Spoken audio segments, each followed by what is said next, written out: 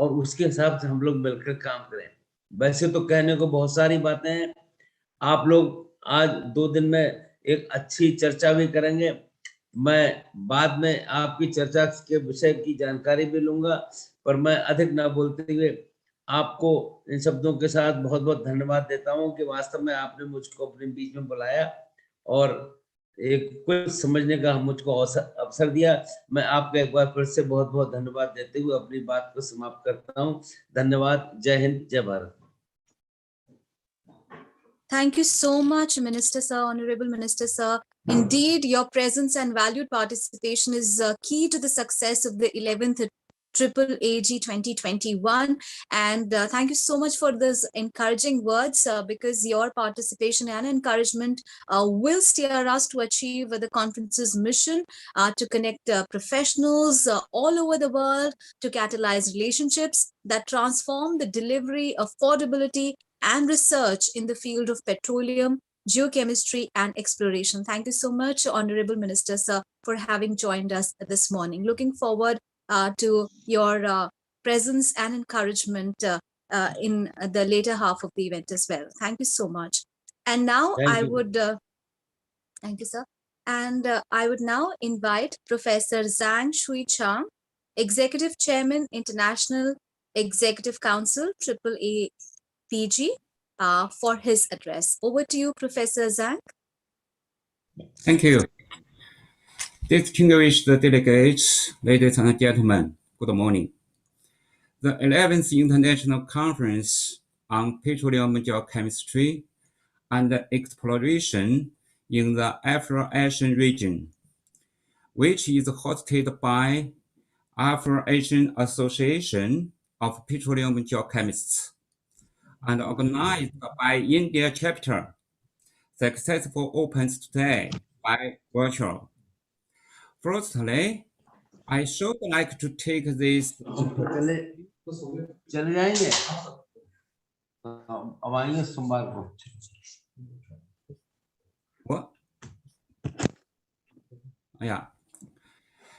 give my special thanks to India's outstanding petroleum geochemist, Dr. Garg, for his effective work and great efforts for this conference. Please allow me, in the name of the AAAPG board, extend our sincerest respect to the three distinguished AAAPG initiator chairman, Dr. Kuldeep Chandra, who also is the chairman of this conference, and Professors Fan Pu and Liang Digang. I'd like to give my special thanks to all the online presenting participants. AAAPG is the abbreviation of Afro-Asian Association of Petroleum Geologists. During the first AAAPG conference in 1985, held in India, a regional academic association called AAAPG was established, with the sole purpose to promote the academic communication in petroleum geochemistry and exploration among scientists from the Afro-Asian region, and to vitalize Afro-Asian petroleum geochemical research atmosphere and to maintain such a regular international forum. For over 36 years, AAAPG has successfully held 10 conferences. Besides members of the colleagues from the Afro-Asian countries, we have seen increased number of attendees from Europe, Australia, and North America in recent years. This conference is no longer an Afro-Asian regional meeting, and it has grown into the truly global scientific event in the petroleum geochemistry and the geology field.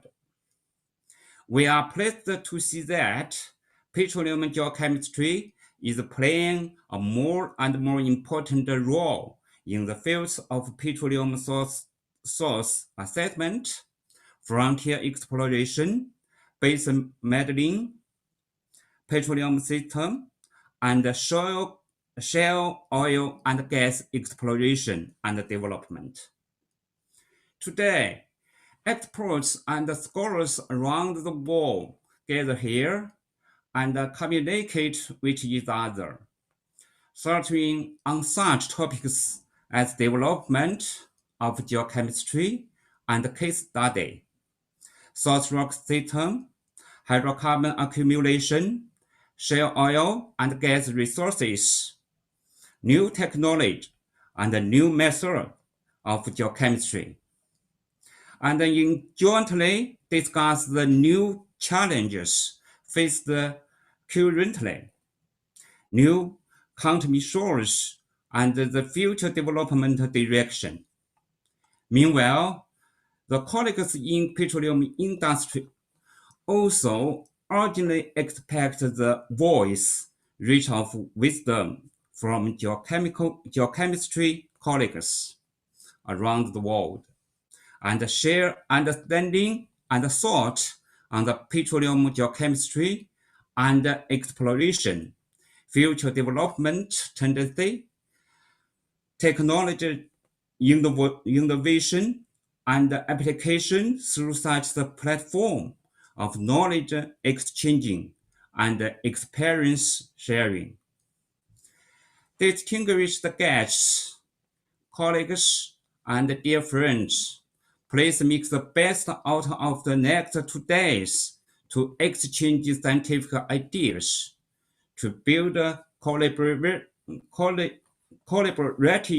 partnerships, and to make long-lasting friendships.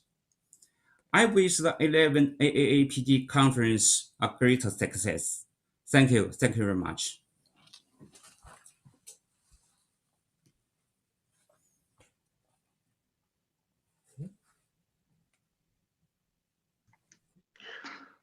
Now I will request. Thank you. Thank you so much, Professor Zhang, for that address. And I'd now welcome another chairman, 11th AAAPG Conference 2021, Mr. Kuldeep Chandra. He's also the former ED, Research and Development, ONGC. Thank you so much, Mr. Kuldeep Chandra, for having joined us this morning. Over to you, sir, for your address.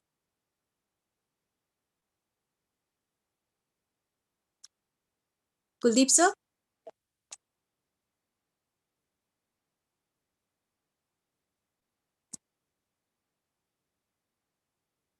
Kuldeep, sir, is there? Yeah, he's there. He's on mute right now. Kuldeep, sir, we would request you to please unmute your mic. Your mic is muted.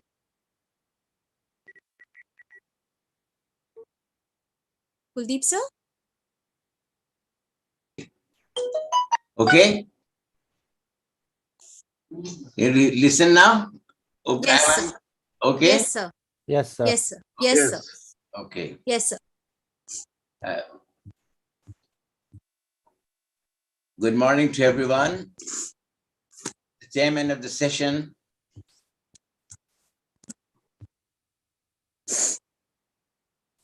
It's a pleasure for me to be here.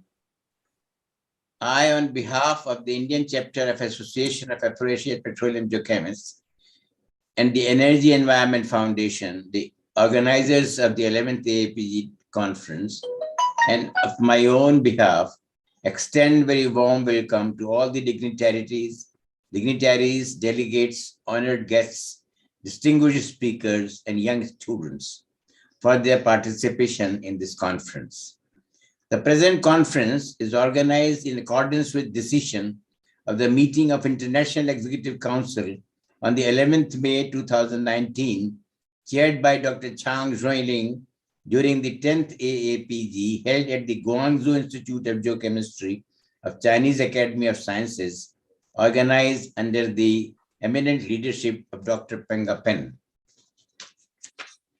I wish to bring on record my gratitude to Dr. Anil K. Garg, Founder Secretary AAPG Indian Chapter and CEO of Energy and Environment Foundation, and to Dr. Fan Pu, Founder Emeritus Chairman of the International Executive Council of AAAPG, for their visualization that the 11th edition of the conference be organized in India with Energy and Environment Foundation as the co-organizer, with a view to sustain frequency of holding AAAPG conferences for sharing knowledge and experience in the development in the field of petroleum geochemistry. I also deeply appreciate the help from Professor Dr. Shueling of RIPET CNPC and Dr. Jin Su of the International Council of AAPG for extending help for organization of the conference in the midst of global menace of coronavirus. The AAPG India chapter is deeply indebted to Dr. Srivastava, Director Exploration at the Board of ONGC Limited, for the gold sponsorship of the present conference. This conference is very timely in view of the two major challenges. The first consists of accreting reserves and discovering them preferably in large-sized fields to assure reserves replacement for sustaining and augmenting current levels of production cost efficiently in eco-environment friendly manner. And the second challenge consists of sustaining and augmenting production levels from the known aging oil and gas fields in cost-efficient, economically environment-friendly manner for meeting the demand of petroleum that would be required to be balanced with lessening of demand of petroleum in the energy sector and strategies for carbon neutrality to arrest the rate of climate change and to meet the sustainability challenges. Minister also emphasized on this aspect. The theme of the 11th AAPG is recent advances in petroleum geochemistry for petroleum exploration and development. The aim of the theme is to bring out the recent developments that would be able to address the twin challenges. Despite various constraints, we feel happy to be able to organize the 11th conference of AAAPG in a virtual mode in the midst of deadly pandemic. We are very sorry that we are missing the ambience of a normal conference where the participants have greater ease of exchanging experience and knowledge on developments in petroleum geochemistry. I am, however, sure that the conference has a program where very experienced and learned speakers who have volunteered to share their knowledge and experience would prove very useful to all the participants. The one distinguishing aspect of the present conference is satisfying for us that the organizers of this conference, with all the humility at their command, have included events to confer recognition to the outstanding international and national geochemists and geoscientists who have achieved global excellence in petroleum geochemistry and organized the previous conferences, and also excellence in coordination of progress of E&P activities at corporate levels. Recognition is also being given in memory of late Mr. L.P. Mathur, former member exploration of ONGC, who had formerly laid the foundation of petroleum geochemical studies in ONGC under the leadership of Dr. S.N. Bhattacharya, and also to national eminent geochemists and geoscientists and colleagues who have vigorously kept the AAAPG movement alive by their commendable contributions towards growth and consolidation of petroleum geochemistry for exploration and development worthy of global presence since the initial conference organized by Keshav Dev Malviya Institute of Petroleum Exploration in 1985 under the leadership of late Mr. S.N. Talwalkar and the then member exploration of ONGC, and geoscience leadership of the Institute of Petroleum Exploration of Mr. P.K. Chandra, late Mr. Bhandari, late Dr. S. Ramanathan, Mr. S. Aditya, and Dr. S.K. Biswas, with support and guidance of the visionary leadership of the entire Board of Oil and Natural Gas Commission by late Colonel Vahi and Honored Mr. B.C. Bora. On behalf of the organizers and on my own behalf, I wish success to the present conference and the upcoming 12th conference, which China has graciously volunteered to host. Now we are meeting at the eve of Christmas, and the new year. And I wish everybody a very happy Christmas and a very happy new year, full of good health, zest of life, and gaiety. Thank you very much. Thank you so much, sir, for that address. And indeed, I hope that the conference will facilitate a dialogue across the exploration community. And there will be great discussions ahead on also the challenges ahead from shaping the future of exploration industry policy to activating a successful transition around the world.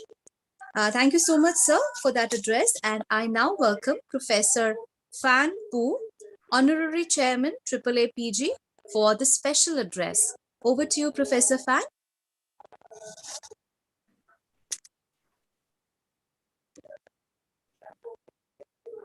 Professor Fan Pu, can you hear me? 范老师该你致辞了。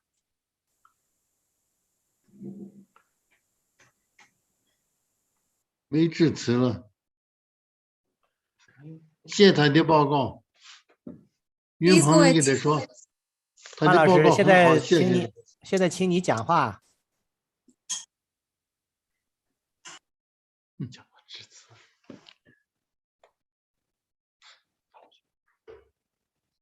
范老师，现在请你致辞。APG 成立这多少年来，很多国家做出了贡献，尤其是印度，这第3次开会了。你要用组织的中文非常好。讲吗？范老师，你要用中文讲吗？对，我中文讲，你给翻译一下吧，好吧？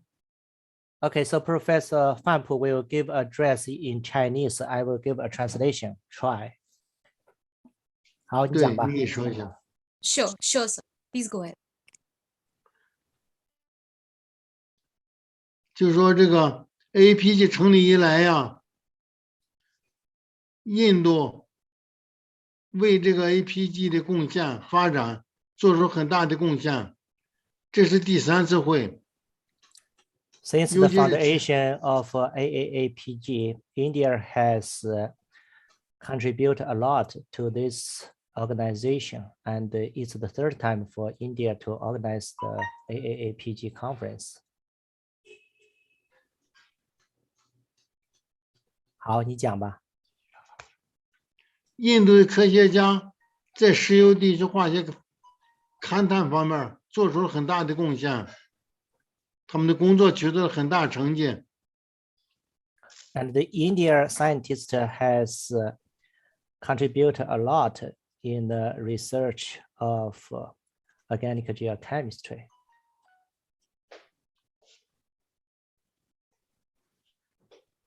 过2、3年以后，在中国召开的话，希望他们都来欢迎他们来到中国来参加。 So next conference will be organized in China in 2 or 3 years later, and warmly welcome the India scientists and other scientists in the world to take part in the conference.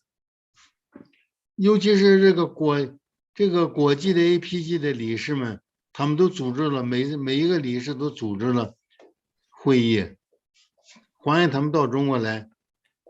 Especially those council members who have organized several conferences of AAPG, warmly welcome there to visit China and to take part in the next conference. 还有就是有很多科学家，各国的科学家和中国进行合作研究的，像普尔菲尔普一些科学家都欢迎来。 And many other scientists who have a lot of collaborative research with China, and all these scientists are also warmly welcome to take part in the next conference. 欢迎你们都到中国来讲课，到中国的大学研究所来讲课，交流你们的经验。 And also welcome you to visit the universities and the institute to give lectures and communicate of your research studies.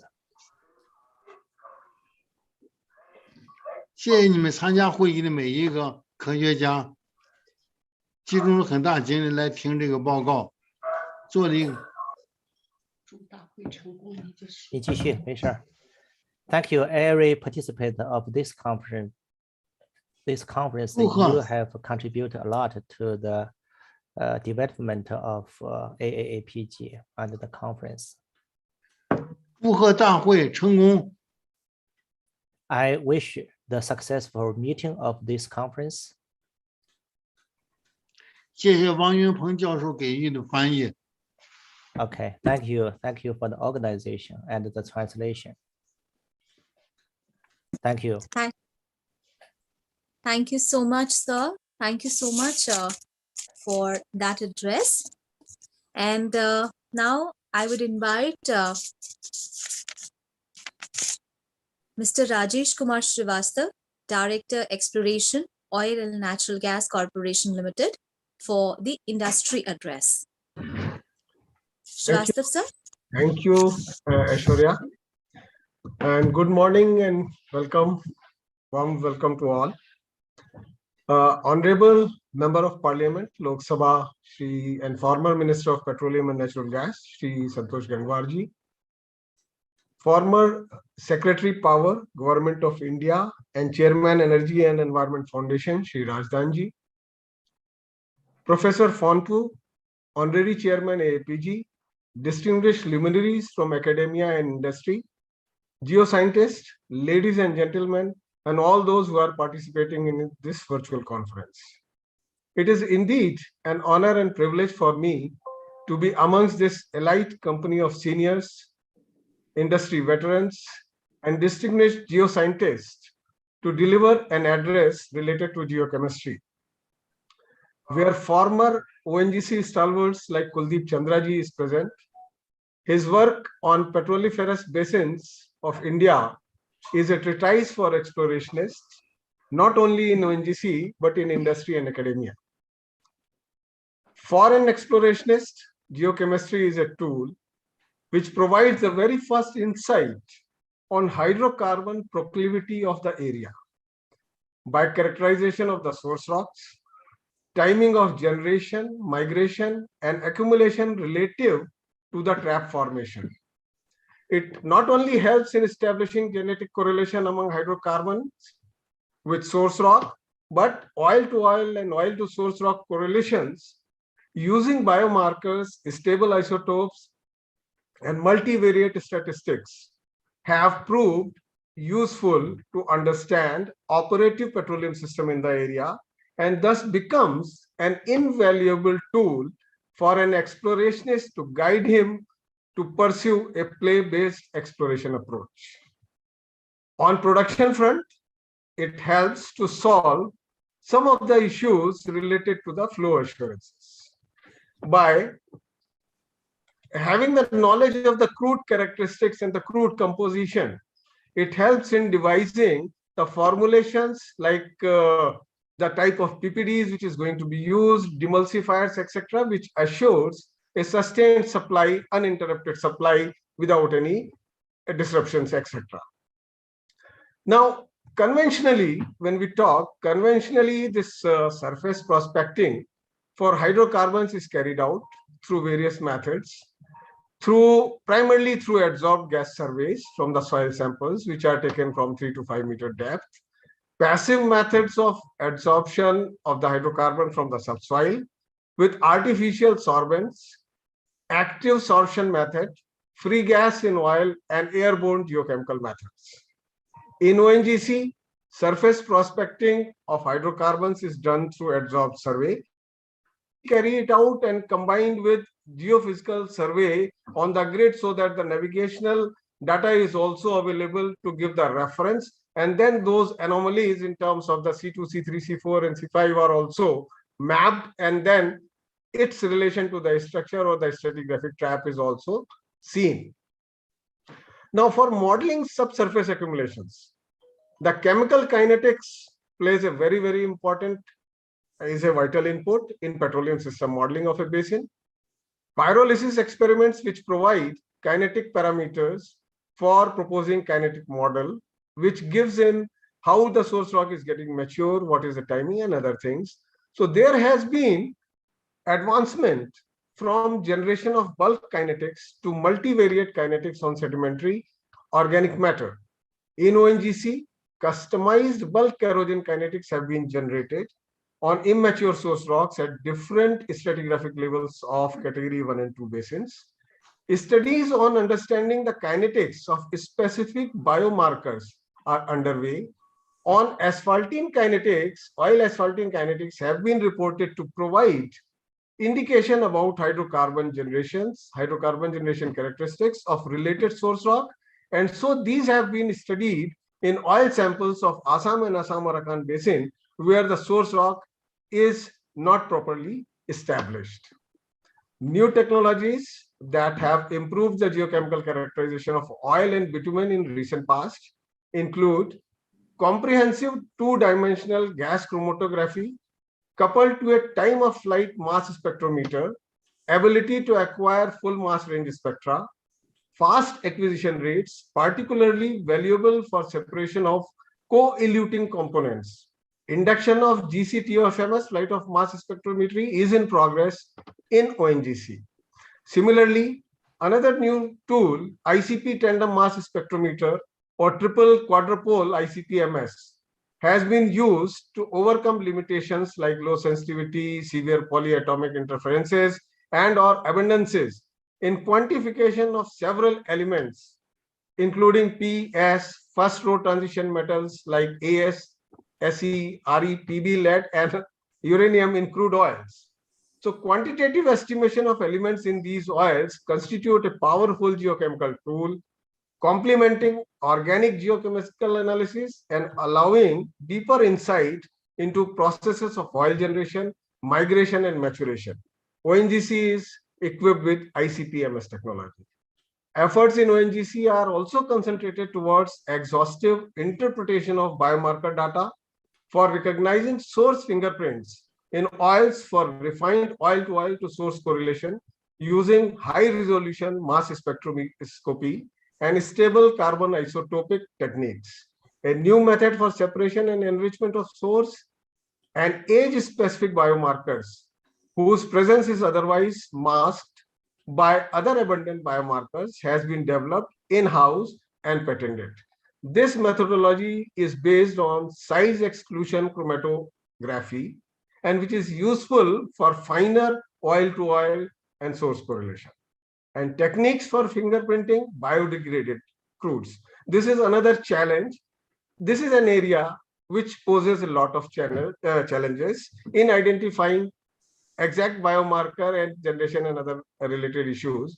So studies have shown that asphaltene flash pyrolysates, they represent original oil at an early and low thermal maturity stage, and hence these can be used as indices for correlation studies even though the oils are heavily to severely biodegraded.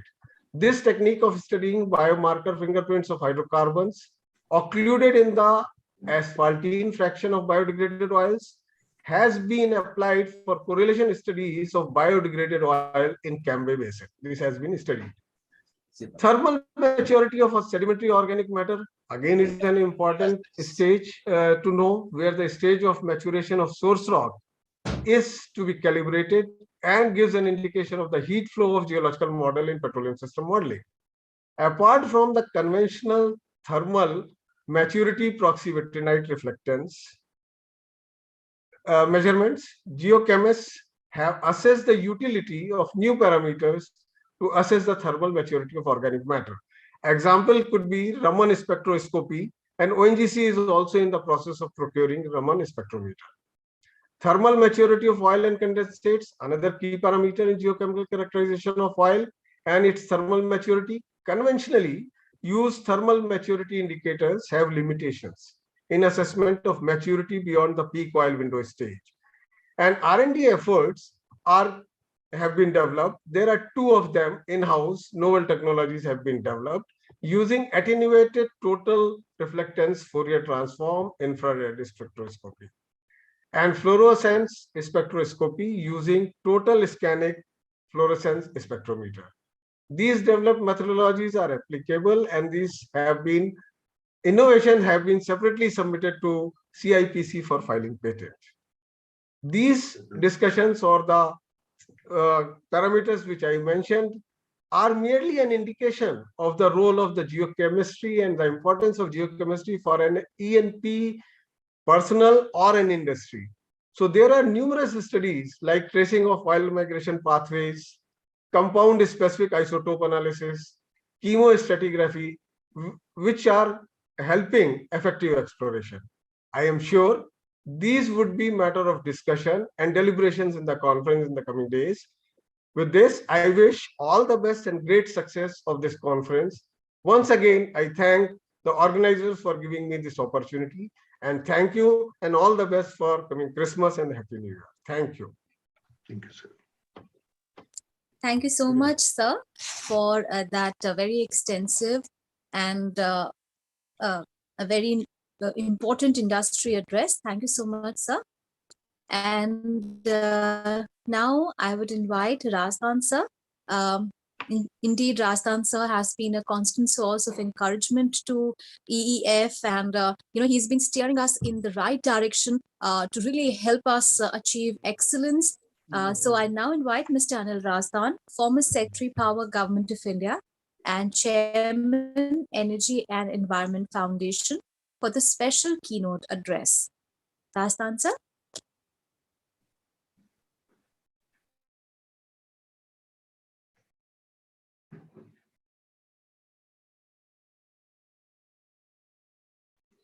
Sir, yes. Yeah, I have. Sorry, there was another important call I had to attend.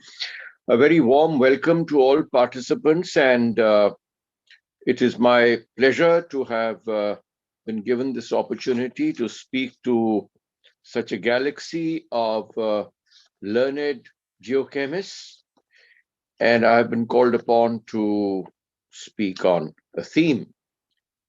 As the subject suggests, that this is on recent advances in geochemistry, in petroleum geochemistry particularly. And we are thankful that the attention has been given to the Afro-Asian basin with a lead from China, India, and other countries. And we hope that this region, which needs to see accelerated development of science technology, should have such a platform. Now, chemistry, in my view, is the core of petroleum and natural gas exploration and production and diversification. So it is not what the chemist does is not confined to mere finding the oil. I think now the world is moving towards an age of the molecule and the age of chemistry, because we've got to find better uses, more efficient uses, or whatever nature has given us. And this basic research in chemistry and its development, I think, extremely important to the further development of industry, investment, and I think the progress of human race. We are living in an age where I think we are moving strongly towards renewables globally, and the target are net zero emissions. But that does not mean that petroleum and natural gas are going to be off the screen. Its versatility and its availability across all climates is well known. And I think that needs to be underscored, that the call today is to develop more economic and diversified uses of petroleum and natural gas. Air travel, I think, will continue to be based on hydrocarbon fuels in the foreseeable future. And road and sea transport are also heavily dependent on hydrocarbons. Yes, there is a surge in in wind and solar generation, and also in the use of EVs. But then these sources also have their limitations. Wind and sun are not available everywhere all year around. Similarly, for vehicles, transportation is the core of human development.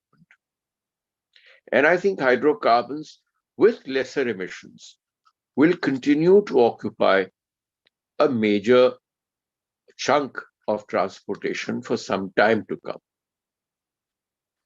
I feel that the age of the chemist and the chemistry today is to ensure that with better and more focused exploration techniques and finding the exact kind of deposit that you're looking for, maybe the need of the hour for a better survival of the oil and gas industry. The high costs which were there in the past may not survive for long. And particularly in basins where the find is located deep down, a better chemistry will afford a more focused and a better investment. I think financial institutions would find geochemistry and reliable results from this geochemistry to be a very important tool of financing projects, because no project can proceed without financing. And if you have better financing at lesser costs, which means lesser risks in the investment, I think the future for this sector will be brighter in the face of fierce competition today. So all that I'm trying to emphasize is that in the face of strong competition from other sources of energy, the need for more focused and for greater research and development in this field is extremely important. Past history has shown that those countries which have invested more, a greater proportion of their GDP in research, development, and deployment, have progressed much faster than the others. You take the case of Japan, China, Israel, Germany, US. All these countries have had very strong R&D and D bases and investments. And this meeting is the core of such activity, because you scientists are the basic tool for development and the basic tool for progress.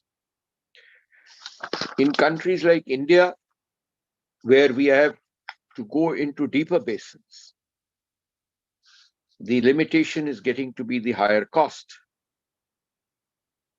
So as I mentioned, it becomes very important in Afro-Asian countries, which are not so well off as the West, to get more exact research and attract more better financing for their projects in the future.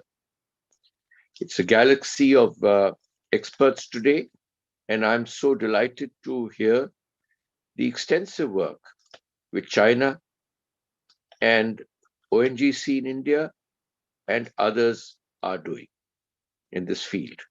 And I think our task, if anything, has become more important today in the face of competition.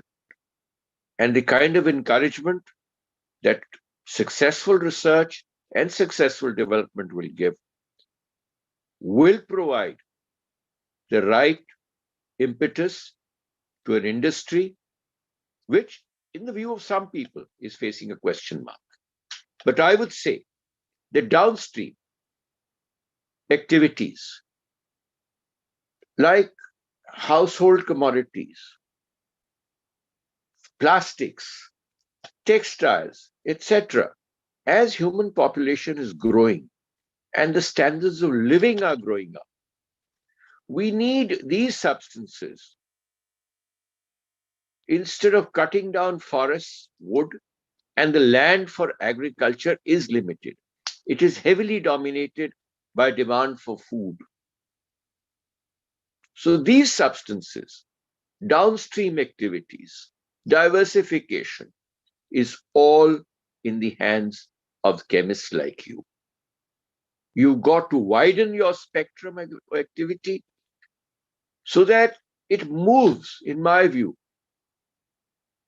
well beyond exploration, finding the cheapest oil and gas, and to the end use, because every home today is a major user of hydrocarbon sourced products. And in the times to come, it will increasingly be so. Because what are the competitors? The competitors are products of nature. If climate change has to be combated, you need more forests. You need more greenery. You cannot afford to cut it down. And human population, hopefully, is going to go on increasing. So these are the issues, diversification. And I would stray a little beyond your conventional area. Today, an area is carbon capture and storage. I have been shouting for 15 years now that we don't need carbon capture and storage. We need carbon capture and utilization.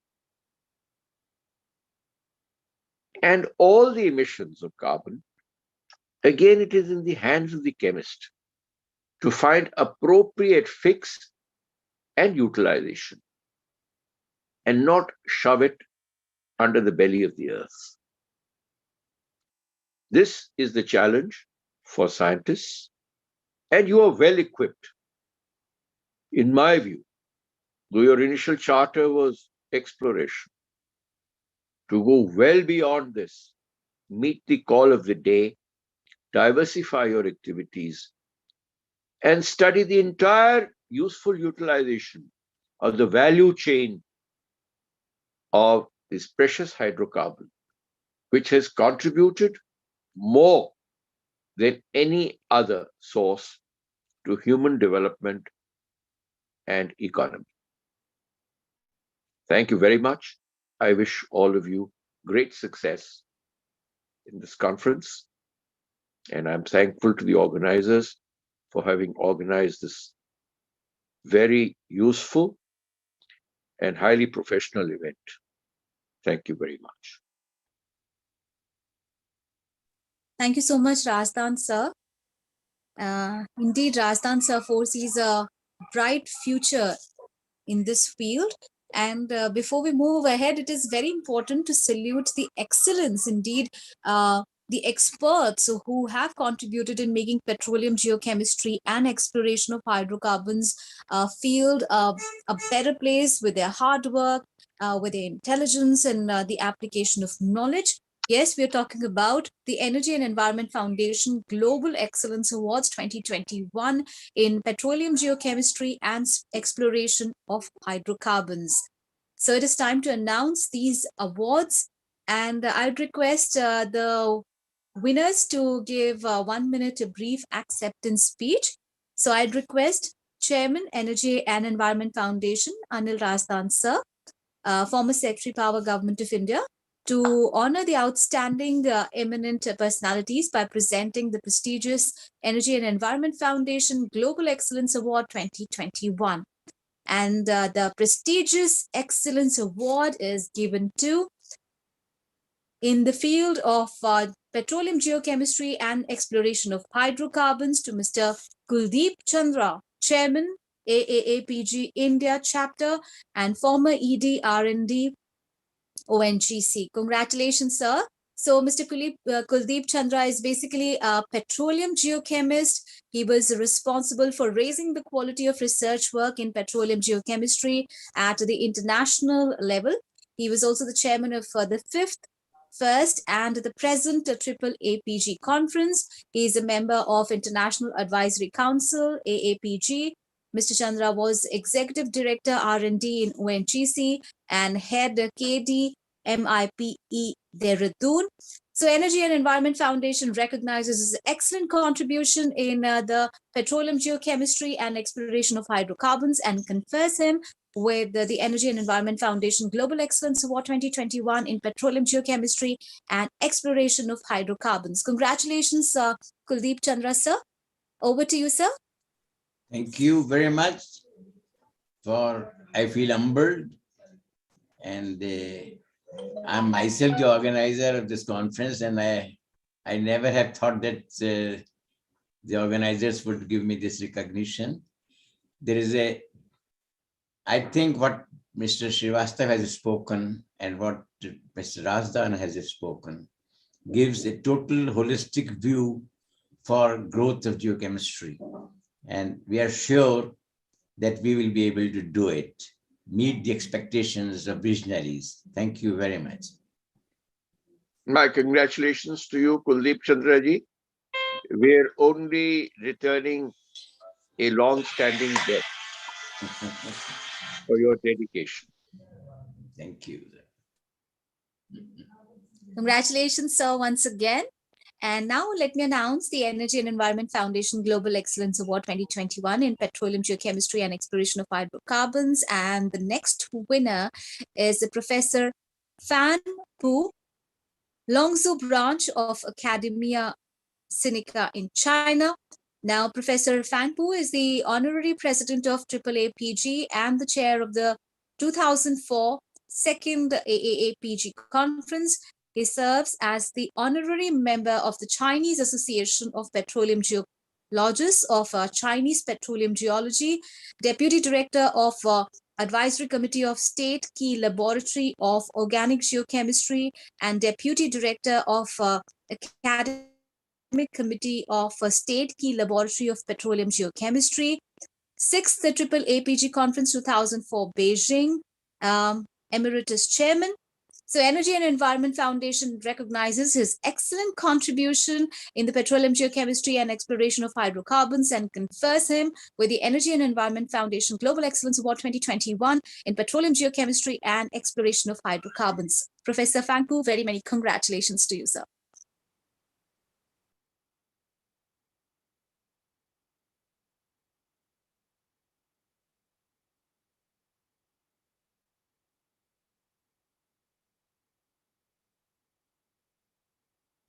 Sir, would you like to say something? Probably on mute.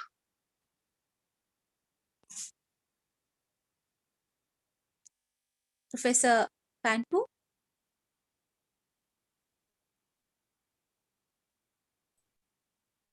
I'm not sure whether he is still online. All right, I think he'll be joining us soon.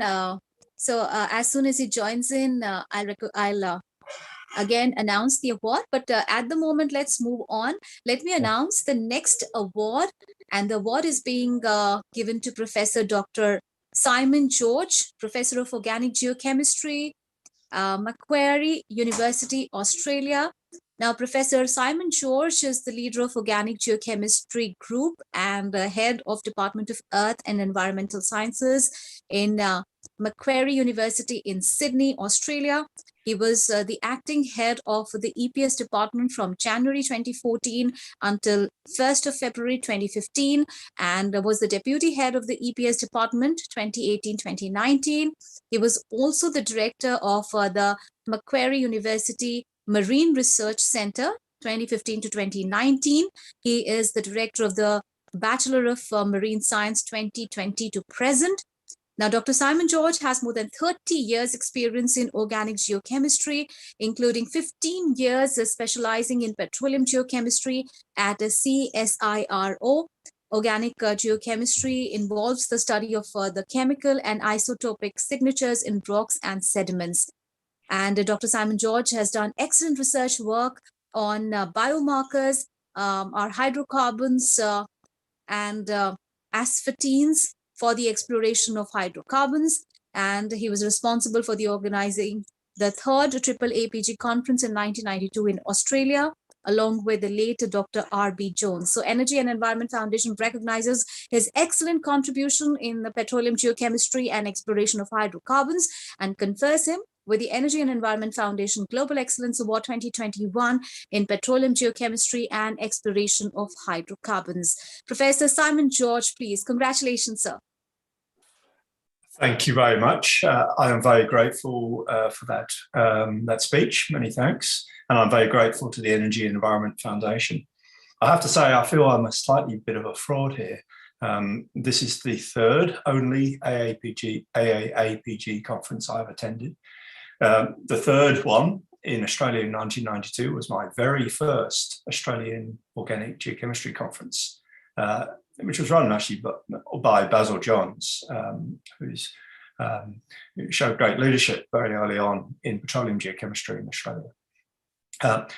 So thank you very much, and I really appreciate the award. Thank you. Rastan, sir. Congratulations, Professor Simon George. We appreciate your contribution, and we hope that you will continue to guide us and many young people into this research, which is extremely crucial for humankind. Thank you very much, and congratulations to you for your good work. Thank you, Anno, Rastan. Appreciate it. Congratulations, sir. And now let me move on to the next awardee. And the Energy and Environment Foundation Global Excellence Award 2021 is being bestowed upon Dr. Mashek L.N. Kagya, Tanzania Petroleum Development Corporation. Now, Dr. Mashek L. Kagya from Tanzania Petroleum Development Corporation, Tanzania. Energy and Environment Foundation recognizes his excellent contribution in the petroleum geochemistry and exploration of hydrocarbons and confers him with the Energy and Environment Foundation Global Excellence Award 2021 in petroleum geochemistry and exploration of hydrocarbons. Congratulations, sir. Over to you.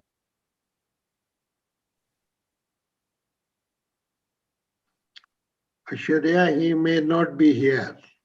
All right. So please continue. All right, let me next announce the next awardee for the Energy and Environment Foundation Global Excellence Award. And I'm very pleased to announce that the award is being bestowed upon Professor Daigang Liang, Key Lab of Petroleum Geochemistry, Petro, China. Now, Professor Daigang Liang is the honorary president of AAAPG and the chair of the 2004 AAAPG Conference. He serves as the honorary member of the Chinese Association of Petroleum Geologists of Chinese Petroleum Geology, Deputy Director of Advisory Committee of State Key Laboratory of Organic Geochemistry, and the Deputy Director of the Academic Committee of State Key Lab of Petroleum Geochemistry. 6th AAAPG Conference 2004 Beijing. He is the Emeritus Chairman. So Energy and Environment Foundation recognizes his excellent contribution in petroleum geochemistry and exploration of hydrocarbons and confers him with the Energy and Environment Foundation Global Excellence Award 2021 in petroleum geochemistry and exploration. Professor Daigang Liang, congratulations. Over to you, sir. Rita. Rita. Yes, please continue, sir. 水叉，授给梁总的，你来接一下吧。Oh, yeah. Thank you very much. Professor Liang doesn't here, so thank you, EEF for this honor. Yeah, thank you. All right, congratulations for the award.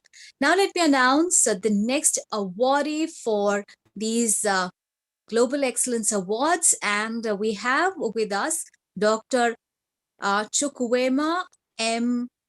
Eviozor, Managing Director and CEO, Getame Laboratories Nigeria Limited, He is formerly the professor of organic geochemistry at the University of Ibadan, Nigeria.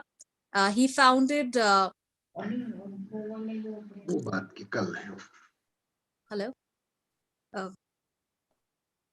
All right. So I was talking Professor about. Ekwazor?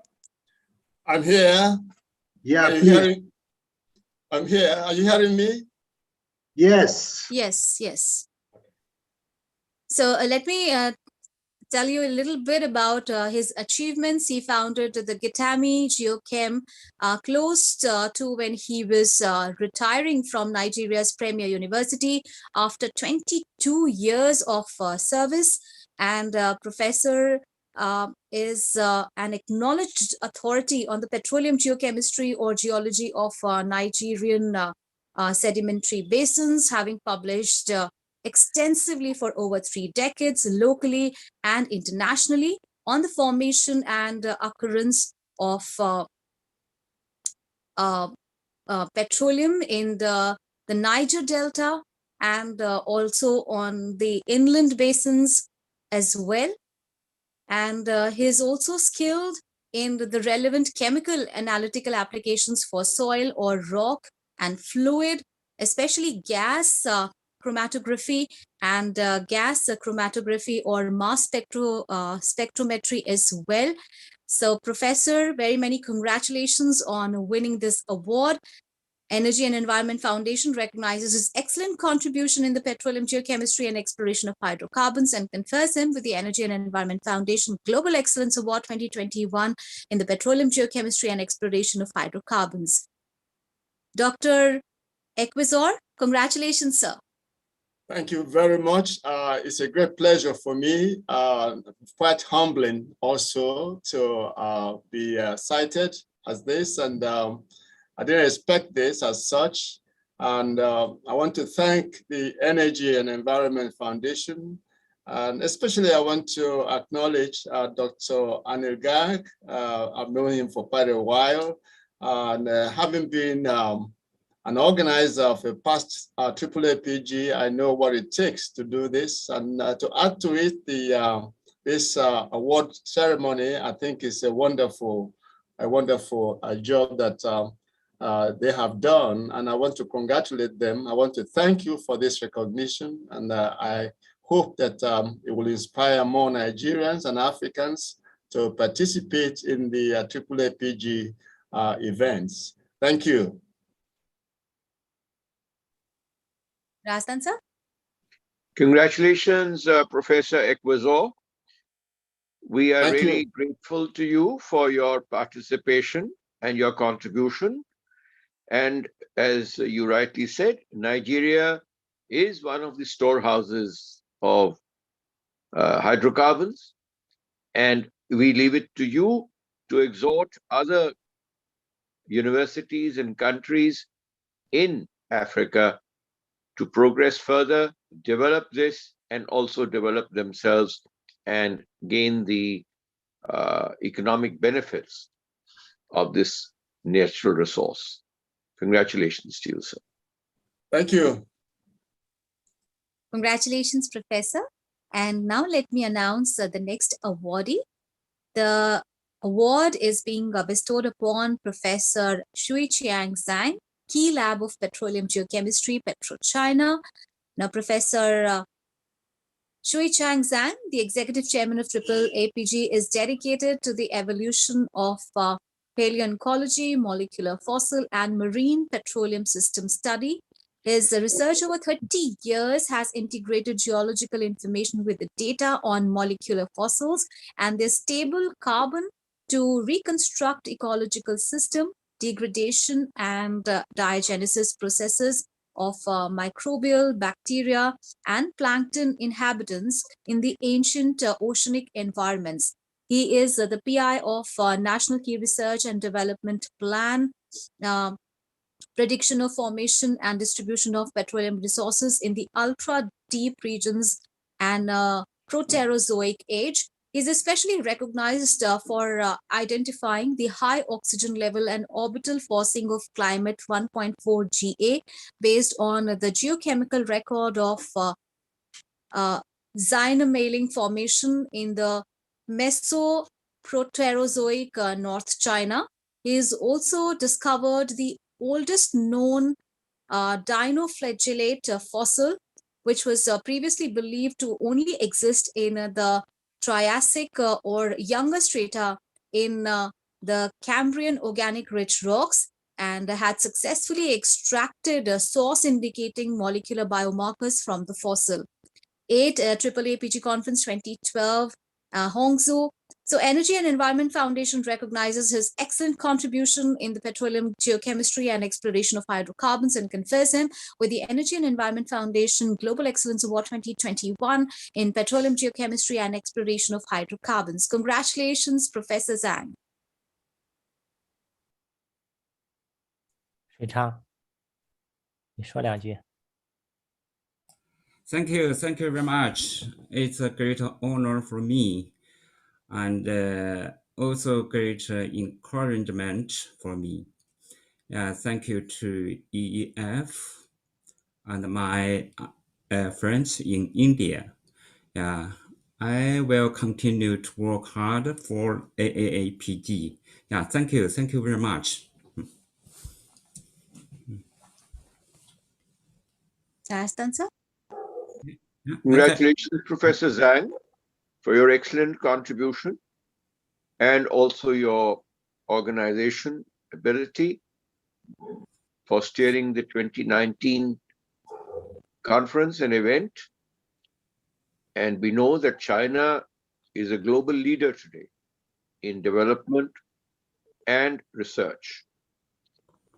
And it's all due to people like you who have inspired a whole generation of Chinese youth to move in this direction.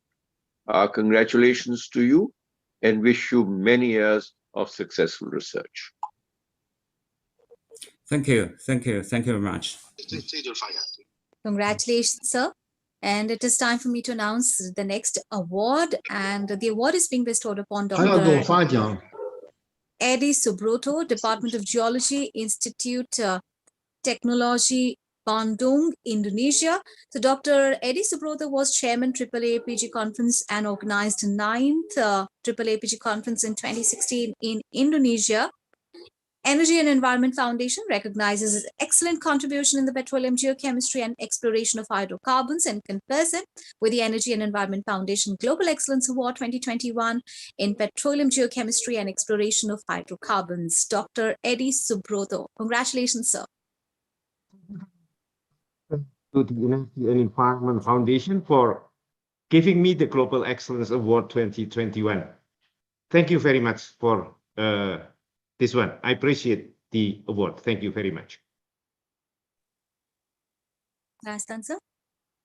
Congratulations, Dr. Eddie Subroto, for your award. Well deserved. Thank you very much. And Indonesia is a major player in all this. And you are virtually holding the sea together and our reach to Australia, to China, Japan, India, Africa. So you're at the fulcrum. Yeah. Congratulations to you and continue your good work. Thank you very much.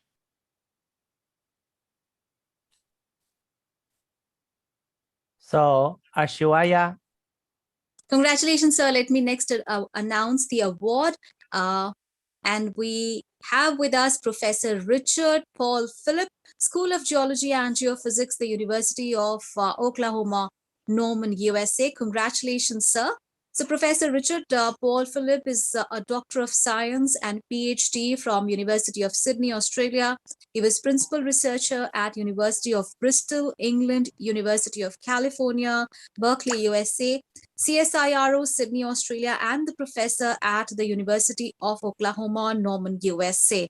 His research made an important milestone in the field of petroleum exploration, and his research in the areas of petroleum geochemistry and environmental geochemistry made a significant contribution in the field of exploration and of hydrocarbons. And the most important achievement in the integration of the biomarker concept with sequence stratigraphy. This has provided an invaluable tool for characterizing black shales. And this has now become an important tool for delineating horizontal drilling targets in shale oil and shale gas plays. Professor Paul Philip has published over 400 papers. In addition, he presented papers at a large number of international conferences globally. He taught a number of petroleum and environmental geochemistry courses world over. So he's also the recipient of a large number of international and national awards, including Organic Geochemistry, Geochemical Society Awards. So Energy and Environment Foundation recognizes his excellent contribution in the petroleum geochemistry and confers him with the Energy and Environment Foundation Global Excellence Award 2021 in petroleum geochemistry. Congratulations, sir. Over to you. Okay, thank you very much. It's a great pleasure to get this award from the foundation. It's also very nice to see so many old friends here at this particular meeting.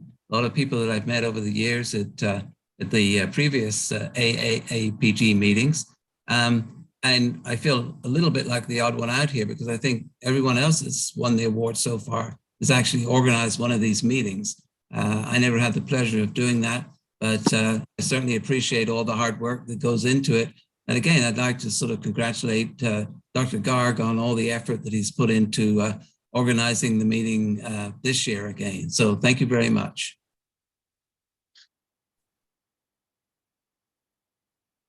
Rastan, sir? Yes. Congratulations, Professor Paul Philip. We are really happy to recognize your contribution to the field of geosciences. And coming from Oklahoma, you represent the heart of the US. And we also appreciate your joining us at probably this very uncomfortable hour in the US. You kept yourself awake to be with us. So a double thanks to you for your contribution and also for the special effort you made to join us physically. Thank you. Okay, thank you.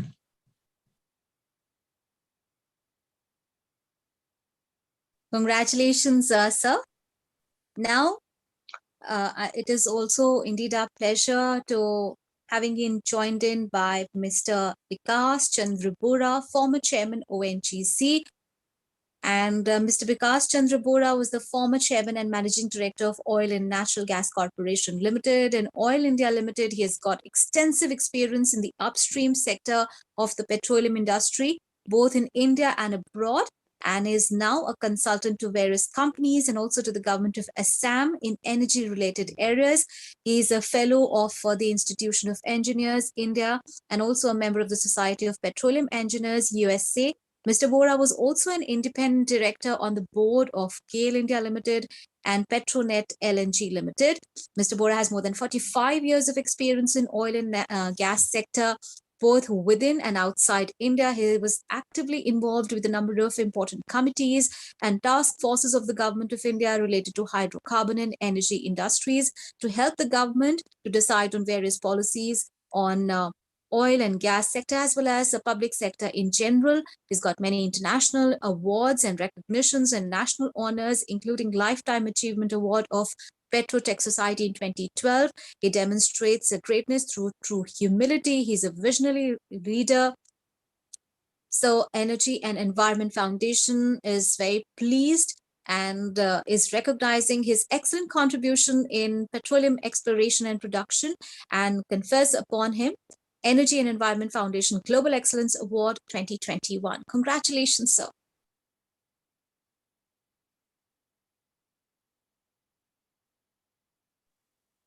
Mr. Bora, please.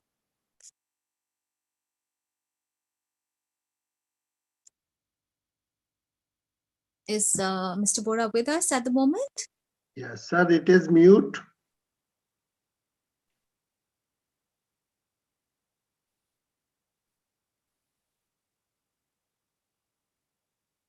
Mr. Bora? Sir, we are not able to hear you. Can you please check your, are you muted there? Please check that.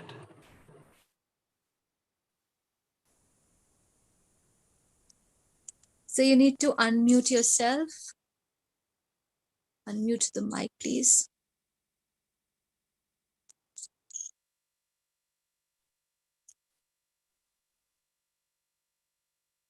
Bora, sir? We are not able to hear you, sir, even now. Maybe the volume, or you need to unmute yourself, perhaps.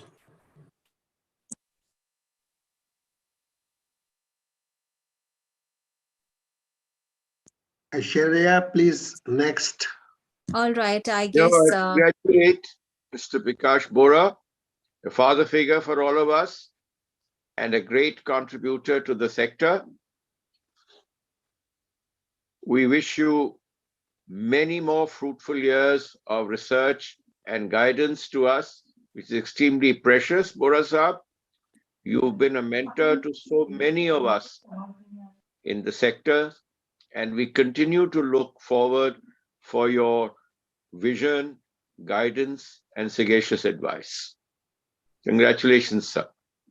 If you can now say a few words, we'll be grateful to you. There seems to be an audio issue there. So I guess as soon as Mr. Bora gets... Sir, maybe please remove your earpod, then it will be maybe work.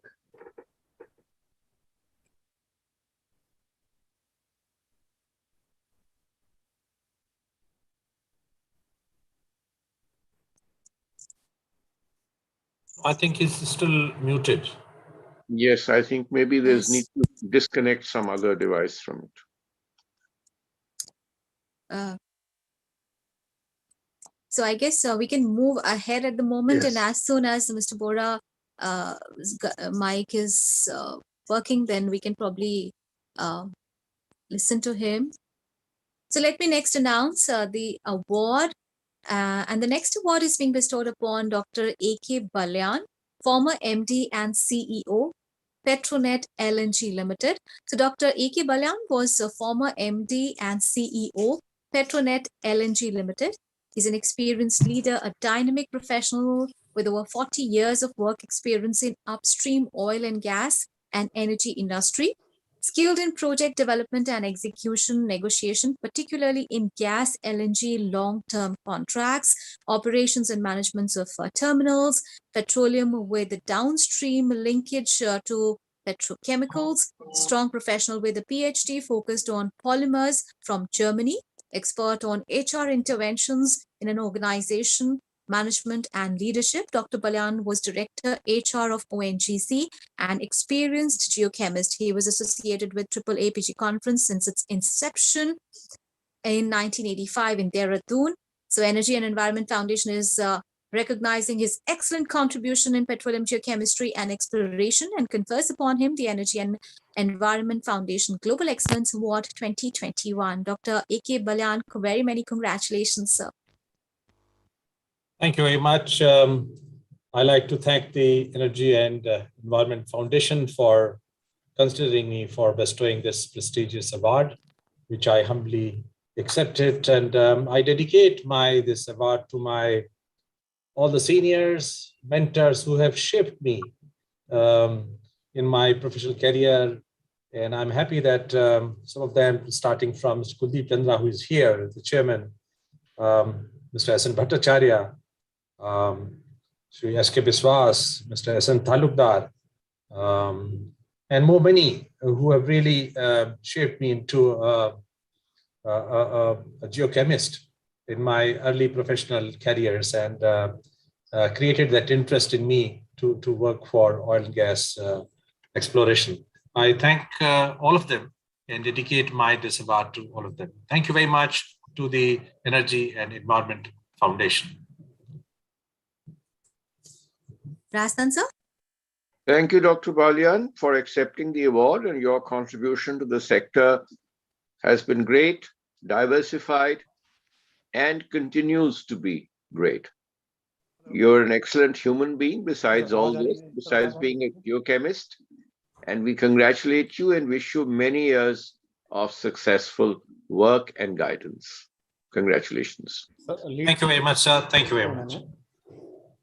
All right, congratulations once again, sir. Let me now announce the next award, and the award is being bestowed upon Dr. Reena Ramachandran, former CMD, Hindustan Organic Chemicals, former General Manager, Oil and Natural Gas Corporation Limited. a double doctorate in chemistry from University of Allahabad and France, Dr. Reena Ramachandran, former CMT, Hindustan Organic Chemicals, currently member Ad Hoc Task Force, Performance Management Division, Cabinet Secretariat, Independent Director in the Board of United Phosphorus Limited, served as a member, Board of Governors, IIT Kanpur, Senior Scientific Advice Officer, Ministry of Science and Technology, Member Advisory Council, Council of Scientific and Industrial Research, also the expert member on Technical Advisory Committee on HR, Reserve Bank of India, member of the Expert Committee of HRD Ministry for devising policy perspective for management education, member Film Censor Board, has over 35 years of experience in petroleum, petrochemicals and cement industry. She has over a decade of experience in management education, founder president of the Forum of Women in Public Sector, associated with the Women's Leadership Initiative in All India Management Association, National HRD Network, and CII Committee on Gender Issues. She was also awarded Mahila Shiromani by Vice President of India in 1989, Best Communicator by Press Council in 1989, and Exemplary Leader Award 2010 by CMO Asia Singapore, Lifetime Achievement Award in Higher Education by Higher Education Forum as well. So Energy and Environment Foundation is really pleased to recognize the excellent contribution in exploration of oil and natural gas and confers the Energy and Environment Foundation Global Excellence Award 2021 in exploration of oil and natural gas sector. Dr. Ramachandran, congratulations. Thank you very much. Thanks a lot for this honor, which I accept, but truly belongs to all the geoscientists of ONGC. We have great minds in the company.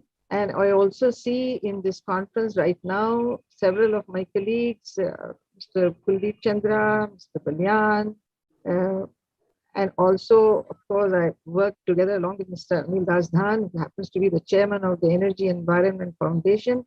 Thank you very much, Dr. Garg, for inviting me to this meet. And truly, this belongs to the scientists and all the employees and people who worked with me, because after all, it's a collective effort in any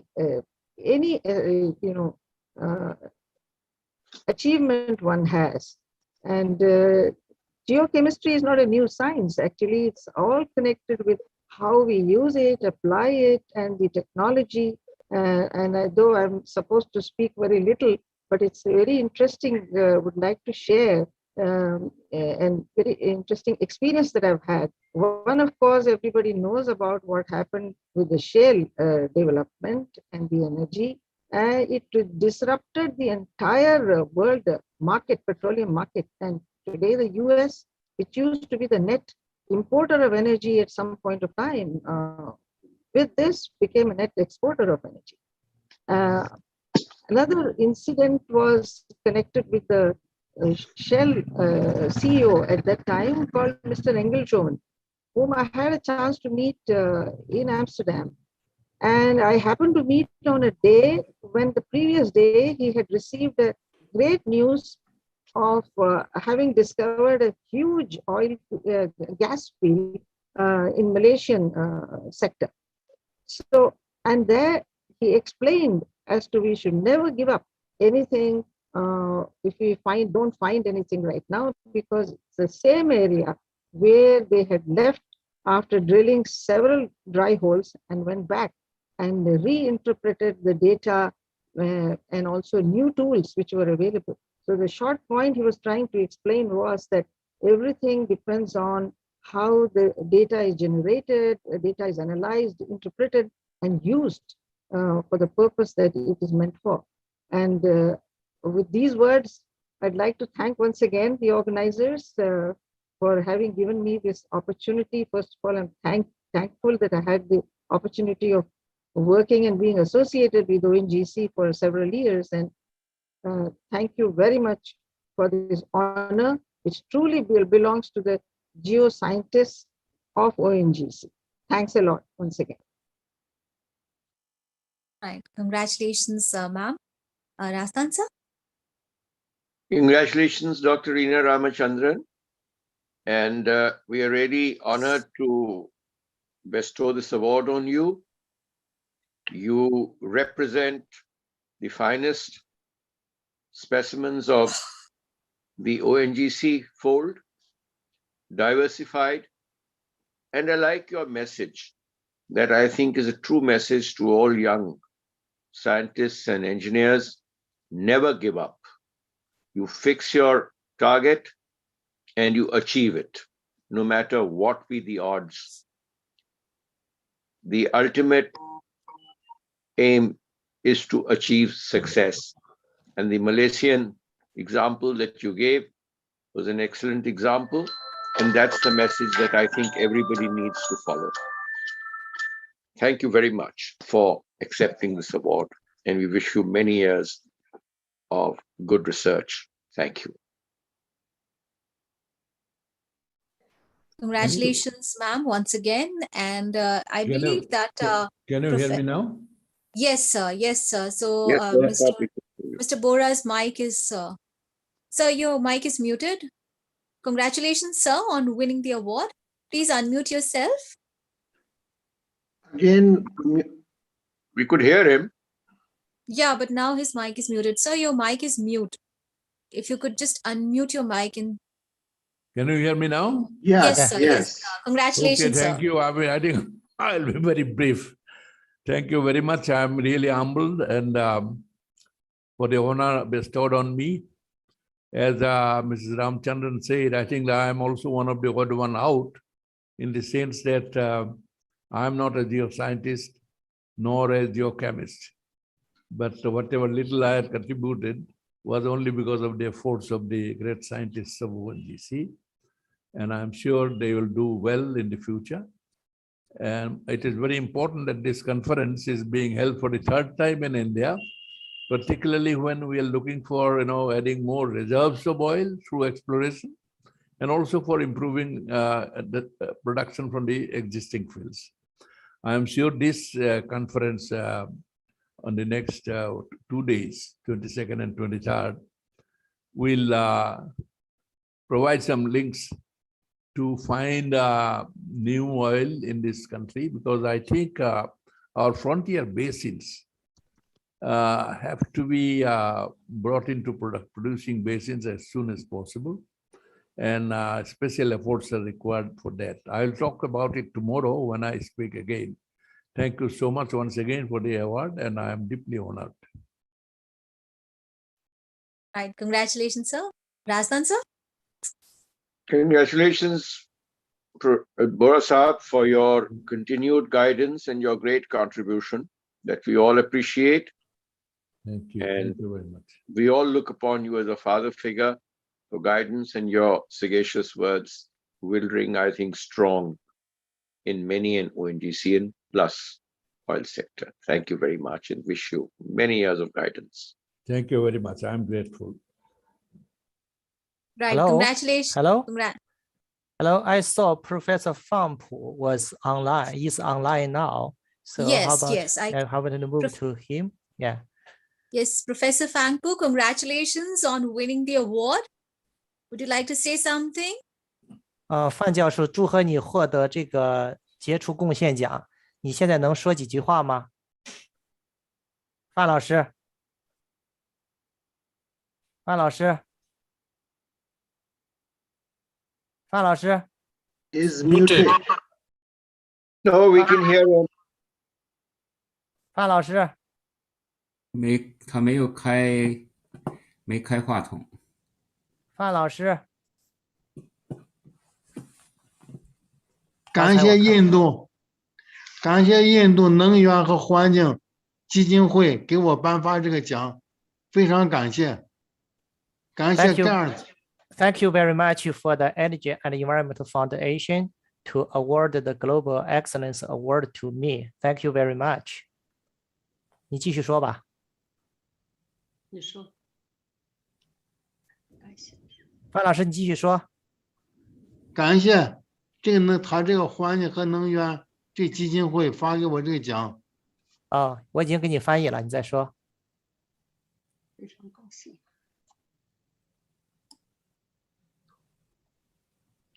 以后我会继续努力的工作。I will continue to support the organization on this conference. 感谢。Thank you. Thank you very much. Right. Congratulations. Congratulations, Professor Fanpu. We are Thank you really very much. Fortunate to have your blessings.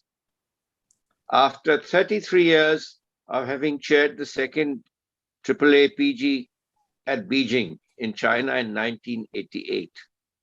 We wish you many years of guidance and many years of inspiration to young scientists and engineers. Congratulations once again. 范老师，祝贺你获得这个奖项。我们非常高兴，感谢你在1988年组织这个 AAAPG in 北京。我们以后还继续希望得到你的指导，特别是给一些年轻的科学家和工程师继续给予帮助。谢谢你。谢谢，我一定更加努力的工作。Thank you. Thank you very much. I will continue to contribute myself to the conference. Thank you. Thank you. Thank you. Thank you. Okay, that's all. All right, congratulations to all the winners. And it is indeed a pleasure to having been joined in by you. And we wish very many success to you in the future as well. And we hope that you continue to guide the youngsters, the young scientists, and be a source of inspiration to everyone. Thank you so much. It is indeed our pleasure that we got this opportunity to bestow this honor upon you. Congratulations to all the winners. And now I'd invite Dr. Anil Garg, Secretary General AAAPG, for the vote of thanks. Thank you. God. Thank you, Aishwarya. Thank you. Thank you, Professor Fanpu, Mr. Bora, Mr. Anil Razdan, Mr. Jeong, and Ekozor, and Dr. Balyan, Kuldeep Chandra sir, and all the dignitaries and award winners, Paul Philp.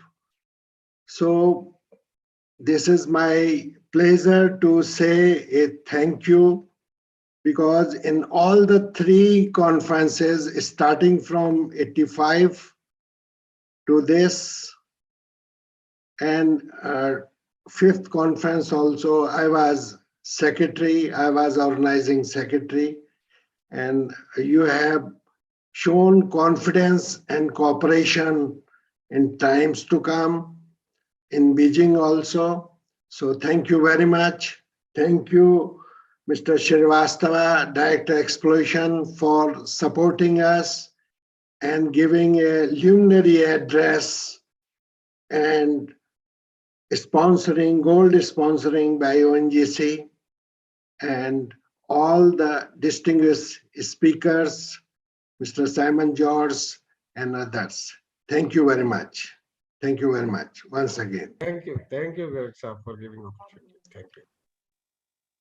Thank you so much. And with that, we come to the end of the opening session. And we wish very many congratulations to all the winners. And thank you to all the speakers for having joined in this morning. And we'll take a very short break. And with that, we will meet in about 15 minutes. And I hope with that excellent opening, the conference connects professionals the world over and catalyzes relationships that transform the delivery, affordability, and research in the field of petroleum geochemistry and exploration. Thank you so much, gentlemen and women and ladies, for having joined in this morning. And we will be meeting in 15 minutes from now at the 11th International Conference on Petroleum Geochemistry and Exploration in the Afro-Asian region. And we'll be starting off with the plenary sessions. We'll take a very short tea, coffee, networking break right now. Thank you so much, gentlemen, for having joined us. We'll be meeting in 15 minutes from now. Looking forward to your participation, sir. Okay, bye-bye. Bye for now. Okay, 好 I 了， have a 范老师，好了，范老师结束了。Anil. Yeah, Paul. Yes. Can I just open up my presentation and Yeah, share? Yeah. Huh? Yes, sir. Well, let's just make sure. Let's see Sure, if it sir. works.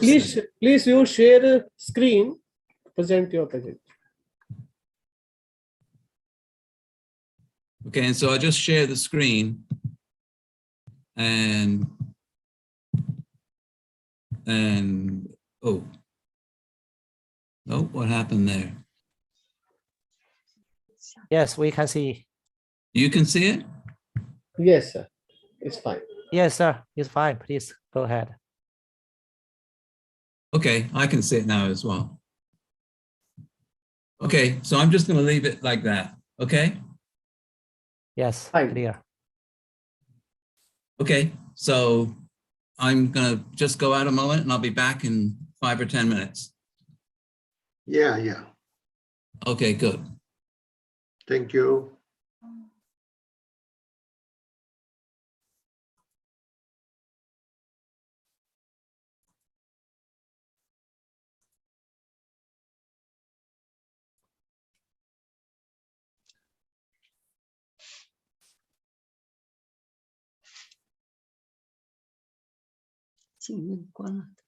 这个视频关掉。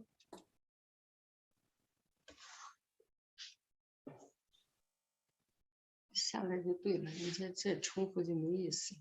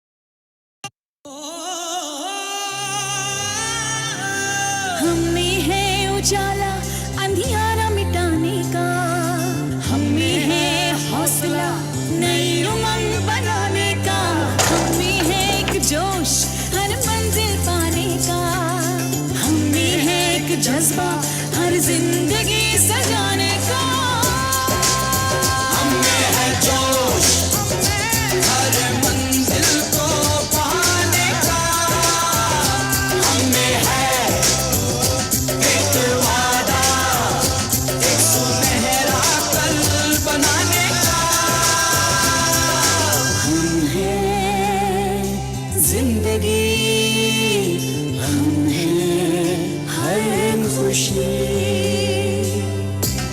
हम हैं वो रोशनी जो बनाए आपका भविष्य और उज्जवल। हम हैं ONGC।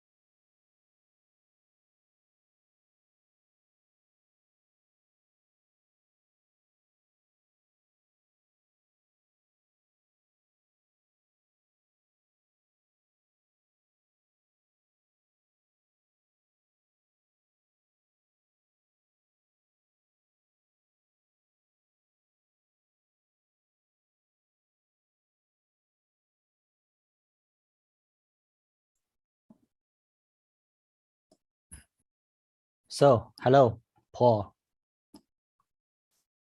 How are you? I'm good. When is now in America? Sorry? What's the time of Oh, America the now? time. It's I 12, suppose it's too late. it's 12:30 in the morning. Sorry for that. I make no apologies. Right after my talk, I'm leaving and going.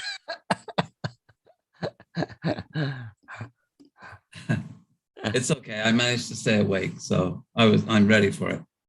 Okay. Mhm.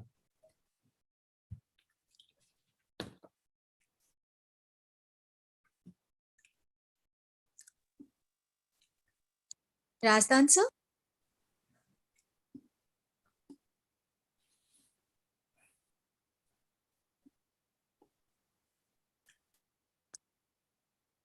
Good afternoon, Razdan sir. He's muted. Sorry. Yeah. So this we're going to start with the theme session. So No. you're going to be the chair for this session, sir. So as soon as you give a go ahead, we can start with this theme session, sir. I'm okay. Go ahead. All right. We have all the speakers with us as well. We have Professor Philip, Dr. Balyan, Dr. Eddie Subroto, Professor Ikpizor is also there. So I guess we can start with the session, right, sir? Absolutely. Go All ahead. right. Thank you, sir. Thank you, sir. So good afternoon, everyone. Welcome to the theme session. And this theme session is going to focus on recent advances in petroleum geochemistry for petroleum exploration and development. And I'm very pleased to announce that we have with us Anil Razdan, sir. He's going to be the chair for this session. So Anil Razdan, sir, is former Secretary Power Government of India and also Chairman Energy and Environment Foundation. Very warm welcome, Razdan, sir. And let me also announce the speakers for this session. We have with us Professor R. Paul Philip, Professor Emeritus, University of Oklahoma, USA. Thank you, sir, for having joined in at this hour. And we have Dr. A.K. Balyan, former MD and CEO, Petronet LNG Limited. Thank you, sir, for having joined us. Professor C.M. Ikpizor, Gitame Geochem Nigeria is also with us. Thank you so much, Professor. It is indeed our pleasure that you've joined us at this hour. And Dr. Eddie Subroto, Dean, Institute of Technology, Bandung, Indonesia, is also with us. Thank you so much, everyone. Thank you so much, all the speakers, and Razdan, sir, for having joined us. And now let me give the virtual mic to Mr. Razdan for starting the plenary session. Razdan, sir?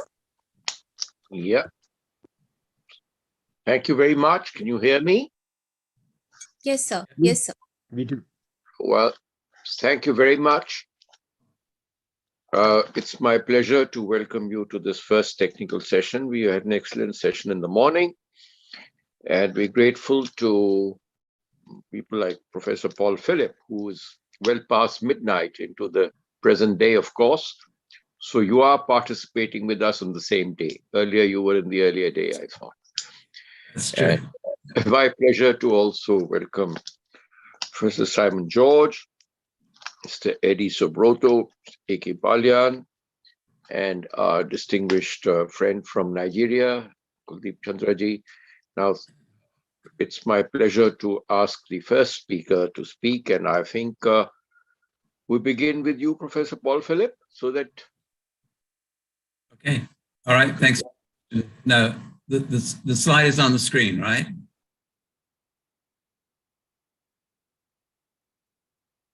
I guess.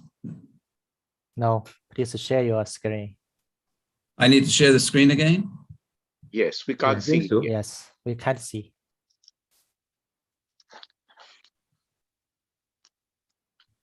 Now you can see it? Yes, please.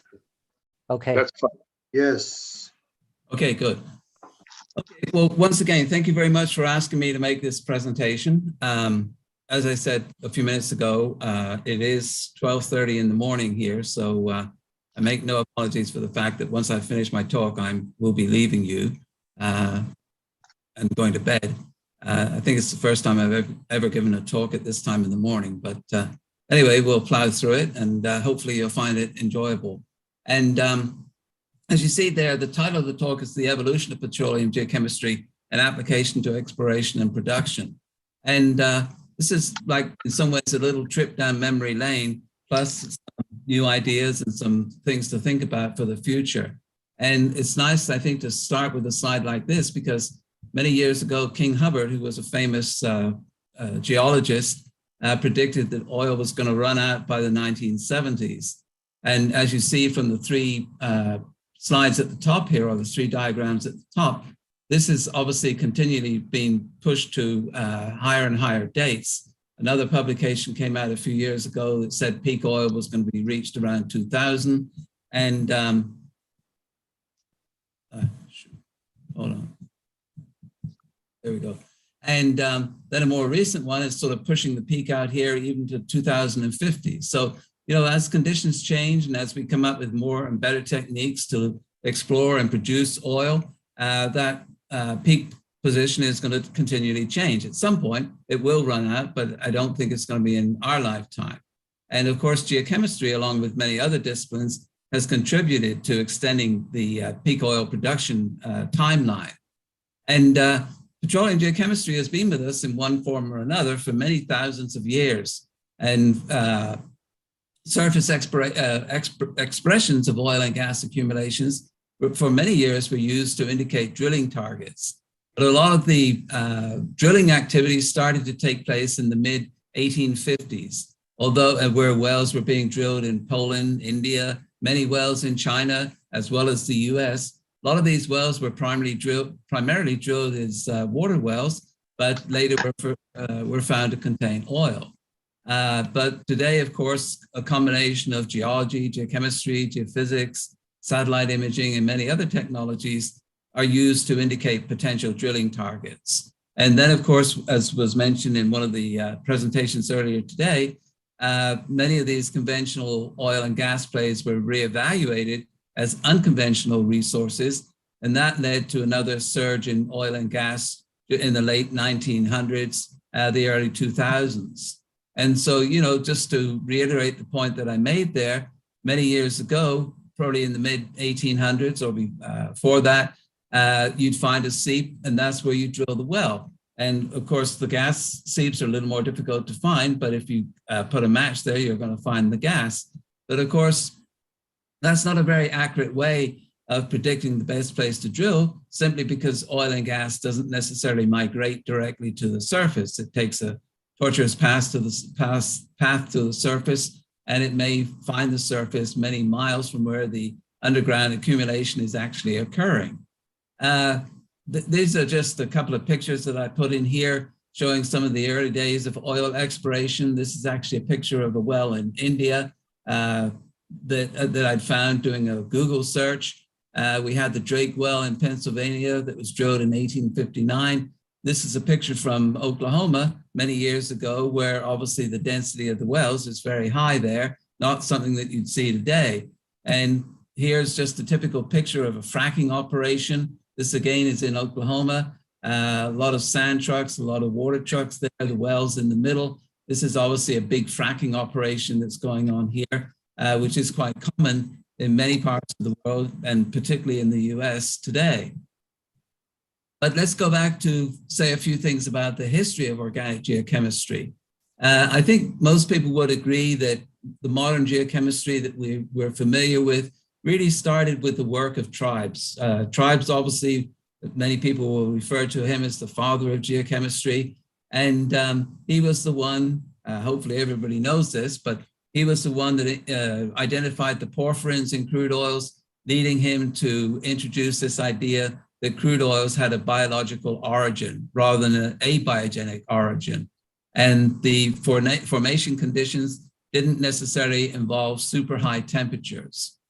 There's a lot of information on this slide, and I'm not going to read every single line here, but this is just highlighting some of the major steps of evolution in petroleum geochemistry. As I said, starting with the work of tribes, followed by Eglinton and Calvin and the idea of biomarkers. And that was, of course, catalyzed to some degree, not only by the work of tribes, but the fact that GCMS, the combination of GCMS, came along in the late 1960s, early 1970s, followed by data systems, computers that started to become available by around the mid-1970s. And that, of course, led to this exponential expansion of biomarkers for all the purposes that we talked about in many, many meetings. The development of RockYVal was very important. I'm going to say a few words about that in just a moment. CSIA, compound-specific isotope analyses, started in the 1980s, commercially started in the 1980s, and has continued to develop to this day. We heard mentioned this morning about the 2D GC time of flight mass spec that really started in the late 1990s. We also heard mentioned this morning about the combination of GC ICP-MS. This is now becoming important for determination of individual isotopes or isotopes of individual compounds, and is particularly useful for sulfur-containing compounds. And again, I'll say a few words about that. The downturn in the 1800s saw a significant expansion in reservoir geochemistry. And then, of course, we had the shale gas boom, and that was followed by the shale oil boom. Now, again, RockYVal, everybody knows about RockYVal these days, and it's a very commonly used tool, but I think it's worth stopping and saying a few words about it and the development of RockYVal over the years and how things are still, the interpretations are still changing even today. I think one of the first papers that was published on the sort of RockYVal type approach wasn't by the French Petroleum Institute, it was by Colin Barker, who was at the University of Tulsa here in Oklahoma. And he published this paper back in 1974, showing basically what was an S1 and an S2 peak. And I think this was the first time that someone had sort of characterized the source rock in terms of the extractable organic matter versus the breakdown of the kerogen itself. And that, of course, led to the development of the RockYVal system itself. And now we see these typical RockYVal pyrograms with the S1, S2, S3, and S4, and all the associated information that you can get through those peaks. And then a more recent development related to the shale oil work was, again, came out of the French Petroleum Institute, where basically they resolved the S1 peak into the free and extractable hydrocarbons. But it's interesting that there have been a couple of papers this year that have talked about interpreting the RockYVal data. One paper was related to the relationship between Tmax and measured vitrinite reflectance values. And this paper, which was published in the Journal of Natural Gas and Science Engineering, was pointing out that in the region of the oil window, you typically see a fairly good correlation between Tmax and RO. And of course, there are numerous equations that are used to do this. But the point they were making here is that once you get beyond the oil window or before the oil window, you don't necessarily see such a good correlation between Tmax and RO. So obviously there's more work that needs to be done there. And another paper came out this year with Barry Katz from Chevron and one of his associates. They were again pointing out the variability that you see in RockYVal results from a shale that may have been previously thought to be homogeneous. We saw the same thing in the Woodford shale here in Oklahoma several years ago, but don't assume that you can just use one RockYVal or one hydrogen index value for a particular shale. There's a great deal of variability, which isn't necessarily related to maturity. It's more likely related to the heterogeneity of these shales, which were originally thought to be homogeneous shales. Moving on to stable isotopes. Now, stable isotopes have been around for a long period of time, going back to the 1940s, probably even earlier than that.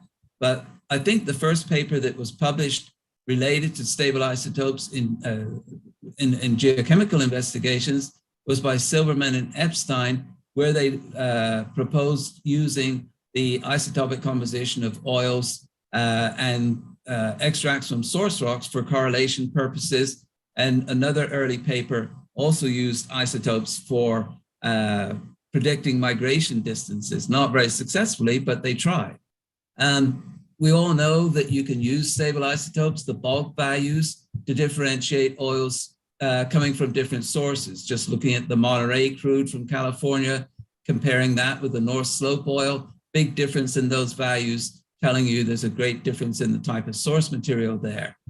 You also get the situation, of course, where a lot of oils from the same region may have very similar isotope, isotope values. So again, we can't make as much use of them there in terms of distinguishing between different oils, but they're still useful for many other purposes. Now, of course, we've moved on to be able to get the individual carbon isotope values for the individual alkanes, the isoprenoids, and so on in oils and source rock extracts, and use this in conjunction with the biomarker data to distinguish oils coming from different sources, as you can see on this particular plot. They're also useful with the C7 compounds for distinguishing families of oils, oils separated on the basis of maturity. This oil probably had some impact from TSR, showing up with a much greater or a heavier carbon isotope signature. So there are a lot of uses of these individual isotope, or the isotope signatures of individual compounds. And of course, we can get the hydrogen values for the individual compounds as well. And that leads me on to another area where isotopes have played a big role, and that's in the diamondoids. I'm sure most people are familiar with diamondoids, and you've probably seen versions of this slide from the work of Jeremy Dahl and Muldown and others, where they look at the increasing concentrations of diamondoids related to the serine concentrations with increasing thermal cracking of the oil to gas conversion, and the highly cracked oils which have high concentrations of diamondoids, but very low concentrations of the C29 stearanes. And then, of course, oils that plot up in this region of the diagram are going to be proposed to be mixtures of the heavily cracked oil and the uncracked oil. And they've also developed methods to look at the carbon isotope values of the individual diamondoids and use that to distinguish different source rock facies, or for undertaking oil source rock correlations based on the diamondoids. I think it's disappointing in many ways, this technique of measuring the carbon isotope values of diamondoids has seen somewhat limited applications, because there are only a few labs in the world that are able to get the separation needed of the diamondoids and able to measure their isotopic composition. So I think this is one area where we should certainly see a lot more effort, because I think Dahl and Muldown have shown the value of doing this, and I think it would be very useful if more people were able to do it themselves. I mentioned about sulfur isotopes, and I think there's been a significant breakthrough here over the last decade of using GC combined with ICP-MS to get isotopic composition of individual compounds. Now, obviously, we can do the carbon and the hydrogen with a regular isotope ratio mass spectrometer, but the sulfur determination was not going to be able to be done with a regular isotope instrument. But once the GC was coupled to the ICP-MS, then we were able to measure the isotopic composition of the individual sulfur-containing compounds. And again, this is a paper by Paul Greenwood from Australia. He published a paper showing that you could differentiate different families of oil based on the sulfur isotope composition of these compounds. And this is just another diagram or chromatogram showing the sulfur isotope composition of some individual compounds in an immature source rock extract. And of course, a talk like this has to mention something about biomarkers, because these obviously played a very, very important role in the expansion of petroleum geochemistry, both in exploration and reservoir characterization, and also production from both conventional and unconventional systems. The traditional applications of biomarkers continue to be refined, and new novel biomarkers continue to be discovered. But I think there are some areas in the biomarker work that still need a lot of investment. Age dating is one. Trying to come up with parameters to measure migration distances is another one that deserves more attention. This diagram was initially published in the Peters and Muldown Biomarker Guide in the first edition of the Biomarker Guide. These are maturity parameters, which I'm sure most of you are familiar with, but these are still commonly used today. So several aspects of biomarkers interpretations have changed over time, but I think these biomarker maturity parameters have held their ground, and they still have some good applications. They're not perfect, and they only cover limited ranges. And there's definitely room for the development of additional biomarker parameters. Now, gas chromatography, we heard mention about 2D GC this morning, 2D GC coupled with time of flight mass spectrometry. GC's come a long way. Here's a chromatogram from the from the early 1970s. No resolution between C17 and pristine. We're all familiar with the better resolution, better peak shapes, separation, and so on that we can get on conventional GC columns today. And then, of course, as I just mentioned, this wealth of information in the 2D GC work.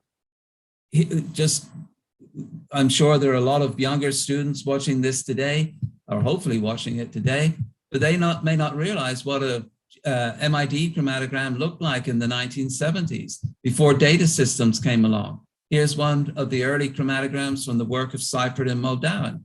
This is a 191 chromatogram. This is a 217 chromatogram.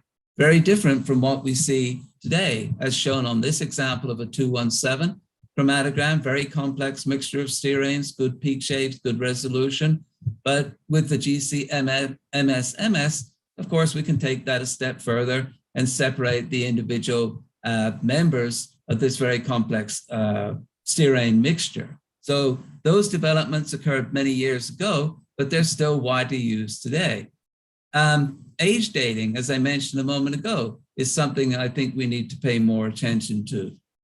This slide, or this diagram, was published by Grantham and Wakefield, back in 1988, and showed the ratio of C28 to C29 stearanes. That ratio was increasing as we moved to younger and younger oils and rock extracts based on the evolution of the dinoflagellates and other phytoplankton.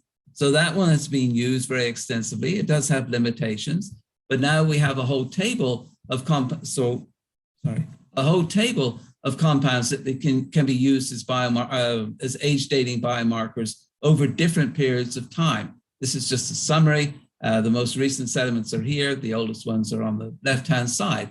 So there's been a lot of work done in this area, but I think there's still a lot of work remains to be done. The most recent age dating biomarker that I could find was this one that was published by Neithoff et al. In 2019, dihydroisoxytexane. And this seems to be bracketed between the Triassic and the Miocene, and it's coming from a higher plant source. So these new compounds, they're still being found, and they still serve a very good purpose. Migration. A lot of work over the years has been done with migration, particularly trying to come up with an indicator of migration distances, which, as you could imagine, would be very useful if we could get the perfect tool to do this, because most of the exploration is looking for oil. You're not drilling for source rocks, but if you can find an oil and you have a parameter that will tell you how far that oil is migrated, it's going to give you a clue as to where to look for the source rock. Now, Seifert and Muldown had a go at this back in the 70s by plotting the 20S, 20R stearane ratio against the beta-beta to alpha-alpha stearanes. And their claim was that anything that went off the trend line over here was showing evidence of migration. But they never actually took it a step further to try and figure out what migration distances this movement off that trend line actually represented. But it was a good initial approach. There was another approach that looked at benzene concentrations and came up with some idea of the distance to the production from the source rock.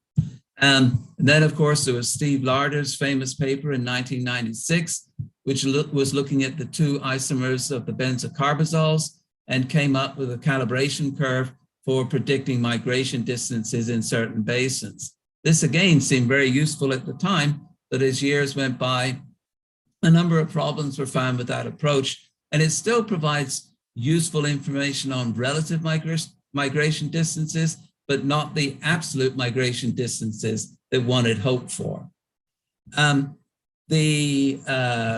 Just to say a couple of things about some more specific biomarkers, the carotenoids, the C40 aromatic carotenoids, have seen a lot of use over the last few years. These compounds are coming from different types of sulfur bacteria, green and brown and purple sulfur bacteria, and they provide us with a lot of information about the chemokline in the original depositional environment, because the different strains of these different bacteria occupy various regions of the chemokline. And so depending on where that chemokline is in your particular depositional environment, you're going to find variations in the particular carotenoids that are present in those particular formations. Again, there's a lot of information on here, but unfortunately, as you can tell from the speed that I'm going, we don't have time to discuss all of that, apart from showing you this slide, which was some work that we did in the Woodford Shale a few years ago, looking at the concentrations of the isoreniatrine and the paleoreniatrine with increasing depth in the Woodford Shale. And you see a very significant increase in these compounds when you're getting to the region of the just below the chemokline. So they were very useful there in terms of interpreting the depositional environment of those particular samples. And then, of course, the aryl isoprenoids, which are derived from those carotenoids, will also give you some very useful information about where photozone anoxia has occurred during the depositional process. Something that has tweaked my interest in the last few years, based on some work that we were doing, and there are numerous papers on these compounds, these rearranged hopanes. I know Simon George and many of the Chinese geochemists that are watching this have published papers on these compounds already, particularly these early eluting hopanes, the spergolane, and of course the TS series and the dihopanes are also included in this. But these compounds, they seem to be associated with clay-rich, suboxic to oxic depositional environments. I don't think you necessarily find all four series of those compounds occurring at the same time. And they're probably derived from rearrangements, reactions of hopanes and diplopterol. But I think, once again, there's a lot of useful work that still remains to be done with these compounds that will provide more information on the will be useful for the interpretation of depositional environments. And if you are not working with these compounds, this is just a chromatogram showing one sample that has all of them present. There's the C30 hopane. You've got the dihopane, the early eluting series, the TS, and then this is the spergolane compound that shows up more readily in the 369 chromatogram. And then one more thing, this is my last little message here.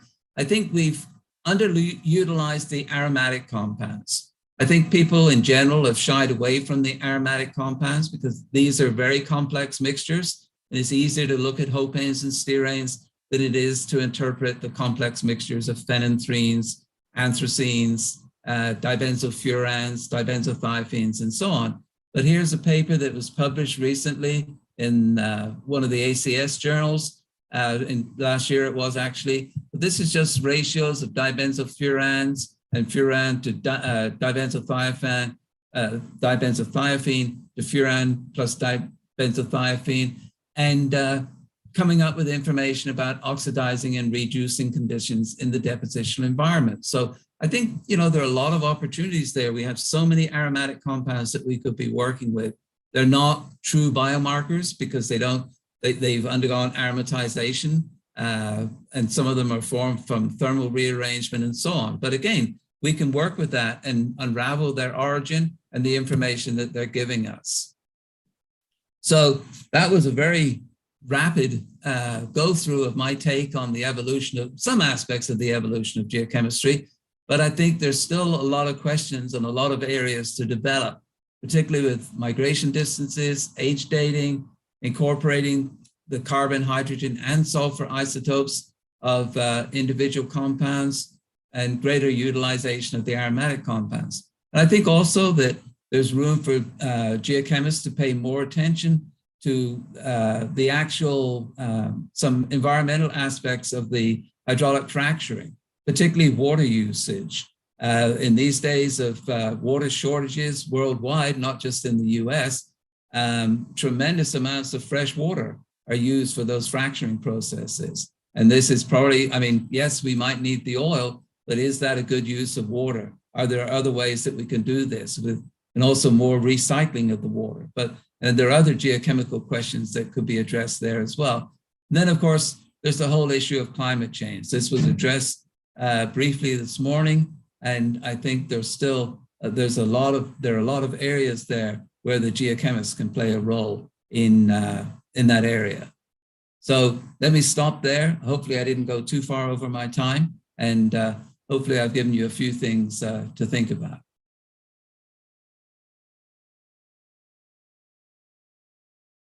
Oh, you're on mute. Put me on mute. There Thank you very much, Professor Paul Philip, for your very incisive and insightful talk, showing the basic relationship between geochemistry and ultimate production. And thank you very much. Our next speaker is Dr. A.K. Balyan. He is MD and CEO of Petronet, India. Professor Balyan, Dr. Balyan. Good afternoon, sir. Good afternoon, sir. Can I start Yeah, right please away? go ahead. Okay. Thank you very much once again to the Energy Foundation, and thanks to the chairman of this session, Shiraz Dan. It has been for me quite a while that I was closely associated with geochemistry. For the last couple of years, I've been not really actively involved in geochemical investigation, but this is such an interesting field that I, of course, keep on getting more and more information, and some of the latest work have been really remarkable. What Professor Paul presented, some of them early studies we also had done in KDMIP, Keshadev Malviya Institute of Petroleum Exploration, there when we installed some new techniques. So I'll just make a few points first on the capability of the geochemistry as a tool. Then perhaps few analytical techniques that are perhaps forging ahead as the most important techniques which are giving unique information in terms of the geological plays, geological settings, and give us lead how we should be proceeding as an explorations. And third aspect, I would touch upon some of the other emerging areas of geochemistry where some of the unconventional other aspects need to be taken care and are becoming even more important in today's perspective. So first of all, about the overall, we know that geochemistry has been playing a pivotal role in hydrocarbon exploration ever since, to my mind, when Elbert tribes found chlorophyll-like structures in the crude oil way back in 1934. And that time gave some insight into what all kind of organic matter is capable of creating and converting into crude oil or oil and gas. Over the period, the application of geochemical tools, data, and right interpretation provide precise information to help us understand better the various chemical processes involved right from the deposition of organic matter, its nature of organic matter, the quality of the organic matter, the quantity of the organic matter, and extent and its transformation into hydrocarbons. I would like to make a special emphasis on here right interpretation. There have been a number of cases where we were not really able to derive the right results and interpret it in the way that it should have been done, and we have really realized that right interpretation of data is very important. These application of geochemical tools and the research in the field of geochemistry actually advanced very rapidly during the 80s and 90s. And new technologies, new tools were implemented in laboratories, and several analyses had led to our better understanding of impact of organic matter, their depositional environment, the concept of source rock and its richness, stages of transformation, as also the potential of hydrocarbon generation. All this actually advanced very rapidly during this period. And we saw in India, particularly in ONGC, new technologies came up during this period, and they were extensively used in all the important basins and exploration blocks in the country. Apart from that, there were, of course, other organizations like NGRI, some of the other research institutions of the CSIR and the universities also collaborated. And we had a number of projects, collaborative projects on certain areas of the basins in the country. And I think that was an area of a rapid development of geochemistry in the country. I feel geochemistry has been equally effective in understanding how oil and gas, once found, migrates, its pathways and accumulations. We just saw some of the slides shown by Professor Paul as to you could really now, to a greater extent, get a feel of how much distance the oil has traveled. This was very difficult earlier, but then now I think some of the typical biomarkers. These biomarkers are those specific compounds, even elements, which over a period of time bring in a vast amount of knowledge as to in terms of either the thermal history or the organic matter or even the maturation level or the migration pathway analysis. So this all actually gives us a lot of information on its pathways, accumulation in reservoirs, and their extent of continuity, which are very important. One of the important things that have been successfully established is that the study done by many of these international oil companies, they have adopted geochemical tools, incorporated these geochemical studies for the first time, integrated into the entire geological information for the purpose of really minimizing the risk of exploration and enhancing the success ratio. And again, I would say that many of those efforts were not really successful because of wrong interpretation of the geochemical data. I think that's very important. And I think the younger geochemists today should really pay more emphasis on how do you really interpret and whether you are right in interpreting the geochemical data. And there's a vast amount of data that is available today, and it is generated today. However, one of the systematic application of petroleum geochemistry actually can reduce the risk of drilling dry holes.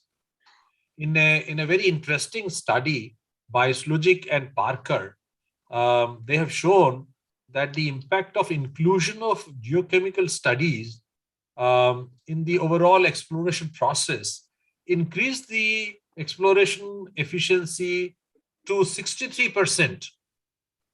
Compared to when the geochemical data and analysis and all information was integrated, compared to 28% when only geological and geophysical data was used.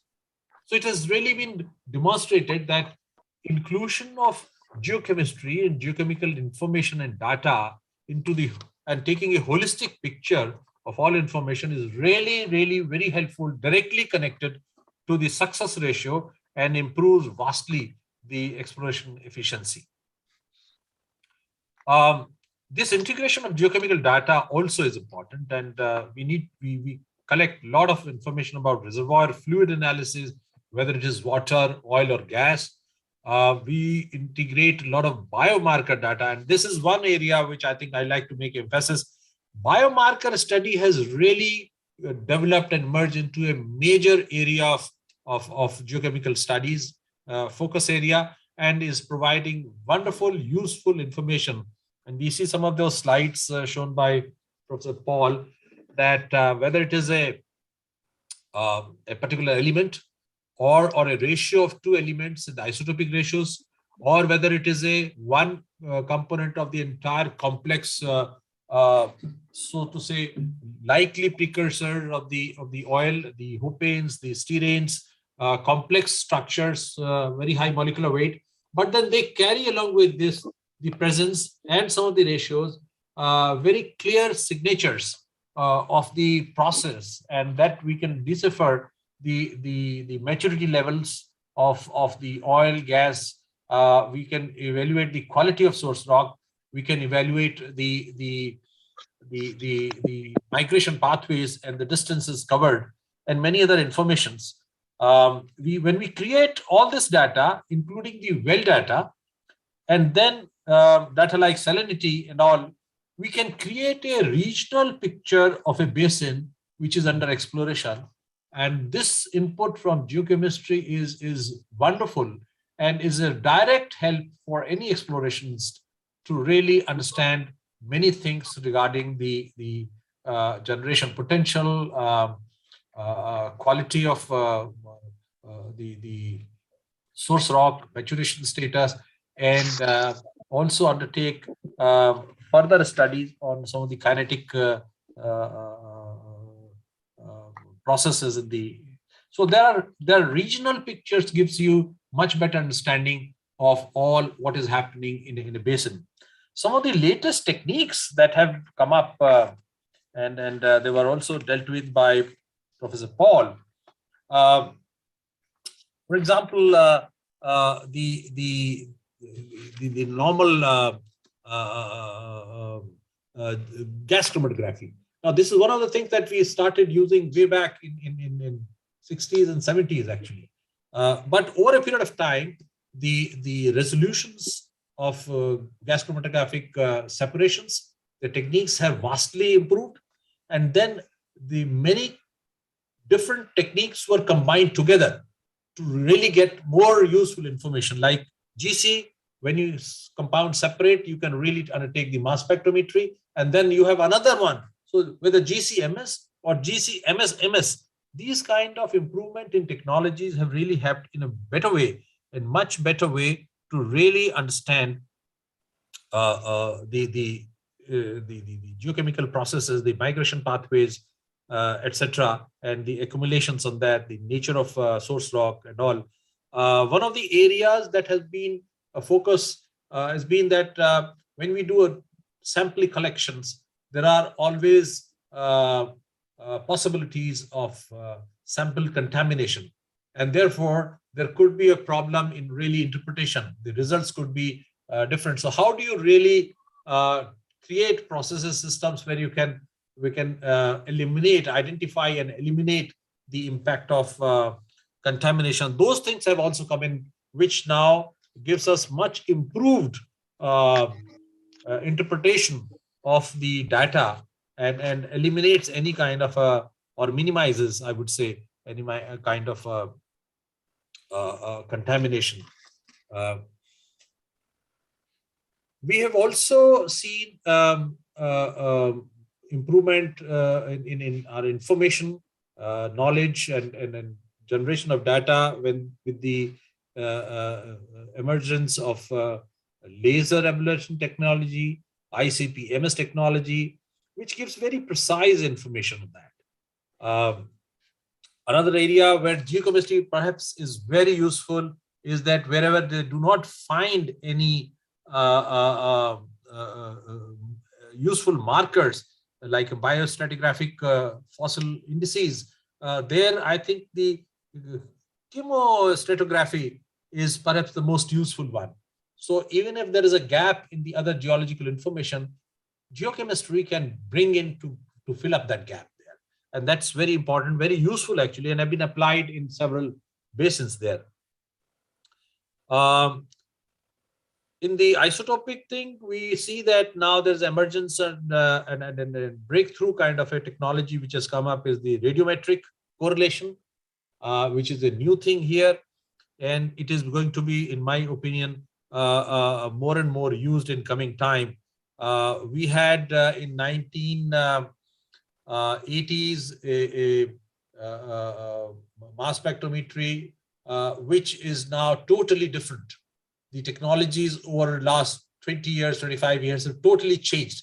They have improved not only on the resolutions and more information, but also on the sample collections and removal or minimizing of any kind of contamination, which is very important because geochemistry deals with micrograms of substances. And these microgram substances, we are so precise, geochemistry is so precise science that such small quantities represent a larger pool. And therefore, it's very important that we really take sampling and have the right sample in the right way. So I think overall, geochemistry has emerged with the new technologies. And I'm sure these 3-4 new technologies are going to really take geochemistry into a more higher level. Apart from that, I think there are certain other areas which I feel are very important and are emerging areas where I think geochemistry has equally important role to play.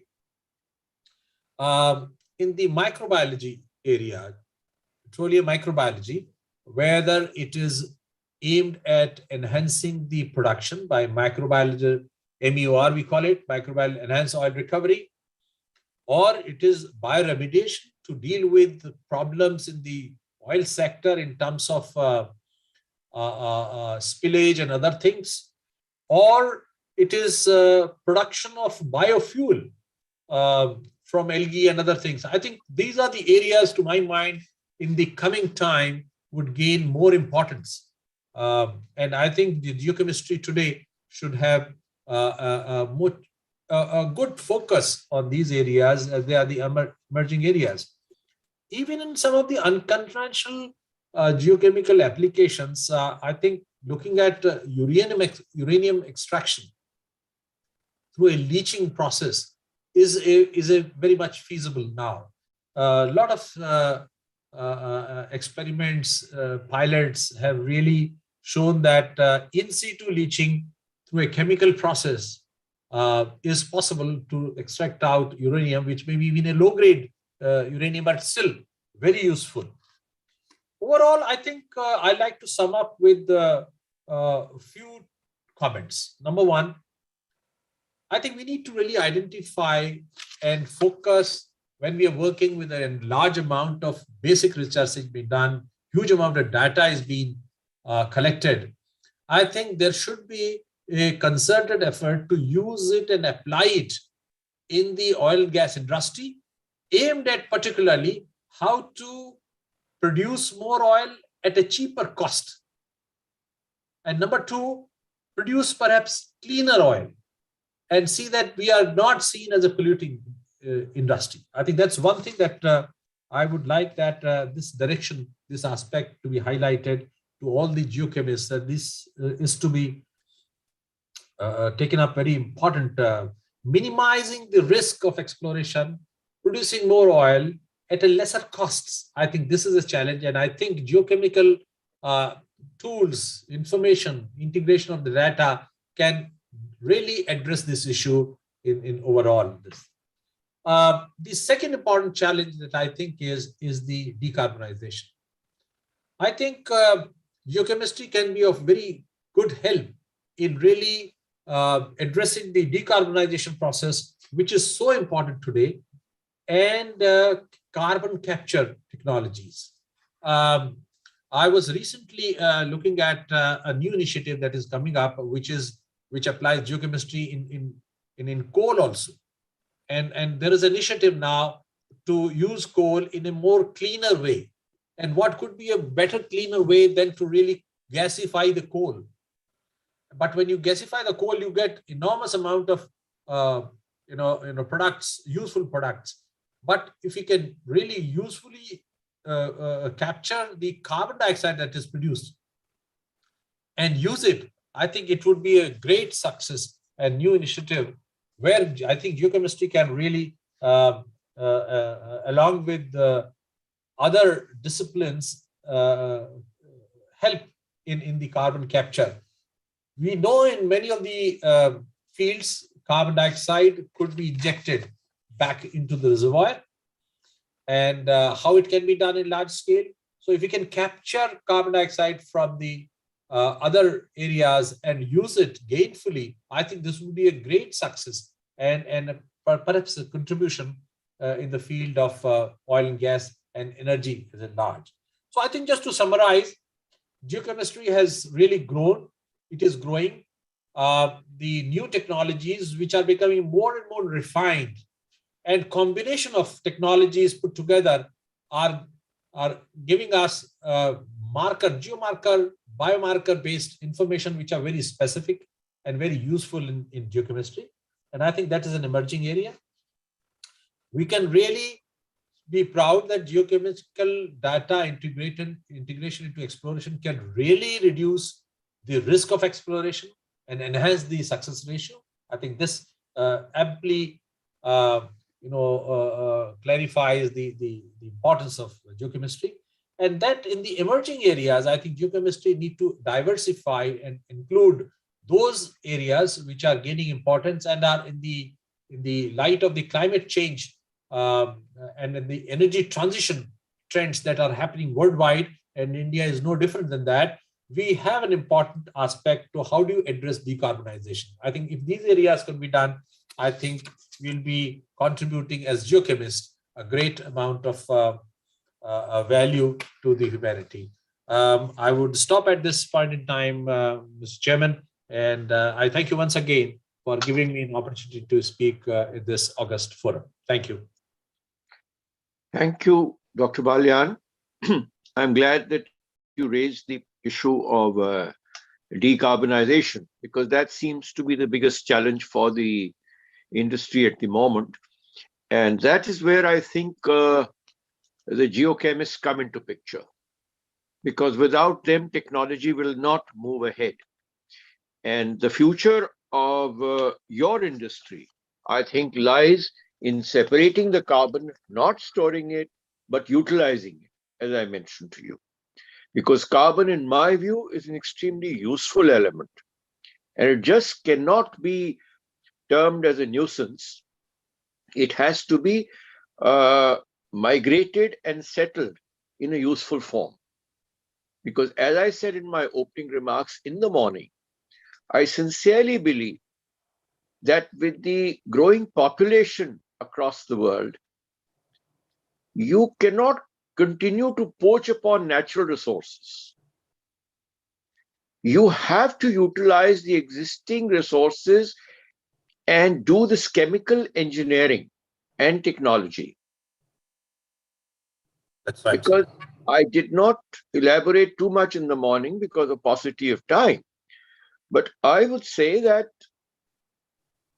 you see, steel mining, using steel for day-to-day items, whether in automobiles or anywhere else, you are using steel in furniture, all kinds of in buildings.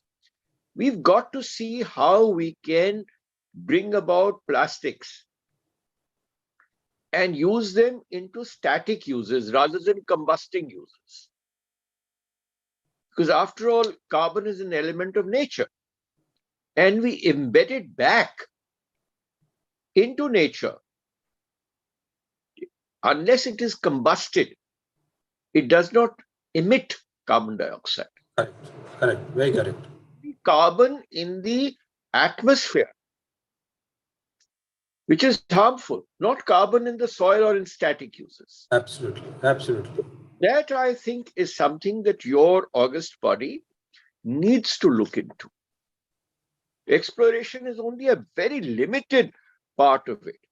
Your knowledge and stream of knowledge is far beyond that and needs to go virtually into outer space as far as the sector is concerned. Thank you very much.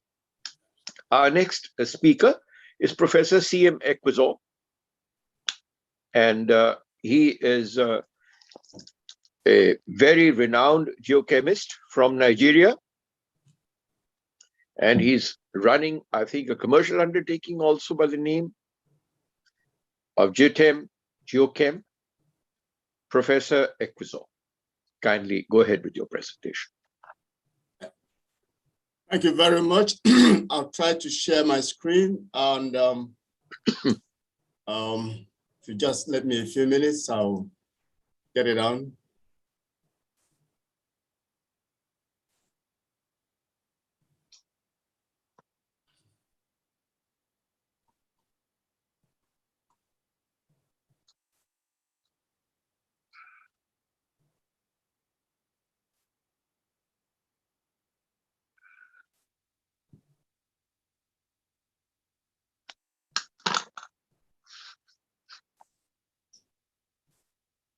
Can you see my screen? Yes, we can. Yes, please. Okay. Again, I want to thank the organizers, my good friend, Dr. Annie Gag, and I want to say thank you again for inviting me. I want to acknowledge also Sri Kuldeep Chandra and all the geochemists in India and China and all over the world we've had to associate with one time or the other. It's a pleasure to be here, especially to be asked to give a paper. Mine is not much of a keynote address to look at new developments. Mine is more of looking at how geochemical inputs can assist the geologists to fine-tune stratigraphy and also bring the geochemists, especially if it's coming from a chemistry background, into a much better liaison with other geoscientists in a team. So what I have here is basically what we did over the years from the late 70s until fairly recently to assist in delineating a new lithostratigraphic unit, which is called the Lord Panther Formation in southern Benue Trough of Nigeria. This whole thing started from identifying the footprints of the oceanic anostic event the OAE2, which a lot of people in geology are quite familiar with. And it involved a lot of traversing, a lot of field work. I had a team in Ibadan in the 70s, and we did a lot of field work, geologists, geochemists, and chemists. And we came up with a better understanding of the limits of a particular formation. As a matter of fact, we changed the boundaries to include a new formation, which we call the Lord Panther Formation, which is a very important formation because, as I'm going to show you, it is the most carbonaceous lithostratigraphic units in the whole of the Nigerian sedimentary systems, and has a lot of potential for shale gas, and it's a proven petroleum system. It's got a proven petroleum system, which I won't talk about today. So I will talk more of very basic geochemical inputs that we're all familiar with and how we have utilized it to add value to understanding the geology of Nigeria. I don't know whether you can see this well enough, but this is the stratigraphy of Nigeria sedimentary basins. And not the stratigraphy, the presentation of the major Nigerian sedimentary basins, but of particular interest is the Benue Trough. The Benue Trough is part of the West Central African Reef System. It cuts across from the Gulf of Guinea, that is in the southern Atlantic, and goes on and across the country into Niger Republic. And our main interest is the southern Benue Trough, where we found the first evidence of the OAE2. And I believe many of us are familiar with the works of Jenkins, Schlanger, in the late 70s. This is summarized by Hugh Jenkins in 2010 and Foster in 2008. Basically, that during the mid-Cretaceous, there was this major anoxification of the water column in the ocean. It was major oceans, and this is evidence in Brazil, in North Africa, Morocco, Tunisia, Europe, the Western Interior Basin of the United States of America. And this was not actually identified in Nigeria until our work came up in the late 70s and early 80s. And the work that we actually started with that brought this to the main limelight was published in the Paleo 3 in 1982.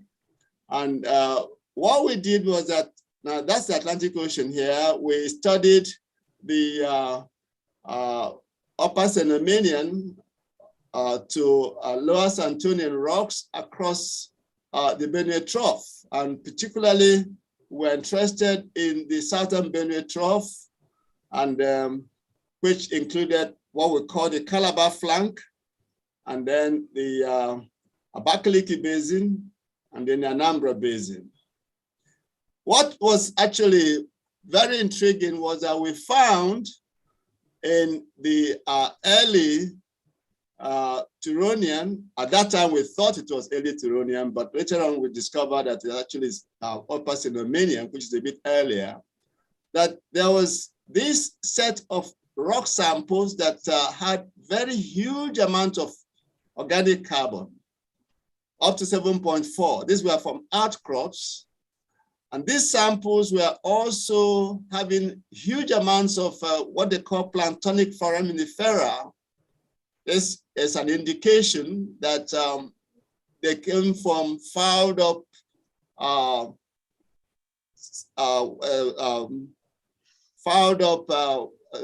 water, sediment water interface, which meant that they could not support benthonic organisms. So what they found in these sediments, what the biostratigraphers found was that it was mainly planktonic foraminifera. They were mainly dwellers in the water column, and they died and they just got deposited, but there were no benthonics. So that was quite an indication that we're dealing with a very unusual environment of deposition. And particularly there was evidence from the organic carbon and some other very basic geochemical inputs. This was in the early 80s, and we began to work on this. And this is mainly in the Abakaliki Basin. At that time, the geology that was known at that time was that the stratigraphy was that you had this Albion sediments at the base of the upturned basin, which is called an anticlinorum. And then you, as you went to younger sediments, you went to what they call the Ezaku Shale, which was just a group of formations that were not demarcated. And that's the cartoon here that gives you an idea. That's the upturned basin, which is called an anticlinorum.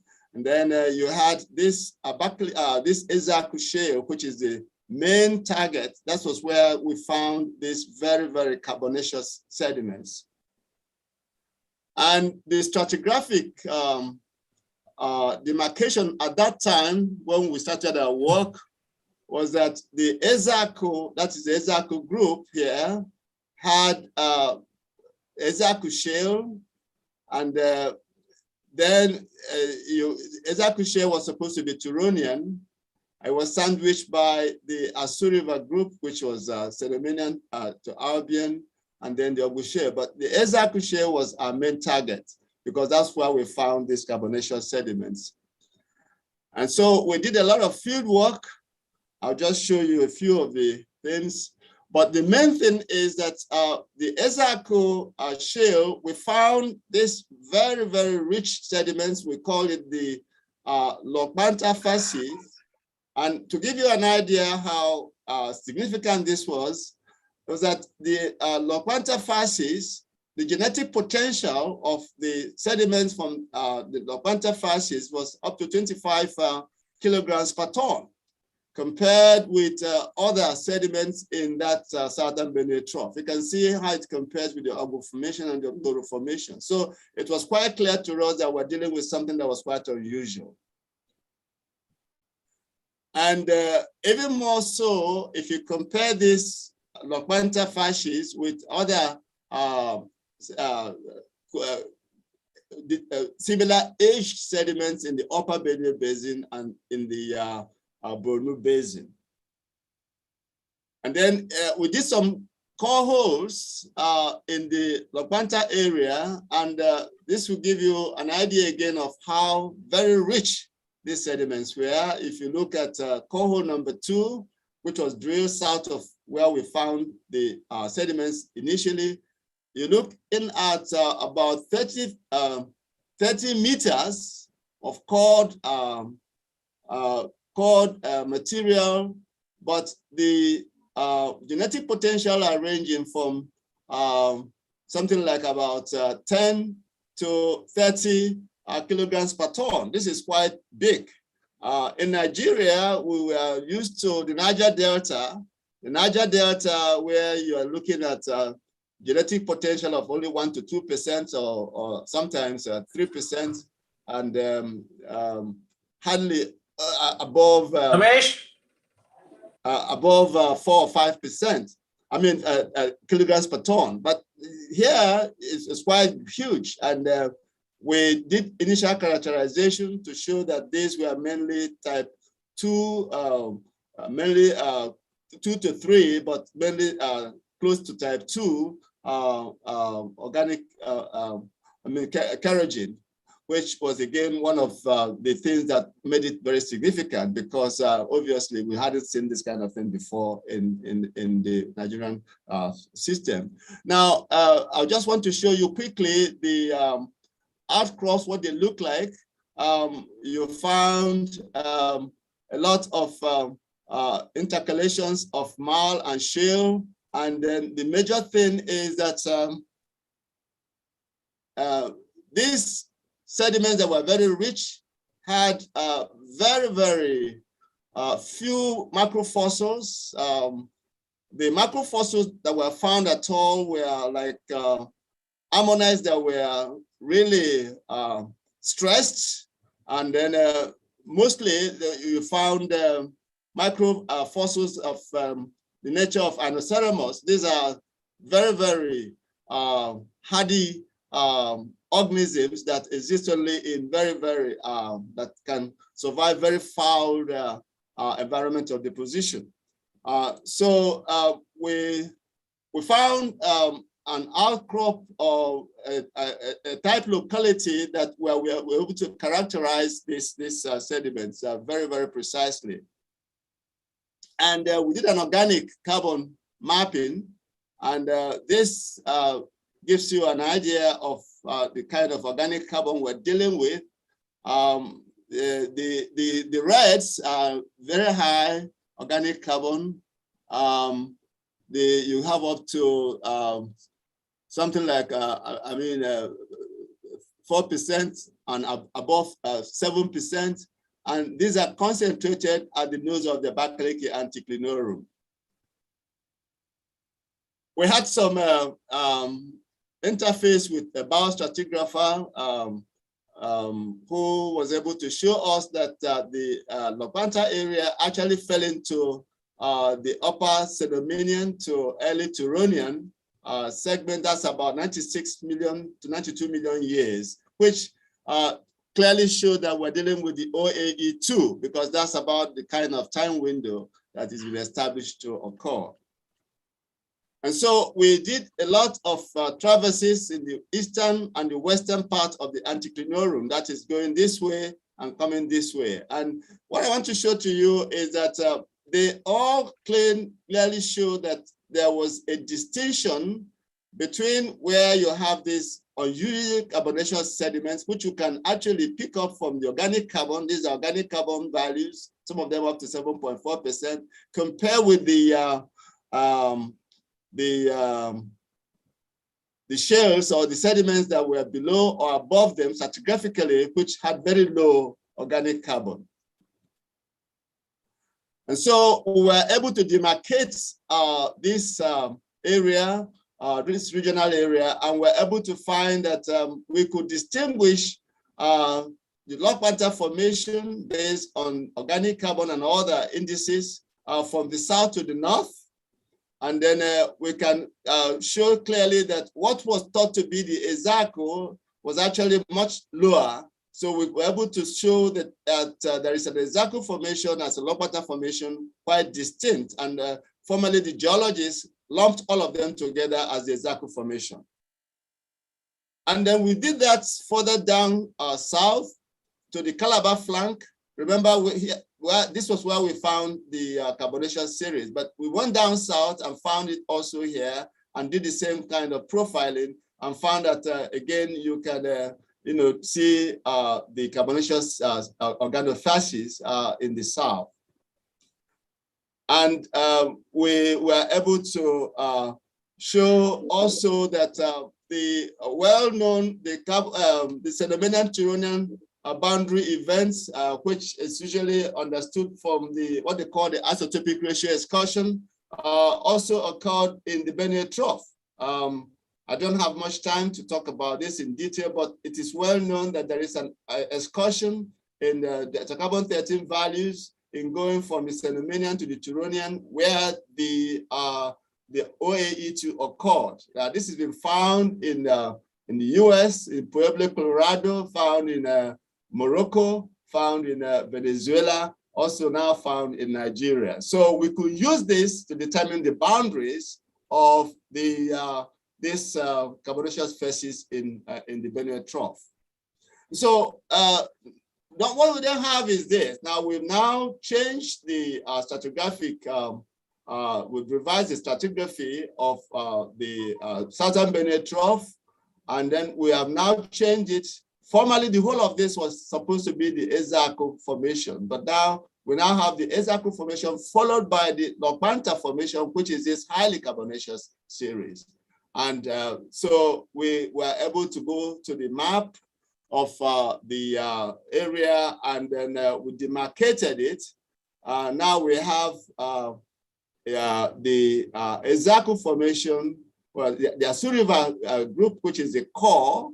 Then you have the Ezako, and then you have this very carbonaceous series. So instead of one single unit, we now have demarcated this into two just by the use of the organic geochemical inputs. The Lopanta formation was installed during the upper Cenomanian to the early Turonian transgression into the Benue Trough, which has been very well discussed in the literature. And so I would like to say that we will conclude by saying that a discovery of a uniquely carbonaceous Lopanta type of rock in the Nigerian sedimentary system, primarily through organic geochemistry, has led to demarcation of the Ezako group in Southern Benue Trough into Lopanta shale member of a new Lopanta formation. We now have proposed a new Ezako group consisting of a Zaku Formation and the new Lopanta Formation. Secondly, in the Abakaliki fold bed, the Lopanta Formation is thickest around the nose of the Anticlinorum, and it extends southwards into the Calabar flank in the Gulf of Guinea, and is coeval with the carbonaceous facies of the Alpha Formation of the Eastern Dahomey Basin. And judging by a superior quality and quantity of sedimentary organic matter, the Lopanta type of organofacies is clearly very significant, and a successful investigation in the Benue Trough and the Gulf of Guinea should add to our knowledge of conventional and unconventional petroleum in those basins. I'd like to acknowledge research students that worked with me from 1970s to date on this. We did a lot of work in the inland basins of Nigeria, apart from the tertiary Niger Delta. And in particular, I want to thank Paul Philp, who is here today. I hope he's still there in the audience, because Paul Philp hosted some of my students in his institute, same time that I think Dr. Anil Garg was over there. So it's a pleasure for me to see him, because these students were able to do a lot of geochemistry in his lab.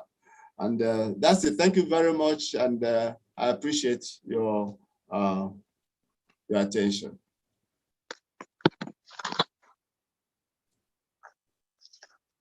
Thank you, Professor Equizor. We are grateful to you for your very incisive presentation.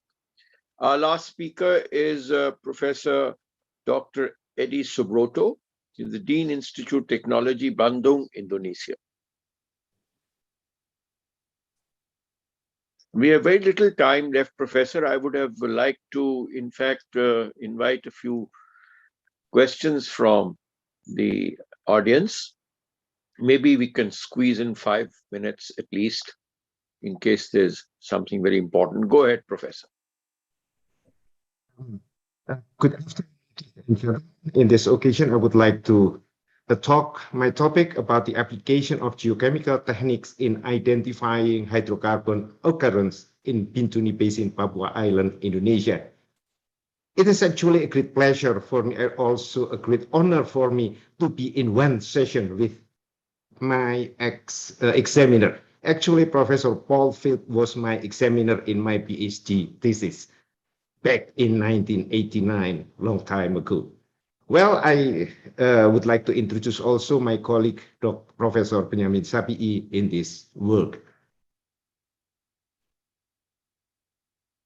My presentation topics, there are 6 of them, started from introduction up to the conclusions. Now I would like to discuss about the background, also the objectives of the study. Actually, the exploration in the area is relatively limited, even though it was started long time ago, excuse me, in 1935, that the exploration was done mainly by the foreign companies. For example, the NNGPM, the NKPM or Stanfac nowadays, and NPPM, it's now known as CPI, the Caltex Pacific Indonesia. My presentation actually is not fit with the topic of this session. Actually, this is something like a country report that usually happens in the AAAPG convention. But actually, I would like also to present the same with Professor Equizor, that I would like to show the use or the application of geochemistry in solving the exploration, petroleum exploration. So what I would like to present is actually about geochemical work that is popular in the last 5 years. That is so-called the surface geochemistry in combination with the traditional, I should say, traditional geochemistry, that is the standard geochemistry. And the research area is located at the Bird's Head, Papua Island, Indonesia. To those who are not familiar with Indonesia, this is the map of Indonesia, and the Papua Island is the most eastern part of Indonesia, and the red one is the Bintuni Basin. And the Bintuni Basin is classified actually as a producing basin. So it still produce oil and gas. There are 4 objectives of my study, our study here. First is to demonstrate the use of petroleum geochemistry to evaluate source rock capacity. The second is to correlate between the crude oils and source rocks in order to try establishing the source rocks that is or that are responsible for the occurrence of hydrocarbons in the area. The third one to determine whether the Bintuni Basin has generated migrating hydrocarbons toward the south and southwest, in addition to the north and northwest. It should be noted that hydrocarbon charge nowadays is known as the north and west direction, but not at the moment for the south and the southwest. So this study would like to show the possibility or the probability of the migration into the south and southwest direction. And the fourth one is to determine the most likely hydrocarbon phase in the area. There are 2 steps of the study. First is the standard geochemistry, and the second one is surface geochemistry, or sometimes it's also called the near surface geochemistry. This is the step 1 study area. The step 1 study area are very large, involving 79 samples of sediments from 26 wells and 7 samples crude oils from 7 wells. Excuse me. Yeah. But the additional study or the step 2 study is over here. So this is the smaller one. And if you see this one, there is no wells at all in the area. So therefore, this one, we use what's so-called the surface geochemistry.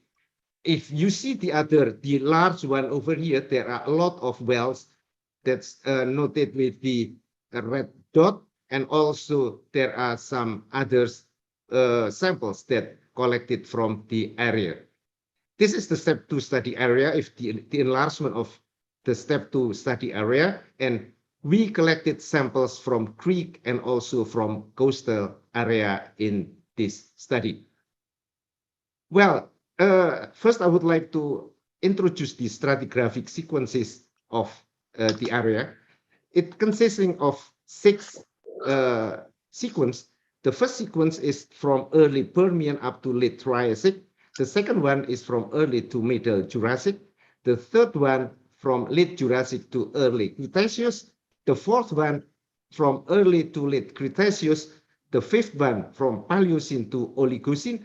And the sixth one from Oligocene to Miocene. So in this case, we would like to screen which of the sequences that could be or have the big probability to be the source rock in the area.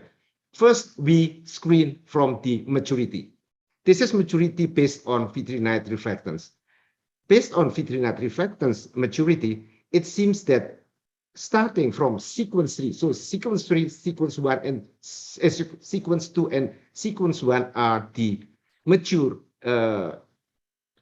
formation. So therefore, we focus 2 to 3 sequences like that. But we would like also to reconfirm. So therefore, we use a 1D modeling for backup for the results displaying that the sediments belong to the sequence 1 and sequence 2 are mature.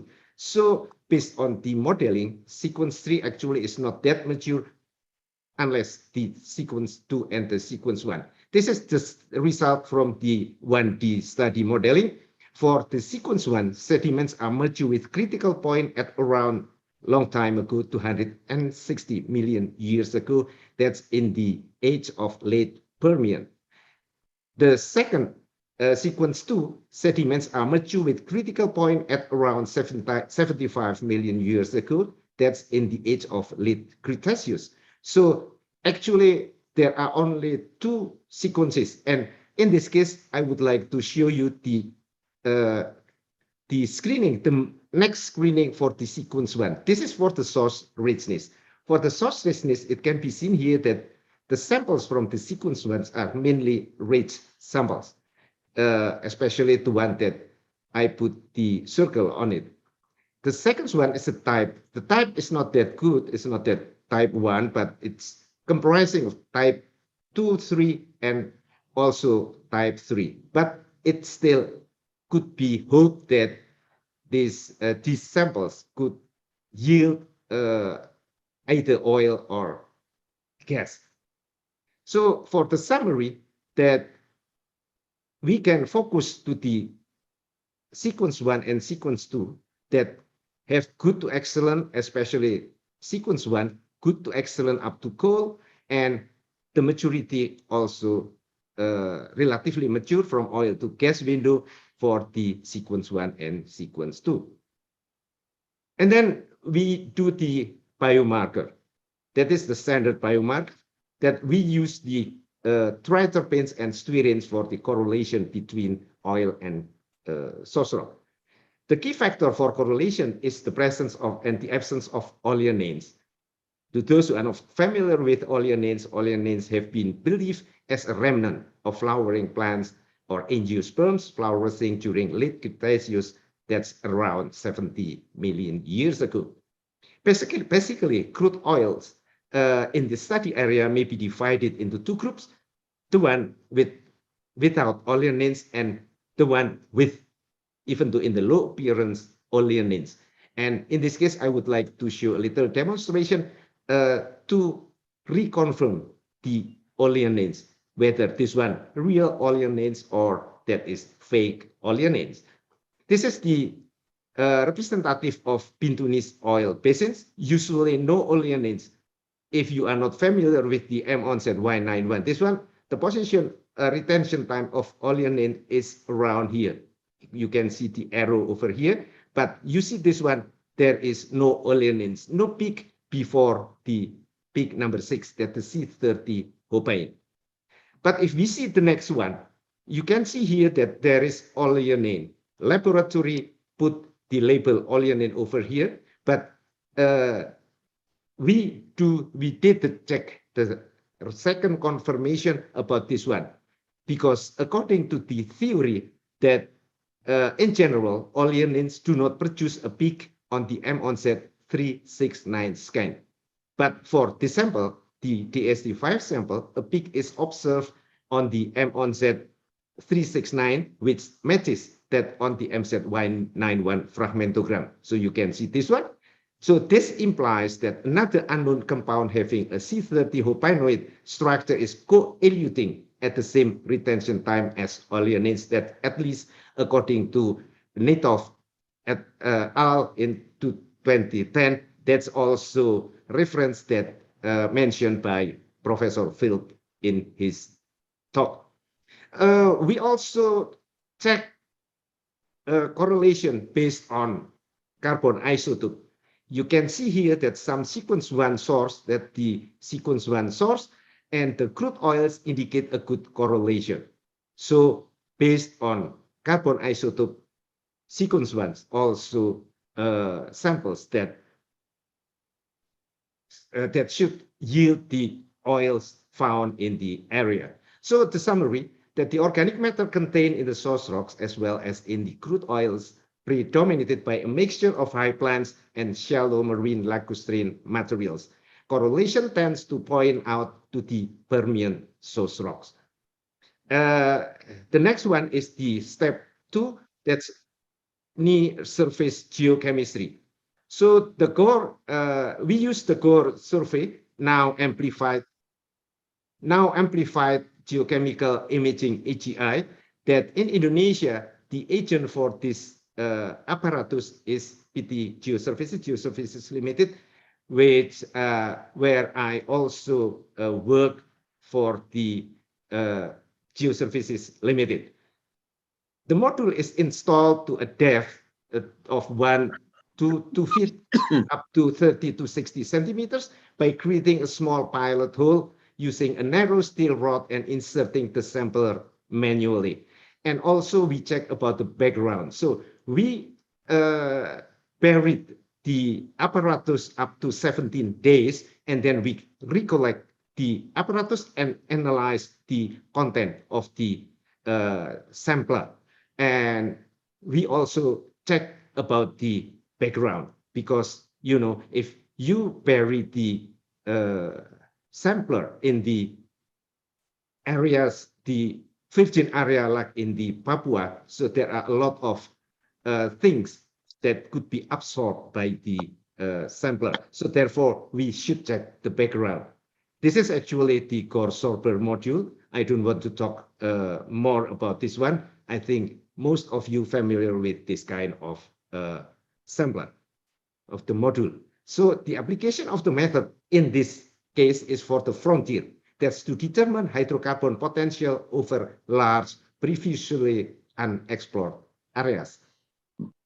So this is, if you remember, I showed you before, that's the step 2 study area.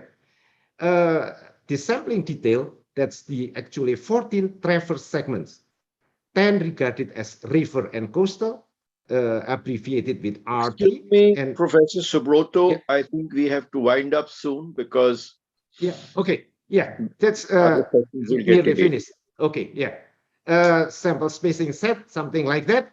And you see this one is the creek, and this one is the river, right? So this one is the total samples, 435 samples, and the length of, or the distance is 471 line kilometers. So the results is this one. See, this is the GCMS. If you are not familiar with this GCMS, this one is the propane, toluene, and pristane. The position is that, and the example is something like that. But as I told you before, that we also check the background. This is the background, and we don't use the background, and we also reduce the background. So this is the result. That is for the northern part, western part, and southwestern part. So actually, it is proven that the southern western part also, there is also migration to this place. So the conclusions that all oils are from mixed marine. There are 2 oil families, one containing no oleanins and the other with oleanins. However, the authenticity of the second oil family should be re-examined. So therefore, we discharge the samples with the oleanin. So the first objective, that sediments that can be relatively good source rocks in the study area are abundant. And the second objective is that most likely the petroleum source rocks are the pre-tertiary rocks, the Permo-Triassic sequence 1, and sediments that they seem to have generated hydrocarbons. Conclusions for the step 2, that third objective of this study is using surface geochemical survey to determine whether the Bintuni Basin has migrating hydrocarbon towards the south and southwest has been completed successfully. And the fourth objective is to determine the most likely hydrocarbon phase has also been proven, that is in the gas phase. So this is the acknowledgement, and thank you very much. Thank you very much, Professor Subroto, for your very informative and a very detailed analysis of the region. And I'm sure it's a lot of learning to give to people. Now, may we have 1 or 2 quick questions in case anybody asks, because we'd already run short of time, but maybe in the spirit of the discussion, I'm sure if anyone has a question, we have an opportunity for him.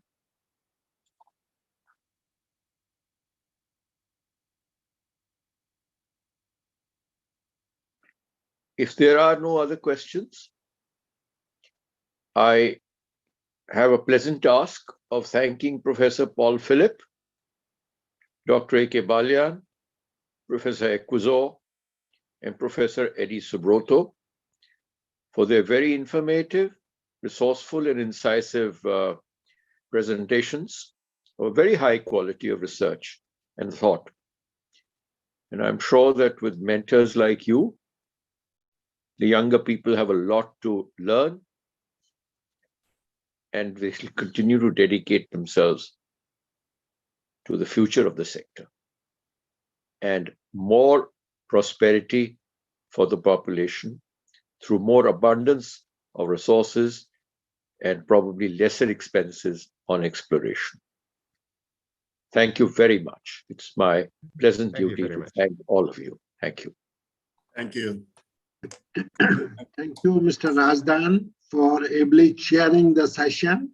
And thank you, Dr. Balian, Paul, Phil, Edie, and Ekozor for wonderfully presenting their findings, which is lot of meaning to the younger generations and oil explorers of the time. Thank you very much for giving illustrative account of your wisdom. Thank you very much. Thank you. Thank you. Thank you, everyone, for having joined us with this plenary session. We'll be discussing about another important aspect on petroleum geochemistry and exploration in the next plenary session. We'll take a very short break here. A very important topic will be discussed in about a half an hour from now. See you then. Thank you so much, everyone, for having joined us. And thank you so much, Razdan sir, for chairing this session. Thank you so much, everyone. Thank you.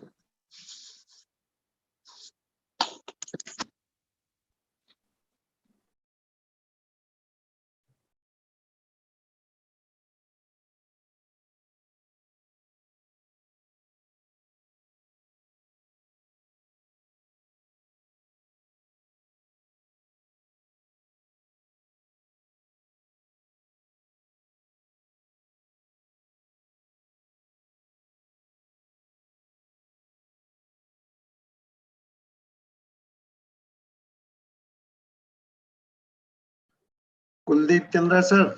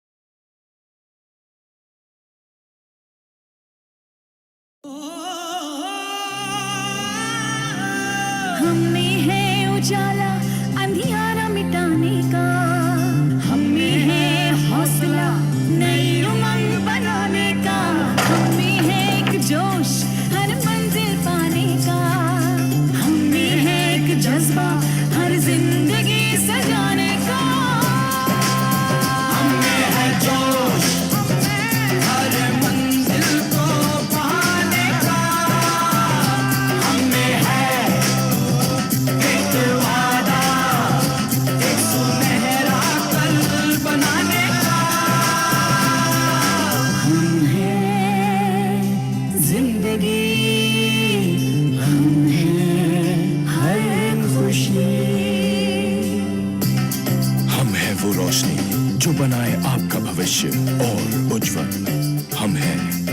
ONGC.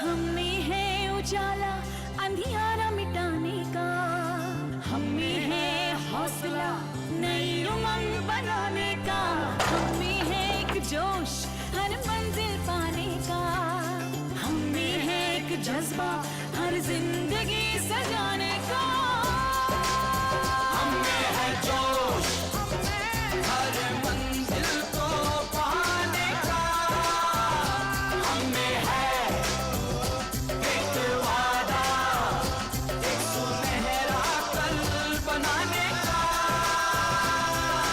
हम हैं जिंदगी, हम हैं हर खुशी, हम है वो रोशनी जो बनाए आपका भविष्य और उज्जवल।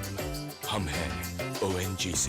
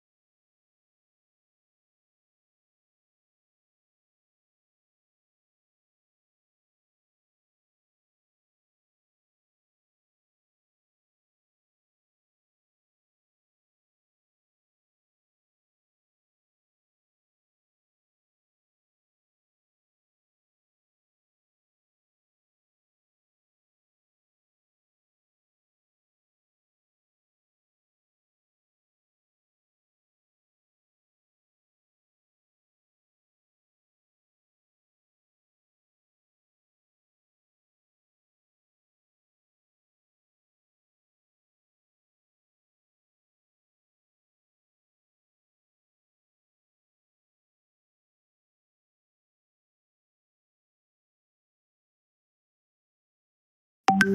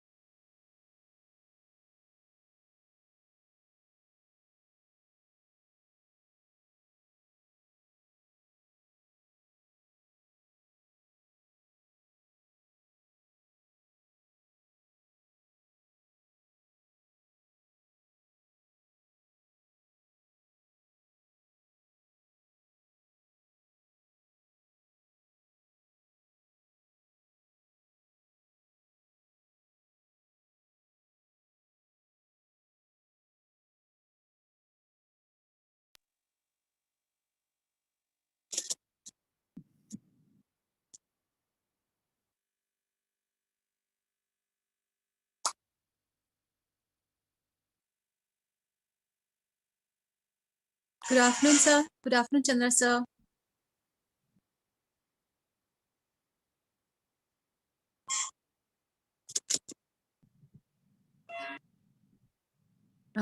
Sir, can you hear me? I am ready. Okay, good afternoon, sir. So we'll be Aishwarya speaking. Yes, sir. You can say that not only I was a retired formal director E&D, R&D. Yes, sir. I raised teams on every aspect of petroleum geochemistry. All right, sir. In I'll do that. ONGC. Okay, sir. I'll do that. So there are 4 speakers for this session. I was wondering if everybody is here, then probably we can start off with the session in about 2 minutes. Okay, if some questions about then I'll see. Okay. Do we have Mr. Generally, Neeraj? keynote papers, people don't ask questions. All right, sir. Let us hope for the best. Yes, sir. So you are going to open it or it's already? So I'll open it and I'll introduce you and the speakers, and after that, sir, you can share the session in whatever way. Okay. Do we have Mr. Neeraj Mathur? Are you there? NC is there, Mr. NG? Hey, GM.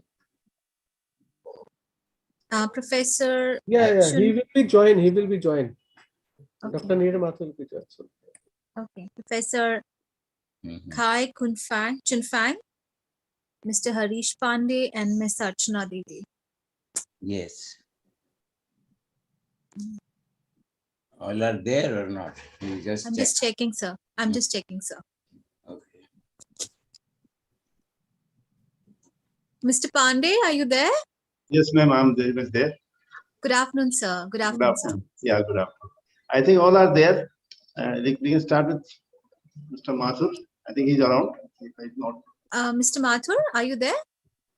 So I'm just checking if everybody is there, and probably we can then start with the session, sir.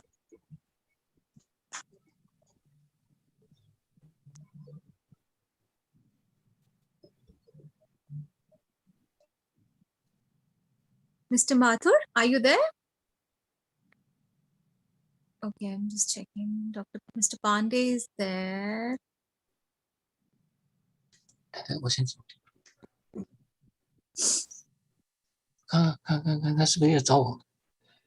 Hello?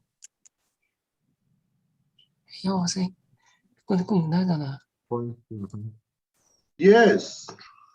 Professor Chunfang. Yes, hi, yeah. Very warm welcome, sir. Very warm welcome. Yes. Thank you. So we're just going to start the session in about 1 minute from now. I'm just checking if we have all the speakers. And as soon as we have all the speakers, we're going to start with the session, sir. Great, yeah. So I have a second one, yeah? Sir, your presentation is going to be the third one, sir. The third. one. Oh, third The one. Okay, okay, yeah. Okay. No, second one. Yeah, I think Yeah, second. second, Yeah, second. Yeah, second. Yeah, that's right. great. So, Mr. Mathur, are you there? Good afternoon, sir. Good afternoon. Okay. Chandra, sir, we have all the speakers. So, should I start with the session, sir? Yes, you may. All right. Thank you so much, sir. So, very good afternoon, everyone. Welcome to the plenary session 2. The theme for this session, the topic for this plenary session is going to be geochemistry of petroleum source rocks. And I'm very pleased to announce that Mr. Kuldeep Chandra, Chairman 11th AAAPG Conference 2021, is going to be the chair for this session. He is also the former executive director R&D and head of KDMIPE ONGC. He became the founder member of geochemistry laboratories in ONGC. He is also responsible for RACE team in every branches of geochemistry at KDMIPE Dehradun and RGL Chennai. Very warm welcome, Chandra sir, and thank you so much for chairing the session. And let me also announce the key speakers for this session. Mr. Neeraj Mathur, CGM R&D Oil India Limited Assam. मैंने गाड़ी book करवाई थी कल के लिए सुबह. Very warm welcome, Mr. Mathur. Professor Kai Chun Fang, the Institute of Geology and Geophysics, Chinese Academy of Sciences, is also joining us. Very warm welcome, Professor Chun Fang, and thank you so much for having joined us. We also have with us Mr. Harish C. Pandey, GM Chemistry and Head, Geochemistry Group, KDMIPE ONGC Limited. Very warm welcome, Pandey sir. And Ms. Archana Devi, R&D Department, Oil India Limited, is also joining us. Very warm welcome to you, ma'am, as well. And I now request Kuldeep Chandra sir to chair the session. Over to you, sir. Okay, good afternoon to all my colleagues, Mr. Neeraj Mathur, Professor Kai Chung Fang, Mr. Harish Pandey, and Mrs. Archana Devi. It's a subject of petroleum geochemistry, which is the key subject of this branch of science. And it is the entire petroleum geochemistry began with this. Sorry, sir. Sorry to have interrupted you, sir. Sir, Are you listening to me? Yes, sir. Can you, sir, adjust your camera so that we can see your because the camera placement is not right. If you can just lower it down a little, just. Yeah, just lower. You have to display. No, sir, just camera, just You the have camera. to link me. If you could just. Camera is on, sir, but if you can just. Camera is on. Yeah. But if you can just place it a little lower, because we can only see your forehead and eyes. But we can't see your face. If we can. I'm also not seeing. Should I rejoin? No, sir. No, sir. You don't need to. No, sir. Just you have to lower it down your So device. just lower the camera. Please continue. Yes. Yes, Now sir. it's Yes, okay. sir. Yes, sir. Please continue, sir. Now. Please continue. Okay. And so this is a significant topic of petroleum geochemistry. And we will hear Mr. Neeraj Mathur, who would be speaking on geochemistry of source beds, probably from Assam. So, Mr. Neeraj Mathur, we can begin.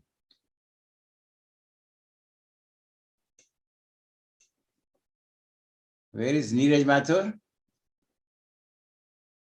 You link him, Miss. Hello? Mathur, sir? Mathur, sir? I don't think we can see him right now. Excuse me, he will just join in a moment. Okay. Okay. Okay. So, second person can just join. We can, sir, ask We can Professor. begin with Professor Kal Chung Fong. Yes, Yeah. sir. Okay. Professor Kal Chung Fong, kindly Yeah, I'm here. make your presentation. Now, Yeah. Great. All right, all right, all right.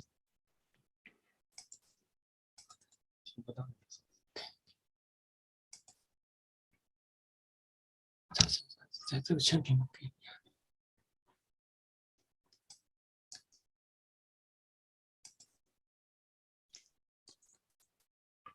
All right, can you hear me? Yes, sir, we can. Yeah. Yes. Yeah. Love you. Dear Chairman and all colleagues, I'm glad to have opportunity to make this presentation. Yeah, I would like to talk about petroleum source and alternation in Taiwan Basin using biomarker, carbon and salt isotope composition. Yeah, I'm Chung Fan Chai from Institute of Geology and Geophysics. As you may know, Excuse me, sir, your presentation is not visible. yeah, I am second one. Yeah. As you may know, yeah, more than 4.5 billion tons of oil equivalents has been proved from the Taiwan Basin. 对方 we can't see your slides. 蔡老师，你的屏幕啊？我们看不到你的屏幕。我是共屏呀，我是。那是咋回事？Yeah, sorry. Can you try resharing the slide? 看怎么回事？你要 share 你的那个 slide。我给你 share 了。你不要用2个屏幕。对，你不要用2个屏幕。Screen. Yeah, what's wrong? I'm not sharing. Yeah, I have shared. No, we cannot see. In green, at the bottom in the green, there is a share. Yeah. Screen sharing. So you can start from there.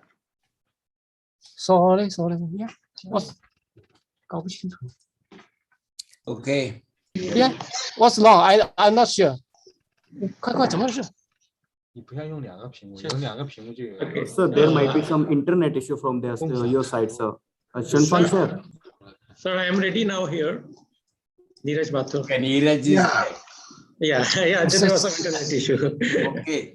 But now, after. Yeah, okay, no problem. No problem, sir. 啊？他到底谁搞 ？Yeah, so.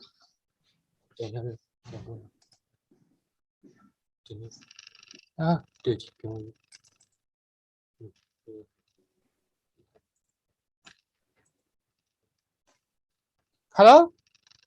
Yes. Great. So, can I see? It's not visible. Yeah. Now you can see the screen. No. It's not yet. Nothing. Please send the email. Yes, sir, please send your PPT. We'll play that by.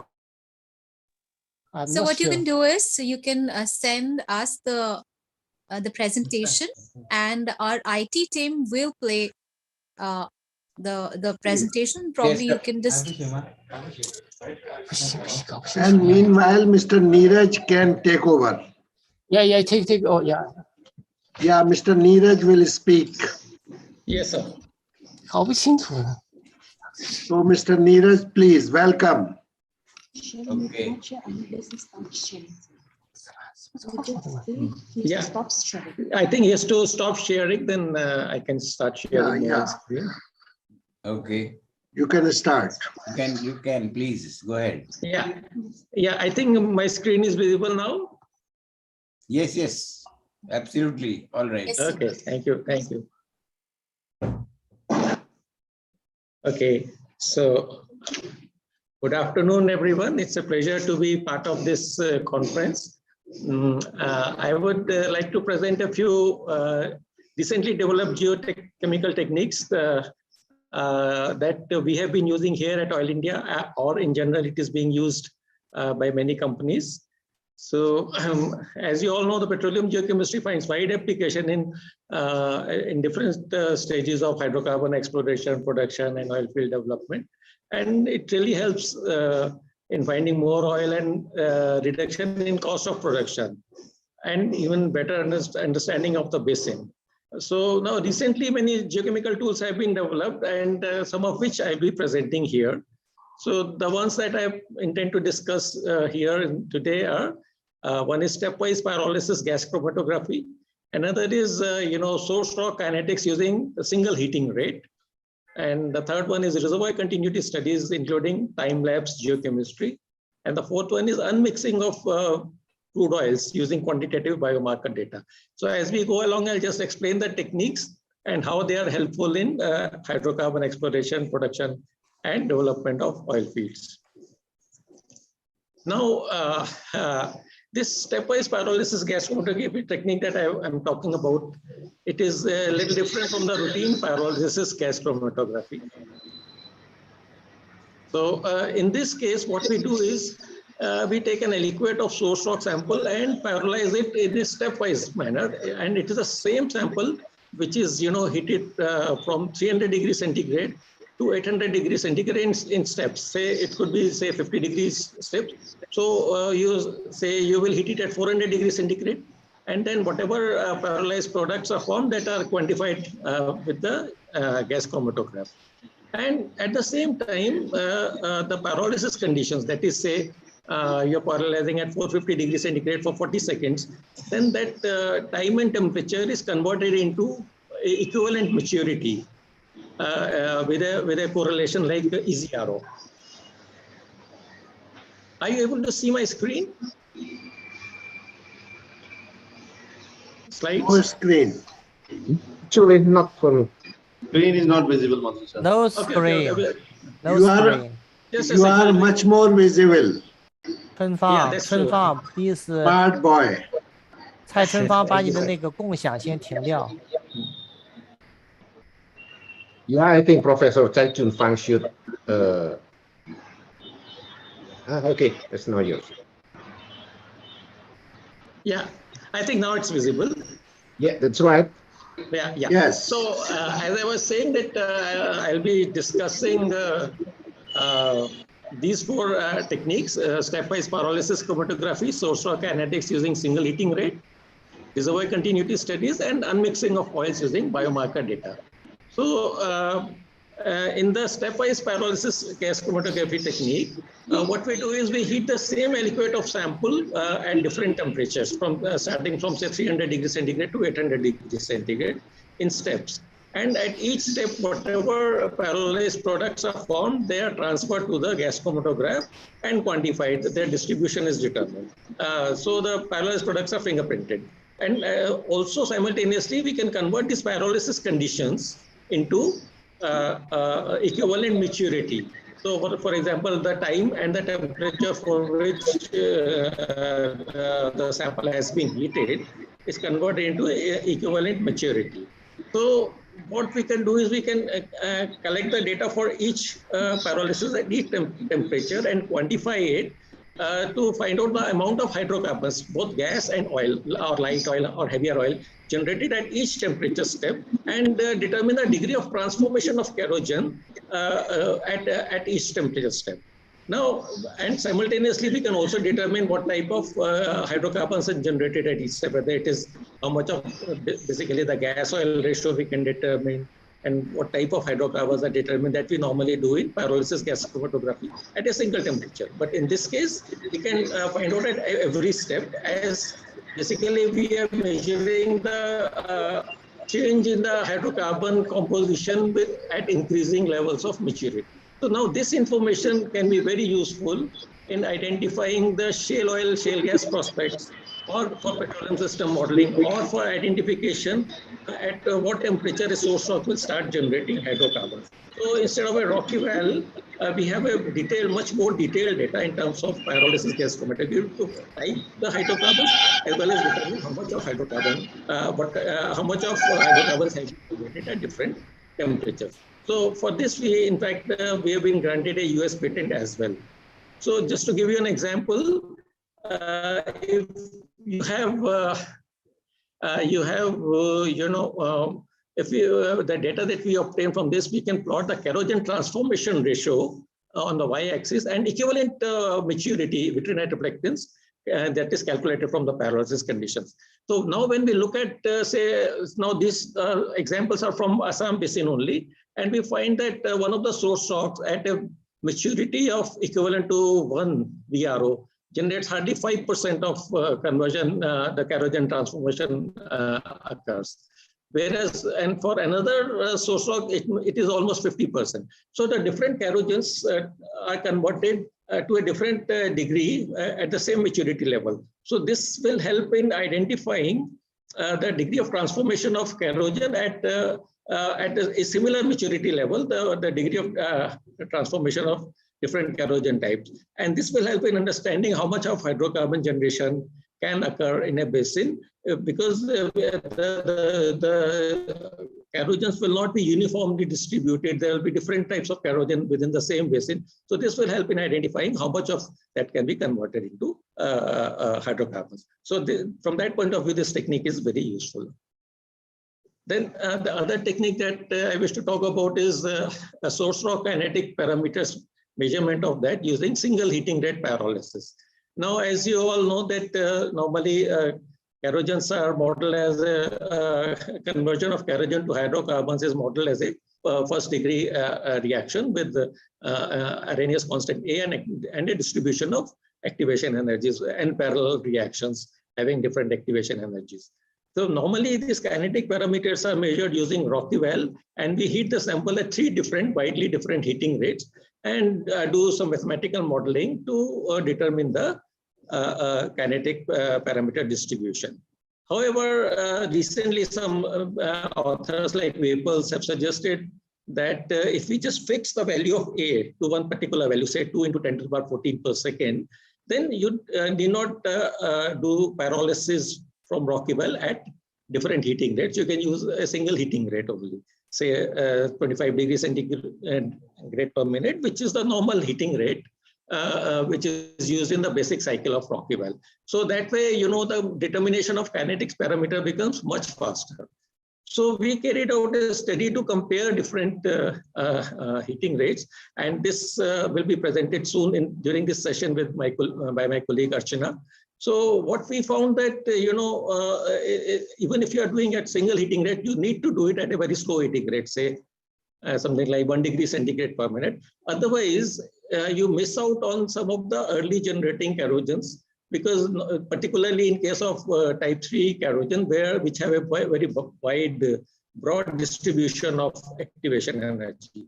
So if you do a very fast heating rate pyrolysis, which has been recommended for in case of a single heating rate cycle, then it may not be a very good idea, because particularly in case of kerogen, which have a very wide distribution of activation energy, starting from low values, say 46, 47, 48 kilocalories per mole, going up to 70, 71 kilocalories per mole, it is possible that you will miss out on the identifying of early generating kerogen.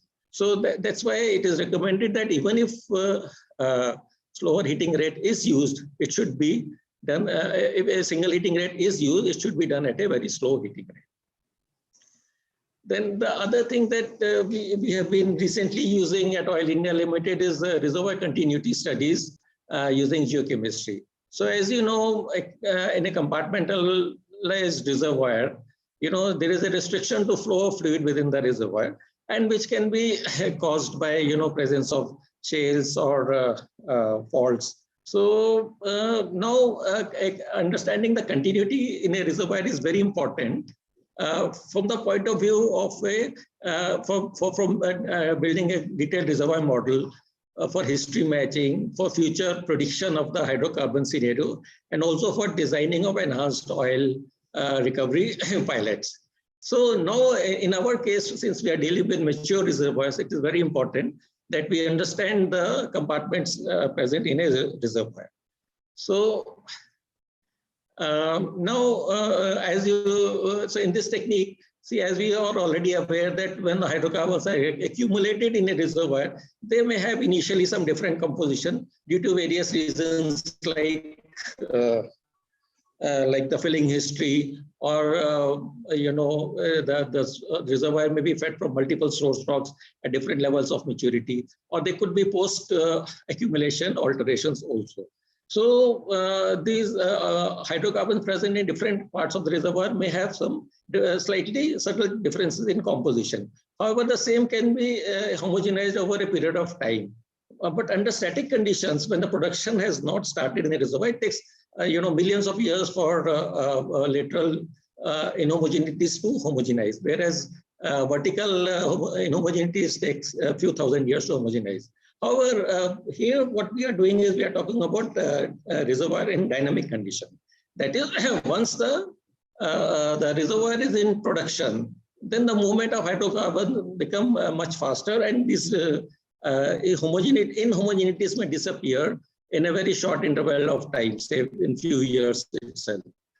So in case we are still observing inhomogeneities in two nearby wells, then it means that there is some fluid flow barrier within the reservoir. So here in this reservoir geochemistry technique, we apply the normal capillary gas chromatography composition of oil to understand the difference in composition in different parts of the reservoir, to understand whether there is any inhomogeneity in the composition, which could be due to persistent permeability barriers within the reservoir. So for example, this will be discussed in detail by my colleague in a presentation tomorrow. So what we found that in case of this reservoir, we found that all the oils in the western side are identical in composition through each other. See, normally we make a star plot of different peak ratios, and all the oils on the western side are identical in composition. Similarly, all the oils on the eastern side are also more or less similar in composition. But there is a in the central part, these oils in the central part are not matching with the oils from western part and with the oils in the eastern part. So that means there is a fluid flow barrier within the central part, and western and eastern part of the reservoirs are distinct from each other. So any EOR pilot design has to keep in mind that, these are the barriers in flow, and while designing a EOR pilot, this point has to be kept into the consideration. And when this information was used in the while developing the reservoir model for this reservoir, we could come out with a much better reservoir with a better history match and better future prediction. So this has been directly used in the reservoir. Similarly, so this is what I had just discussed. So it helps in identifying areas of low permeability in the reservoir, and which is useful in building a much better reservoir model required for EOR pilot. Another application of this technique is time-lapse geochemistry. In this case, what we do is we analyze the oils from the same wells from the same reservoir after an interval of time. So when this technique was applied for another reservoir, for which the already a static model and a dynamic simulation model had been prepared, and a EOR pattern had been identified, like pattern 1 and 2, using and so in this reservoir, we carried out a time-lapse geochemistry study. That is where we collected oils from all the producing wells from in 2017 and in 19. And what we observed during the study was that this well B is not in good communication with both well A and C. But now we see that well B is part of a pattern of EOR. And where this is this triangle, this is the injector well, and B and A and C are all producers. So, sorry. Where A, B, C and a producer. So when we implement the EOR, we shouldn't be surprised that when we inject through the injector at the center in this inverted 5-spot pattern, there will be probably less movement of hydrocarbons from in well B, whereas it will be more towards A and C. So this is how we arrived at this conclusion that in 2017, the well A and C were identical in composition, whereas B and C were different in composition. However, after 2 years, A and C became different and B and C became identical. So this happened because initially all the oil from A was flowing to, because well C was drilled recently, And when well C was drilled, the oil from the direction of A started moving towards it. But very soon the production declined in well A.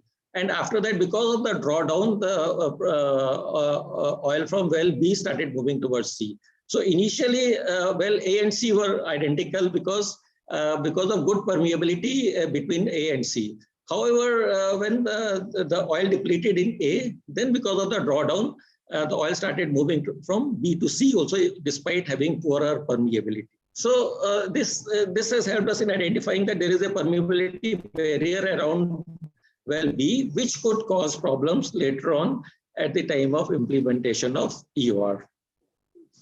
So this is what I just discussed. So this will be so what we can say is that there is a restriction of movement to free flow of movement around well B, and since that is a part of the EOR pattern, there is likely to be a problem later on when we implement EOR in this field.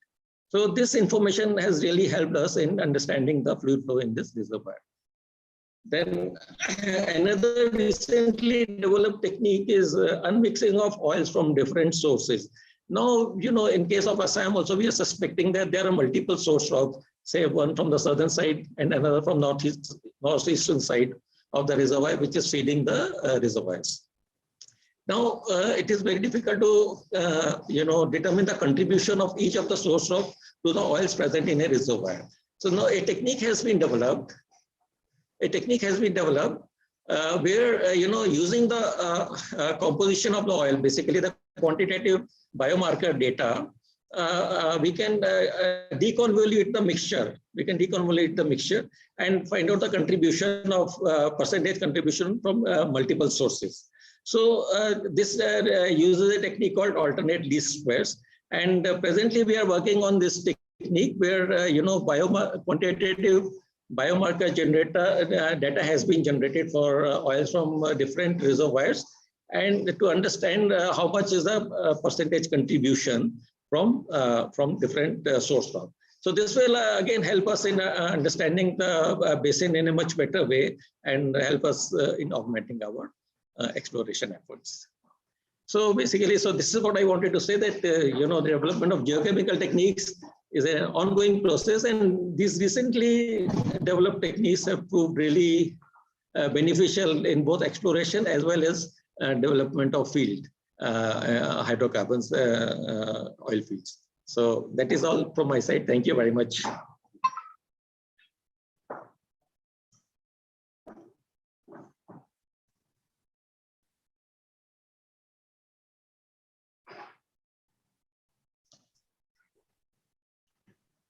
Thank you, Dr. Neeraj.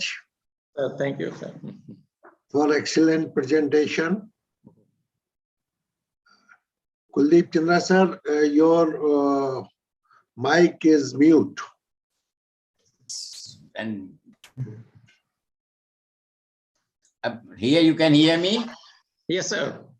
Okay. What was the temperature at which the hydrocarbon started generated when you use the temperature limit of 1 degree centigrade per minute? Yeah, so it is, we are getting, say, starting from 97 degrees, 98 degrees to 100, 105 degrees and so on. So which actually some matches with our observation in the field, because we do get some generation here between 100 to 110 degrees. So that is why we concluded that a slower heating rate will help us in picking the earlier activation energies, which maybe because of instrumental reasons, at a faster heating rate, it is not able to pick up. So we are able to better capture the hydrocarbon generation profile of the kerogen if we use a slower heating rate. The activation energies calculated for different source rocks, are they similar or they are widely different? So when we use a slower heating rate, for example, we show in our presentation, sir, we do get lower activation energies if we use some contribution, say about 5% or 7% contribution from lower activation energies when we use a slower heating rate, which is missed out if we use a faster heating rate. Okay, thank you very much for being very innovative and thinking and adding to the existing techniques something very good. Thank you, sir. Thank you, nice. sir. God bless you. Thank you. Thank you, sir. Thank you. And now can I ask request Mr. Kai Tung Fong to come and speak. Can you see now? Yes. Yes. Good. Yes, yes. Very nice. Very nice. Yeah. Chairman and all my colleagues. Yeah. I'm glad to have this opportunity to make this presentation. I would like to talk about petroleum source and alteration in Taliban Basin. We want to use biomarker, carbon, and salt as the composition.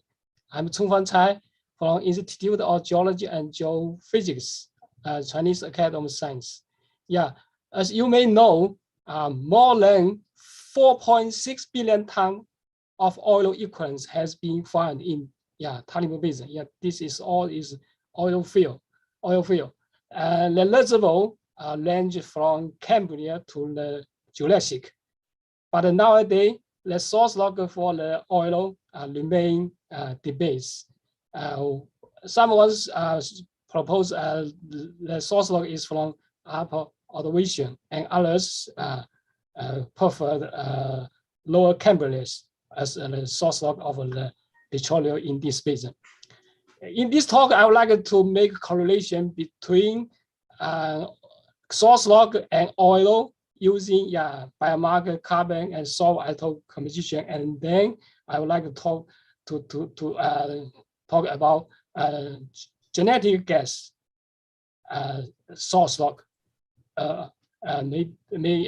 using individual compound salt atom composition to establish the correlation between with source log or oils.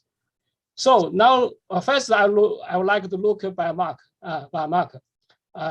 Most of the oil in this basin shows V-type stellene distribution. That means 27 stellene is less than 20, is higher than 28 stellene and much less than the 29 stellene, called V-type stellene.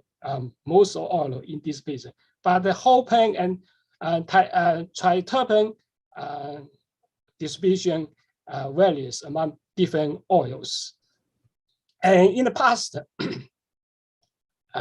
this we call NTL. Yeah, this 27 stellene is close or less than the 28 stellene, but much less than the 29 stellene. This called NTL stellene.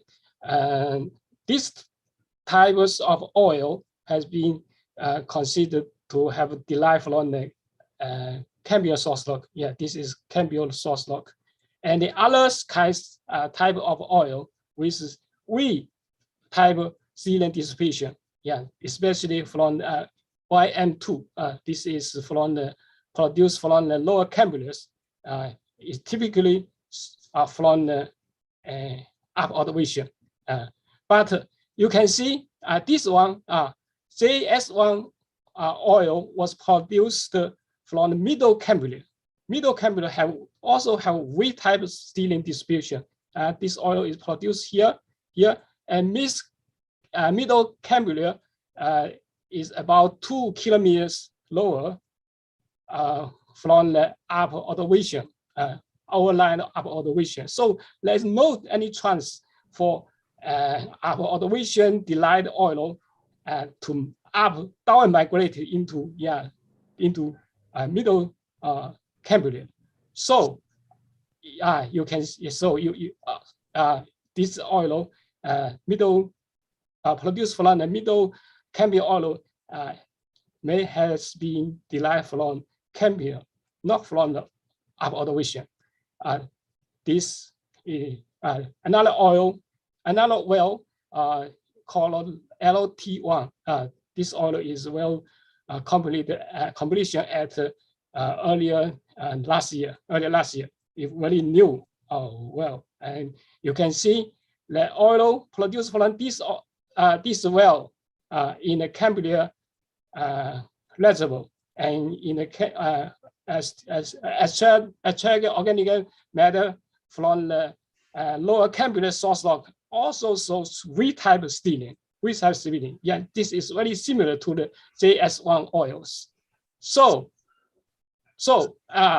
another thing is in the lower Cambrian, we call the year formation. Unit 3 has very high TOC, about 9%, and the unit 2, unit 3 maybe more than 1.8, 1.5 TOC content. So this data suggests Stillen distribution cannot use to distinguish lower Campbell from the upper elevation. So we need to look at another process we call carbon isotope. Yeah, this is the carbon isotope distribution. Now, in the past, we think this type oil with a heavier salt isotope composition was derived from the Campbell source rock, and this one is from lower elevation. No, this is from lower elevation, and this is from the upper elevation. This is from lower Campbell. But you can see these two oil was produced from the Campbell source rock, Campbell reservoir, and these two oil also shows very light individual and alkane carbon isotope composition. This is very similar to the oil which was considered to derive from the upper elevation. So we don't think this one may be from upper elevation. All this may come from the lower Cambrians. So this is difficult to understand why the lower Cambrian source rock have very different organic phases. Yeah, you can see in this area we call the lower slope heavier carbon organic matter carbon isotope composition and anti-L Stillen distribution. But other phases, upper slope and middle slope and basin phases all have lower carbon isotope composition and V-type Stillen distribution. So just one source rock, one age source rock have different or two different organic phases in this area. So you can't say this is from lower Campbell and this is from upper elevation. So yeah, carbon isotope and also biomarker cannot use to distinguish lower Campbell from upper elevation source rock. So we need to develop or to find new process. Yeah, in this case, we would like to use soft isotope. So I have plotted almost all the oil soft isotope composition published prior to the 2018, and we plotted oil soft isotope composition with source rock age, not reservoir age. Yes, this is source rock age, and you can see almost most oil is plotted along these lines. This curve is really parallels to this line. This line represents seawater sulfate soft isotope composition, change with the age, seawater age. Yeah, seawater age. So if all the oil plot along this line, that means we just need to measure oil soft on isotope composition. We can know the source rock age. Yeah, this is very easy one to determine what this oil made from, what kind of source rock. Why some oil have this distribution? We check simulation experience. Under closed system experience simulation, you can see there is just less than 2 per mil difference between produced oil or generated oil with its parent collagen. So that means that fractionation, soft fractionation during decomposition of collagen is very small. It's very small. So you can see the distribution soft isotope composition distribution with agent. Now the question is the closed system in the laboratory happen in the nature system? So we would like to choose 3 wells from different technology structure. You can see all these 3 wells has source log, lower Cambrian source log, very rapidly barrier to more than 4.5 kilometer. 4.5 kilometer. So the oil generation may be in the closed system because it's not generate oil was not stopped and by any time. This is very continual barrier. So this is generation. Oil generation may happen in the closed system. It's very similar to the closed system in the laboratory. So from this comparison, we can conclude, soft isotope may be used to correlation between oil and source rock. But before we do so, we need to check if soft isotope composition of oil represents primary signal. It means all soft composition is represented from the oil derived from collagen, not changed by secondary process such as TSR. TSR is thermochemical salt reduction. That means reaction between dissolved sulfate with hydrogen to generate CO2, H2, H2S, and a lot of organic soft compounds. And these soft compounds generated during TSR has much higher soft isotope composition than those derived from the collagen. So if this oil has changed by the TSR, the soft isotope composition will be changed greatly. So we have published a paper shows these 2 types of oil can be used to correlation with the source rock, but these 2 types not because you can see this soft isotope concentration is much higher than this one, and this is mixed oils. Have a lot soft isotope range between this one and this one. Interesting is some oil is partially TSR oil.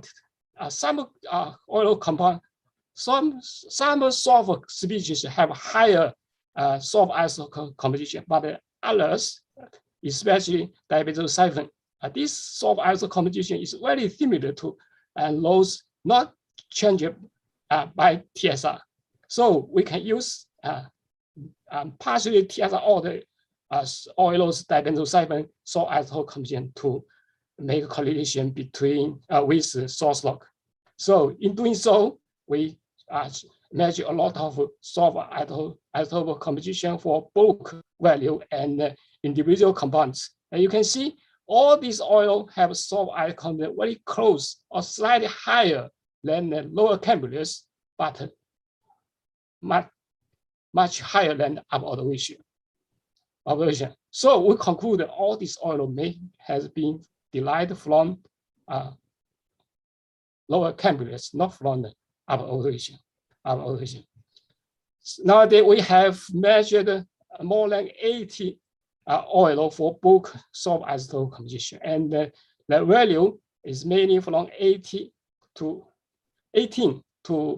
22 per mil, and this value is close to the lower Cambrians. So we think almost all this oil has been derived from the lower Cambrian, not from upper observation.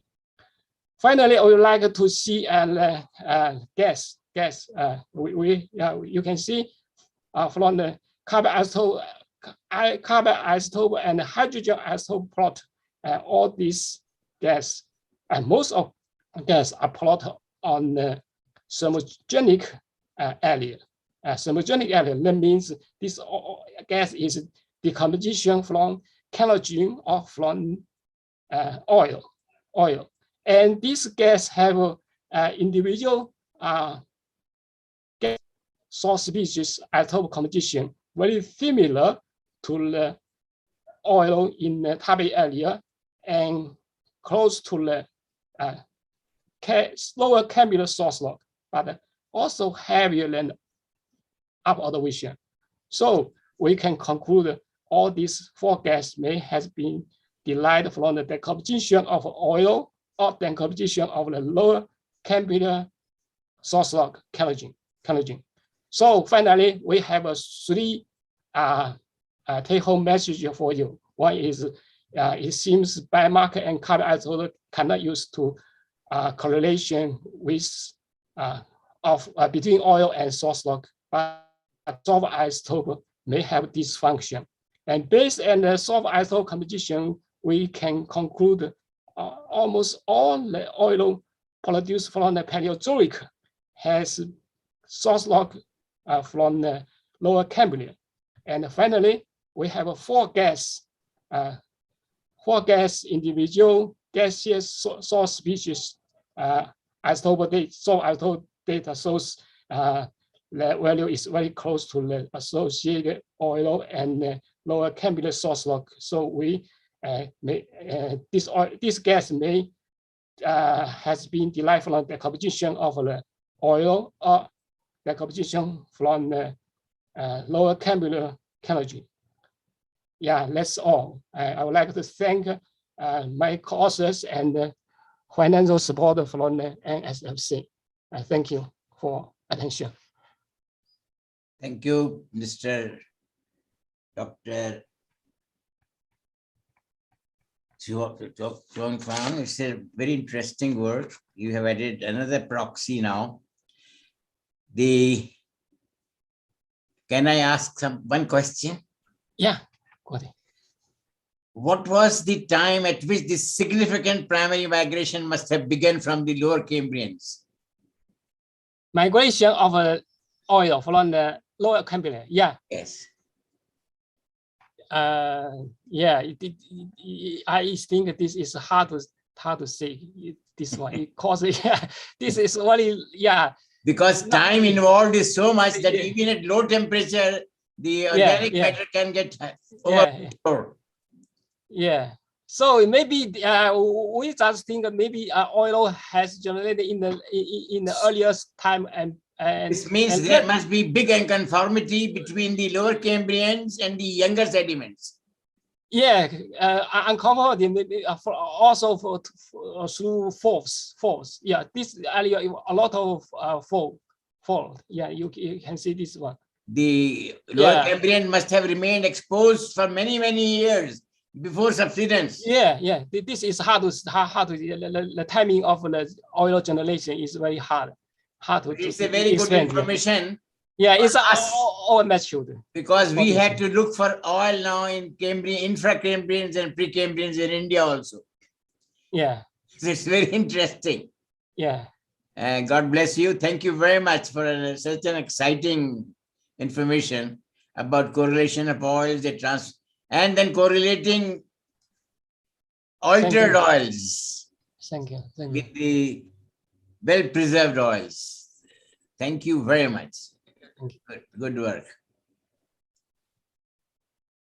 Any other question, somebody? Can we now invite Mr. Harish Pandey to thank you. Very nice. Aishwarya, hello. Yes, sir. Yes, sir. We should invite now Mr. Harish Pandey. Yes, sir. Sir, Pandey sir is there, sir. Thank you, Surya, for please giving me the chance. Very good afternoon to the for the participants of 11th International Conference AAAPG, And on the onset, I thank all the organizers for taking so much of pain during this time, this type of time where we are not able to contact each other. And Garg Saab and Kuldeep Saab has been very proactive, and maybe their other colleagues are similarly proactive, so that we could make it possible to organize such a great event, which I have been noticing since day one when you invited me for the inaugural session.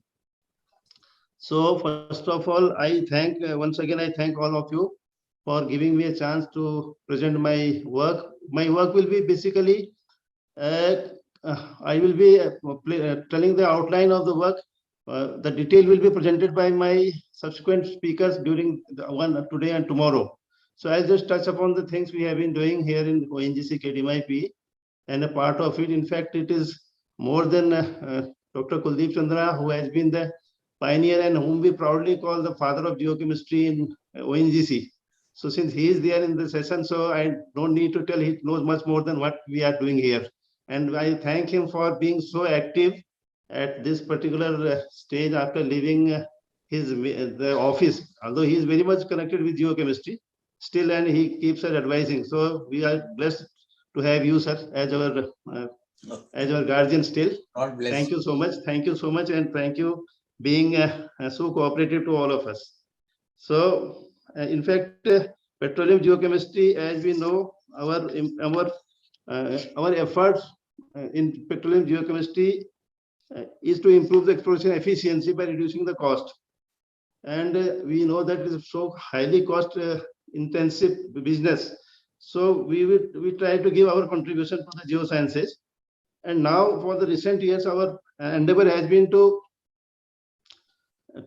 bring together all the components of the exploration and put it in a GNG framework, so that we get the maximum output of what we have been doing in geochemistry. And the exploration as such, as a whole, is giving a picture. So this is finding very useful. And sir, with your inspirations, the kind of work you had done, you always had told that don't be a geochemist, be a geoscientist. So that we still remember, and we are trying to do that in KDMIP particularly. So I'll start my presentation. That will, if you allow me. Please go ahead.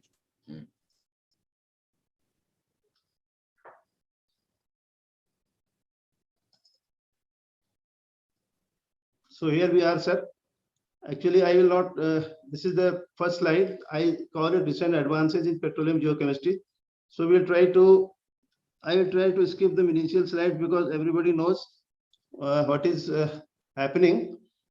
Basics are not required. So this is the overview which I'll be touching upon, and I'll skip the preliminary slides so that everybody knows what is source work and all this. So this don't need to be elaborated further. But one thing is there, even in a geochemistry as a science, we need to bring together all the components. So physical components as well as the processes timing components, as you have rightly said during my last presentation, the presentation of my last speaker, that timings are also very important. So when we study geochemistry, along with the physical component, we need to bring the process and timings also, so that we may reach to a conclusion and we could give a useful tool to the geoscientist. So this is how deposition of the organic matter, maturity, generation, migration, and alteration. All these things can be addressed by geochemistry. And we have been trying to do this because we are E&P company. So our inputs are going straight away to the basin or to the users, and we are able to contribute, and we are proud to be the part of the exploration strategy or development strategy.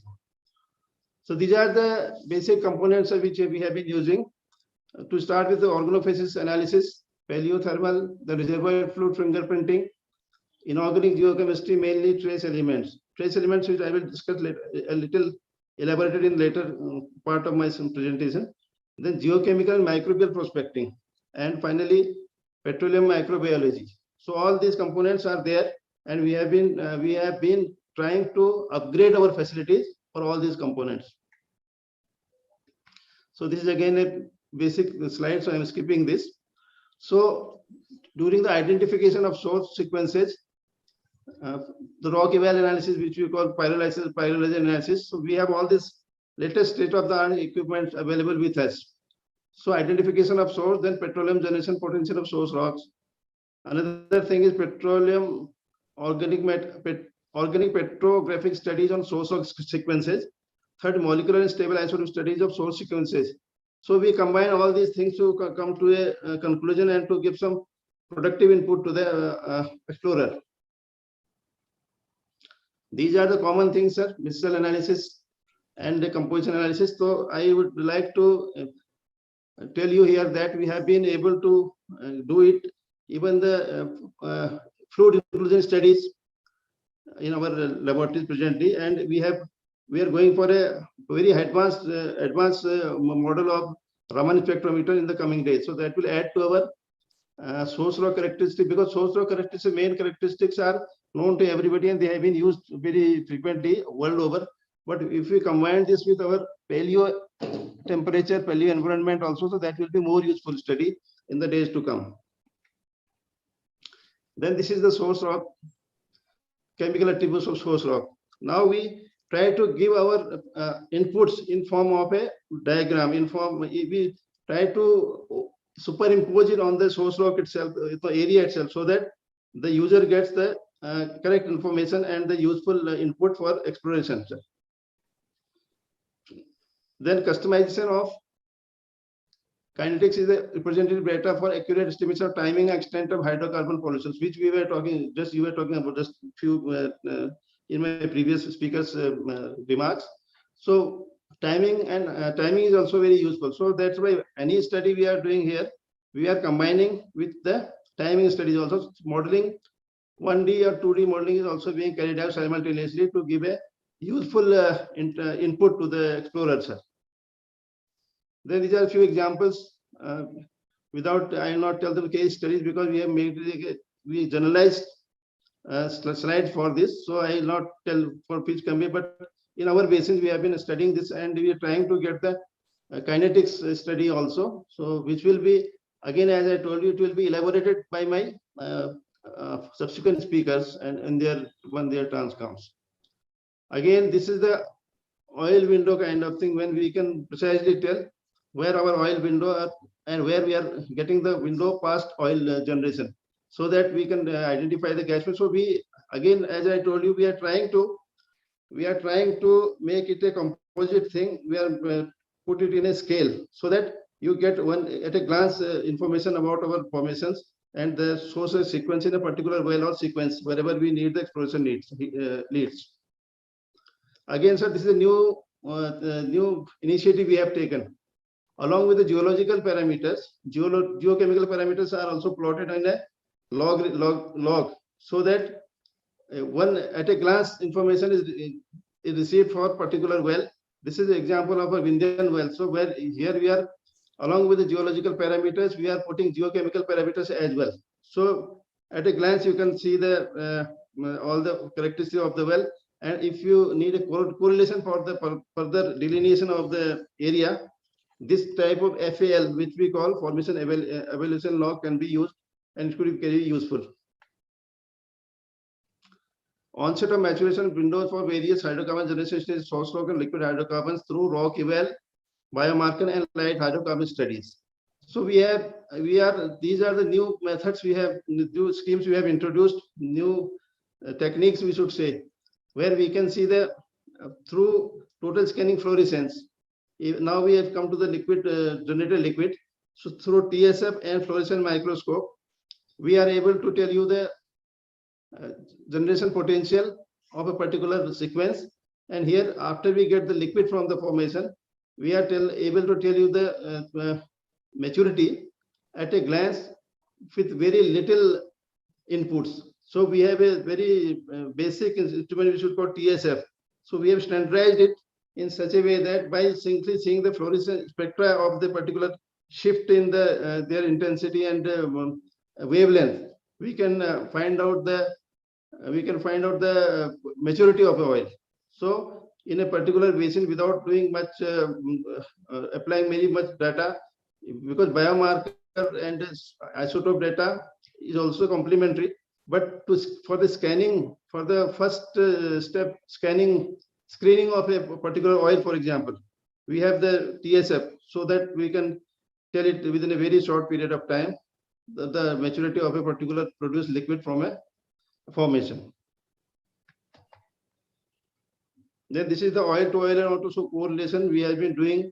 It is the old method, of course, but we have been doing it regularly.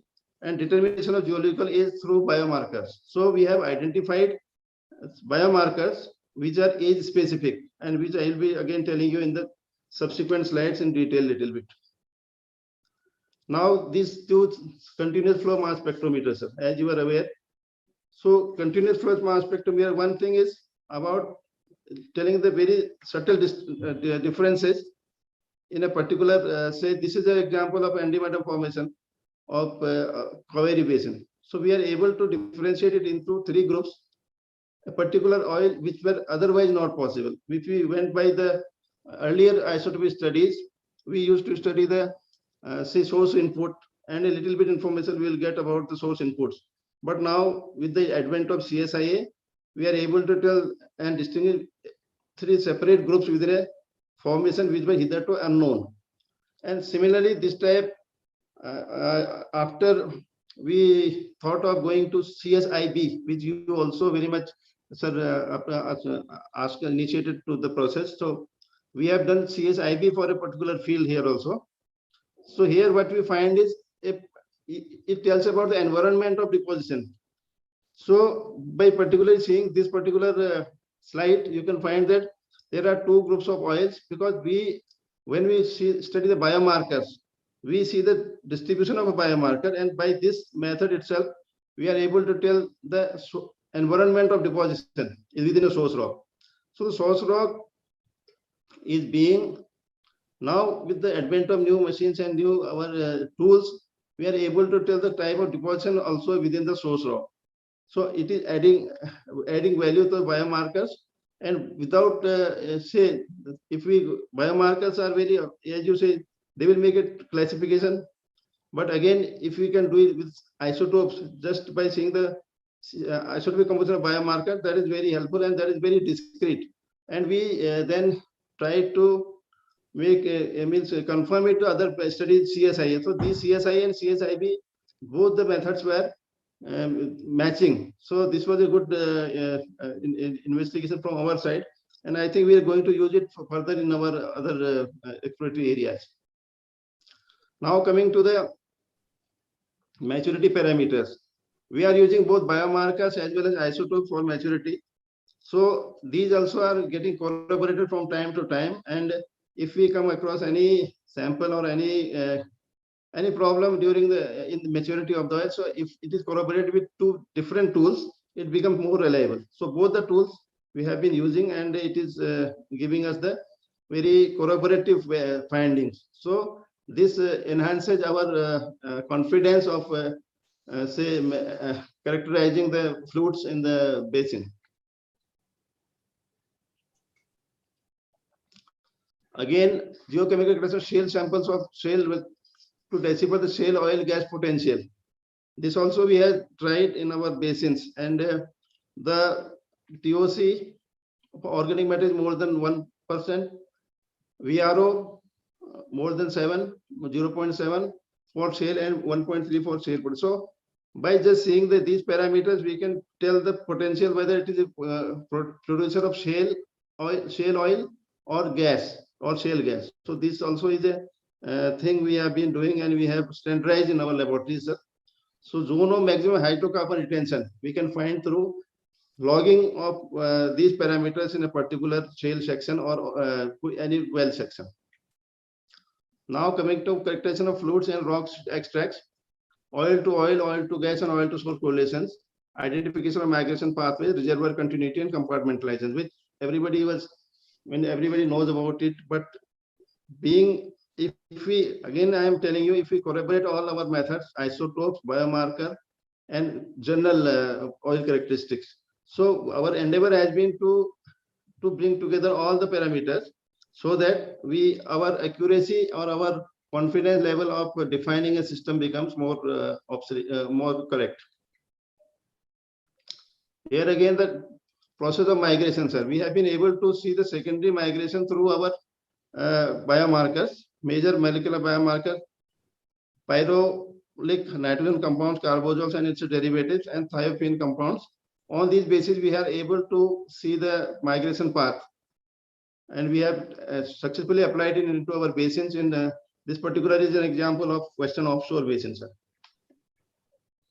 And again, as we are going for, due to the advent of GCMS and MSMS, we have further resolved our analysis from simple biomarker peak area to GCMS. We get more resolution, and when we go to GCMSMS, it is still more. So we identification of biomarkers for this particular study is in already we have standardized, and we have got some patents also. This which I will be telling later on. Yes, this about delineation of geological boundaries.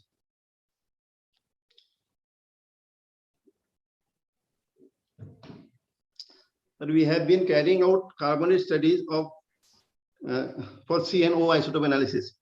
So as you are aware, maybe that when we go for this particular study, already KT boundary had been defined by major boundaries has been defined earlier also by many scientists.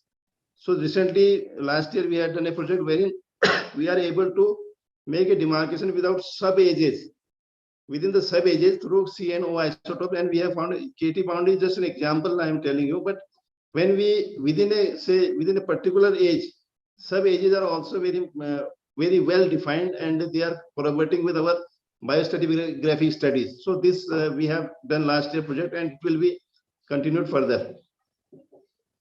So as I have been telling, that if we go by isotope studies, simple CNO isotope values, and if you plot it in well through its all depth, we are able to discriminate, or we are able to discriminate about the sub-ages within an age. So this is the thing we have been doing last year, and this is a very common Bernard diagram. This is very common because we bacterial gas and thermal gas. But we have gone one step further, sir. In here also, we are able to now tell the percentage of biogenic gas in a mixture of gases. How much is the biogenic and how much is the thermal input? So this Chung et al. Was the author who has published a paper taking his work into his work and his inputs into consideration. We have did it for our basins also, wherein now we are able to tell the percentage of a particular say mixing of biogenic gas, because this question is always asked, if you are saying a mixed gas, how much is the thermogenic component? So this also we have done, and using this Chung diagram and thermophilic the other diagram. So this is, as I was telling you, when we see our CSIB, compound specific isotope analysis biomarkers and total scan fluorescence. So if we compare these two results, so TSF and CSIB, both these values, both these parameters were matching. So this is corroboration of one of our new techniques for telling the maturity. And since this is based on the input of bacteria, and this is another parameter which is telling about the maturity. So these two were corroborating, so we could get. Pandey, now hurry up, please. Okay, sir. So one new thing we have done, this is isocone map salinity mapping. So through this study in KDMIP, we have been able to tell you, sir, we have done it in Assam, Assam and Assam Aramkan basin. We are able to find the areas of preservation and generation of oil. So we could find through our salinity studies how much, which area is more prospective for generation of particular oil, or which area are better suited for preservation. So this is because of this has been possible due to the study of our salinity data. This also will be told in detail by Dr. Supriya in tomorrow's lecture. This is this afternoon itself. So this is a delineation of surface anomalies. Again here, sir, I want to stress that we have been adding, when we talk of surface adsorbed gases, now we have started using the value of microbes also, so that the surface prospecting area, and so sorry, the methane concerned adsorbed gases are further fortified by the presence of oxidizers, butane oxidizer, propane oxidizer. And finally, we are also using salinity data, micro element data. Faster, please. Time is coming. Yes. So this is how, sir, I was telling you that we are adding all the data and they're coming to some conclusion. So I will just skip those slides wherein we have got patent and applied for patent. And I think that is all. This is about the mixing. I was telling we have 500 kg basin. And if you, and on the basis, these are the slides and these are the inputs we have identified. But finally, I will say geochemistry contributes to solution of problems at all stages of fields life, exploration to abandonment. Major oil companies use systematic geochemistry to all steps of exploration. Petroleum geochemistry plays a vital role in the understanding origin origin, migration, accumulation, and the role of geochemistry has changed from quantitative to qualitative to quantitative in the recent years. And that's all, sir. Thank you so much.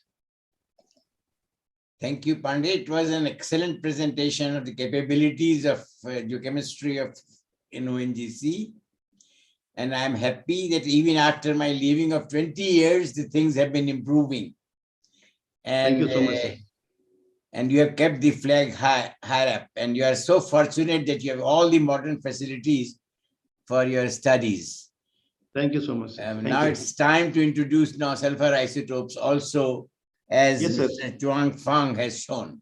Sir, for your information, sir, we had done sulfur isotopes also, and we were able to solve the problem of origin of S2S in Mumbai offshore, which came out to be bacterial. Okay. So that we had done, nice, sir, 8 years back. Thank you so much, sir. Okay, God bless you. And I would now invite Mrs. Archana Devi, Miss Archana Devi from Oil India. It's another national oil company which also carries a lot of good geochemical work and innovative work, as Mathur had shown in the beginning. Now let's see what is the innovation Miss Archana Devi has done. Good afternoon, everybody. Sir, I cannot share my screen. Okay. Yes, sir.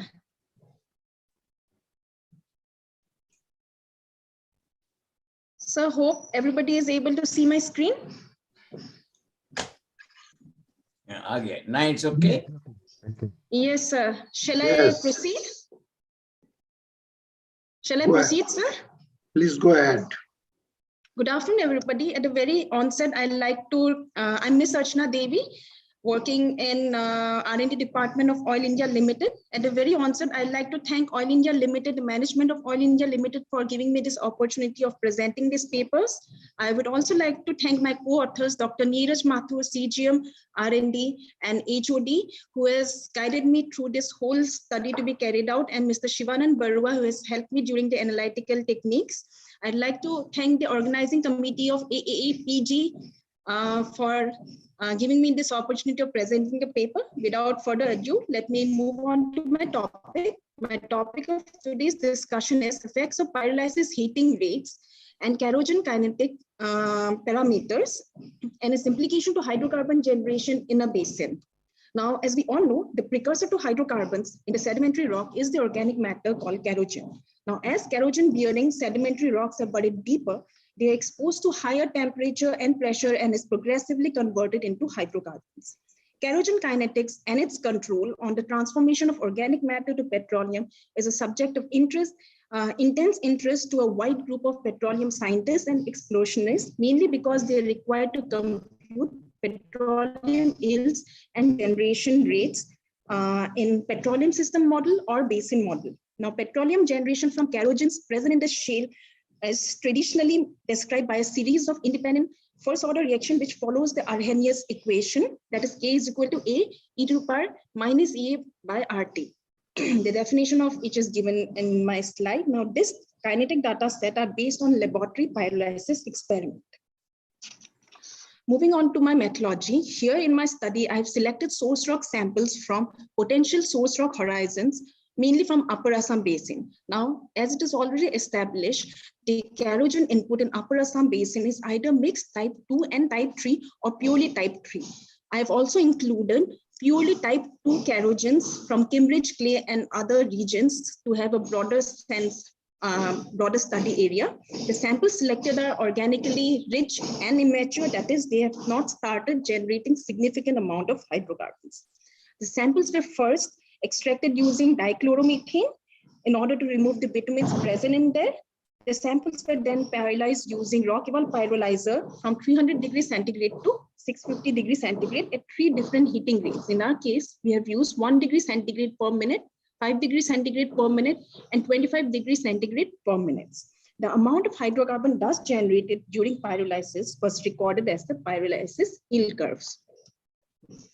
Now, this pyrolysis data that was generated using rock eval pyrolyzer, that is the time, temperature, and the pyrolysis yield, is subjected to mathematical analysis using GeoWorks software to extract kinetic parameters, that is A and EE, from pyrolysis yield curves. However, it is not possible to precisely determine A and EA combination as there are many unknown factors.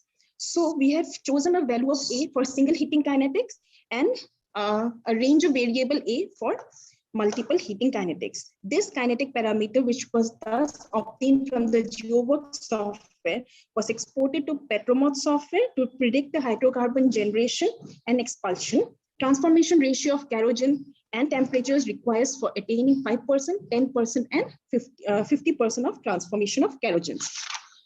This is the map of Upper Assam Basin from which maximum samples has been selected for the study. Now, in our study, we have used 2 different mathematical approaches and compared them to see the efficiency of both of them. Now, the first approach is that most of the industry or the academic laboratories use multiple heating ramp conditions, combinations. Like in our case, we have used 3 pyrolysis ramp that span at least 20-fold variation of heating rates. That is 1, 5, and 25 degrees centigrade per minute. And we have kept the range of variable frequency factor as A equal to 1 into 10 to the power 13 to A equal to 1 into 10 to the power 15 per second in order to derive good kinetics. The second approach is that a highly debated recent publication by Weppels has stated that single ramp, heating ramp, will also give suitable kinetics as long as we fix the A value, that is the pre-exponential value, to 2 into 10 to the power 14 per second. So in this study, we have compared both the multiple heating, the kinetics obtained using both the multiple heating ramps as well as the single heating ramp.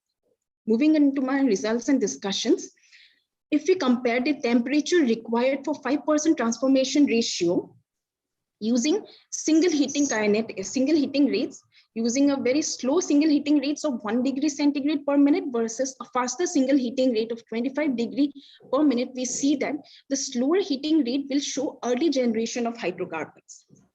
Next, if we compare the same data to see, then 10% the temperature required to have 10% transformation ratio, we again see that this slower heating rate of 1 degree centigrade per minute will give an early hydrocarbon generation compared to a faster heating rate of 25 degrees centigrade per minute. Now, we have also attempted comparing single heating kinetics with multi-heating kinetics. Caution has to be taken here on the factor that both these techniques, the single heating technique, we have used a fixed A value of 2 into 10 to the power 14, whereas for multi-heating rate, we have used a variable range of A value, that is A will be 1 into 10 to the power 13 to 1 into 10 to the power 15 per second. However, after kinetic conversion, the value of A is refined by software until a best fit with the pyrolysis yield curve is obtained. Hence, we have not directly compared the kinetic parameter A or EA. We have rather compared the transformation ratio of multi-heating with that of single heating. Now, if we compare the results, the temperatures required to attain 5% transformation ratio, we see that the slower heating rate will show early generation of hydrocarbons, like shown in this slide. And if we compare it to faster heating rate, we see that the multi-heating rate will show a faster, earlier hydrocarbon generation, obviously, because multi-heating kinetics is just a combination of a slower, faster, and intermediate heating rates. Now, if we see the field observation in Upper Assam Basin, the bottom hole temperature comes around 100 to 110. For example, in Bigom area, we have a bottom hole temperature of 100 to 110, and still we find heavy oils, that is in situ generated oils. Hence, we can safely predict that the hydrocarbon generating temperature for Upper Assam Basin is near to 100 to 110. And if we compare the data obtained by single heating kinetics as well as multi-heating kinetics, we see that we can safely comment that the results obtained using slower heating rate of 1 degree centigrade per minute correlates much better with our field observation below. Now, moving on to the reason behind such observation is that a possible reason is that the pyrolysis data yield are more accurately captured using slower heating rate, especially for type 3 kerogens, which has an asymmetric as well as wide distribution range, which reflects the heterogeneous precursor compounds. Now, amples of study have shown that aromatization and condensation processes do not occur during faster heating rate to the same extent as in nature. Now, for kerogen, conversion of kerogen to hydrocarbons for type 3 kerogens, aromatization process plays a very important role. And hence, we can comment that faster heating rates cannot capture that conversion from a very early activation energy. This can be seen. The first slide shows you the single heating rate at 1 degree centigrade per minute captures the Faster, we are taking time out of our break for tea. Be faster. Okay, sir. Just one more slide. Okay. Single heating rate, slower single heating rate captures the EA from a very early stage compared to the other two ones. Now, this effect is not very prominent in type 2 kerogen, which has a very narrow range of distribution of EA. So finally, we can safely conclude that kinetics using slower heating rate correlates better with our generation of hydrocarbons, particularly for mixed type 2 and type 3 kerogens, which is found for Upper Assam Basin. Kinetics determined using single heating rates as suggested by Vapels can be used, but preferably it should be done using slower heating rates rather than the faster heating rates. And multi-heating rates, if at all we are doing, it should be collected from slower to a higher heating rates. That is all about my presentation. Okay, I'll be happy to take any thank more you, questions. Miss Archana Devi. Thank you. Have you seen some of our work on kinetics of kerogen transformation? Sir, in APG, that 2002, when Cambay Basin paper is there, effective source rocks in Cambay Basin. Okay, sir, I'll definitely take it out and study. And there is it. another work which was published by Mr. Makkar and myself and was referred in the Rockyval literature. You can do it on two very close temperatures so that the yield remains practically the same. And then you can calculate your activation energies. In this case, whether you kept this same sample for every condition, yes, sir. You took another rock type samples. No, sir. I prepared a bulk. Okay, that's right. That's good. Yes. That's a very meaningful work. Thank you very much for an exciting work. Thank you, sir. You have done. Okay, thank you, sir.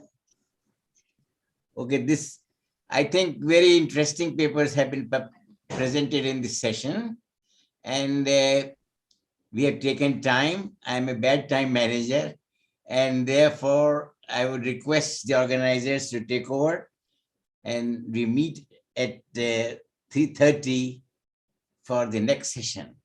Thank you. Thank you, Mr. Kuldeep Chandra, our guru, for nicely conducting this session. And there are various new leads from Oil India and other places, but the picture remains the same and new ways of doing things. Techniques are not new, techniques are the old, or the same, but the way of doing things are definitely new. So we will find new ways. And thank you all the speakers, starting from Dr. Neeraj Mathur to our Chinese colleague, Mr. Pandey and Archana Devi. Thank you very much for this excellent session. Thank you very much, sir. Thank you, everyone. We had a very important and a very technical, it was indeed a technical session, but the geochemistry of petroleum source rocks was indeed a very good session. And I'd like to thank the chair, Mr. Kuldeep Chandra, and also the speakers for the session, Mr. Neeraj Mathur, Professor Kai Chung Fang, as well as Mr. Harish Pandey and Ms. Archana Devi. Thank you so much for a very exhilarating session, excellent session. Another session is going to come up next in the next 30 minutes, where the discussion is going to be on genetic basin modeling and geochemical analytical technique. Thank you so much, everyone, for having joined us. Let's take a very short networking break for tea or coffee, and I'll see you in 30 minutes from now. Thank you so much for having joined us. Can we have some? Okay, thank you. Thank you for everything. Okay. Sir, Ms. Sushma Rawat will come tomorrow.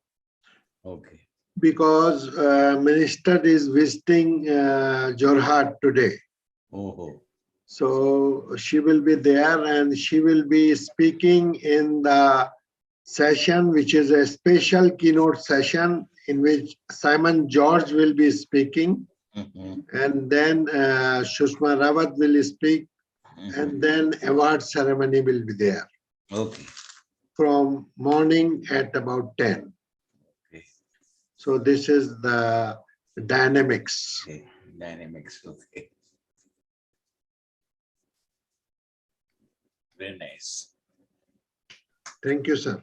Okay. Thank you for giving me opportunity to chair the session. God bless you. Thank you.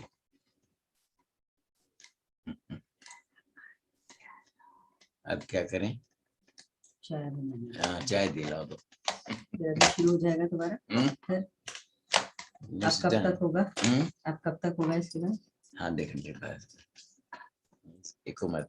मैं नहीं खाएंगे, धूप में आ जाइए। आ रहा हूँ। So Dr. Guy कह रहे हैं go for sun for little. It's very cold here. Yes, sir. Yes, sir. Okay.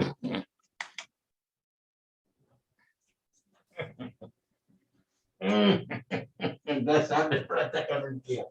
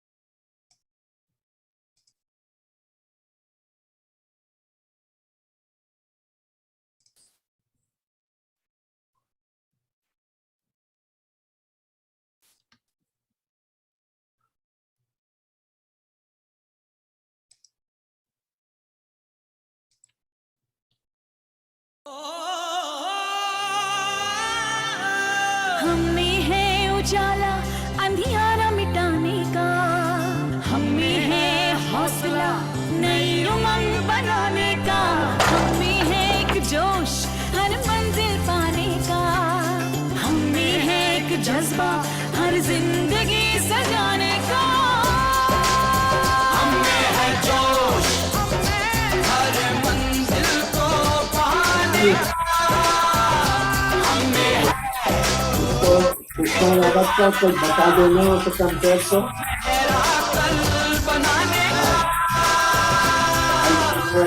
होगा और जिंदगी हम हैं हर खुशी 开会你看没有？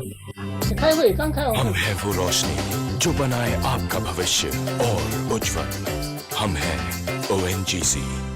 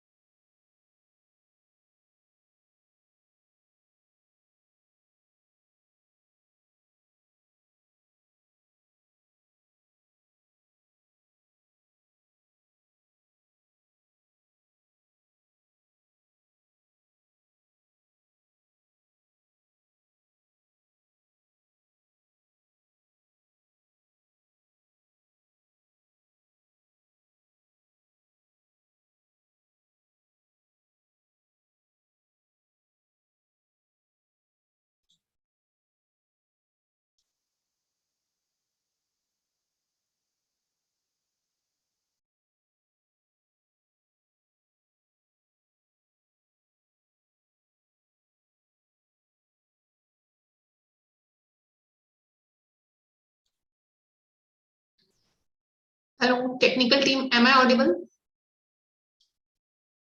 Yeah, ma'am. Just wait 1 second.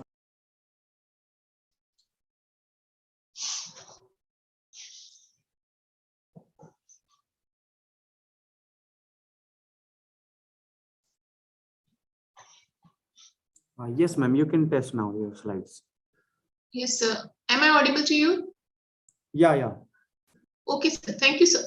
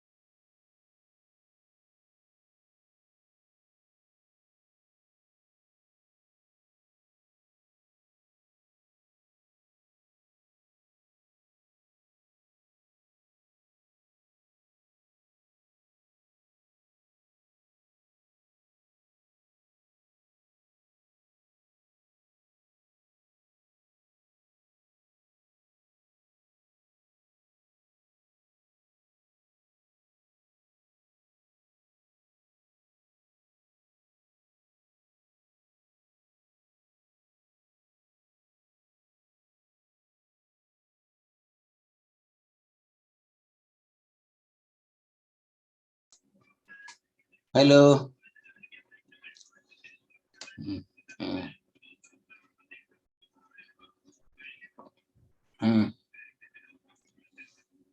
नहीं, मगर घर की तारीफ करनी पड़ेगी हम लोगों को, मेहनत इस जमाने में मेहनत करी है उसने, तब जाके इतना हुआ है जमा। नहीं, बिना बिना लगन के नहीं हो सकता, बड़ी मेहनत की। एक एक सेंटेंस इनविटेशन बनाने लिखने में सब में एक, मुझे भी जितना ही मैंने छोटा सा बोला मगर मुझे उसको प्रिफाइन करने में, प्रिसाइज करने में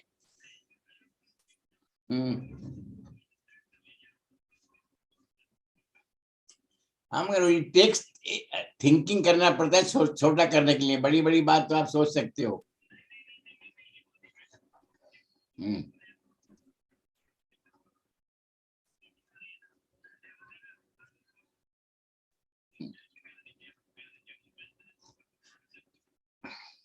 ओके, आ गए लोग बाग। Speakers have started coming.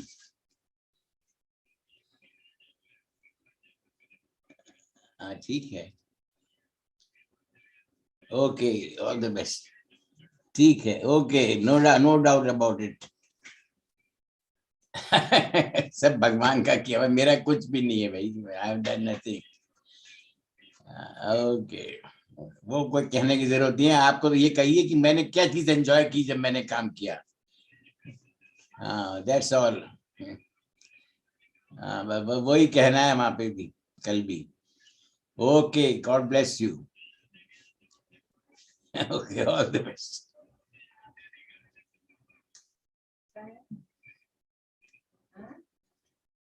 Ramraj Singh का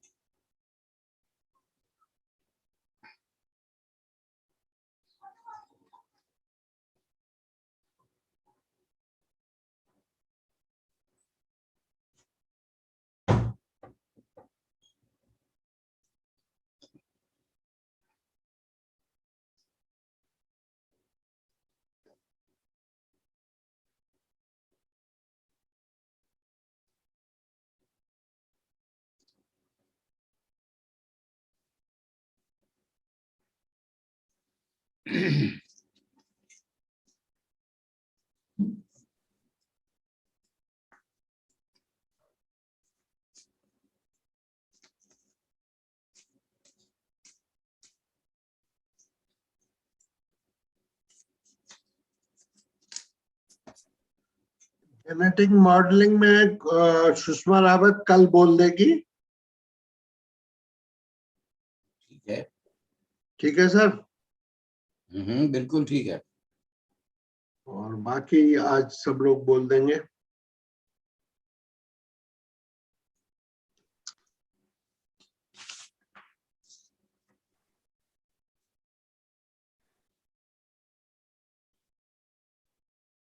जियोमी वोंग आ गए? आ जाएंगे, अभी 10 मिनट है। अच्छा,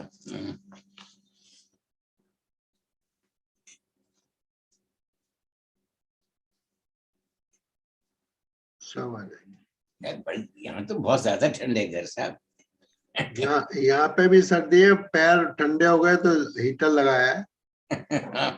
हीटर लगाने से असल में ओवरलोड हो जाता है हमारा कंप्यूटर, तो बंद हो जाता है। जी जी। Dr. Gang, this is Kayi. Yes. Yeah, I'm filling in for Professor Xiaomei Wang for the next session to chair. Young Bang. Right. So kindly chair the session, and for your information, Sushma Rawat will not be there, other will be there.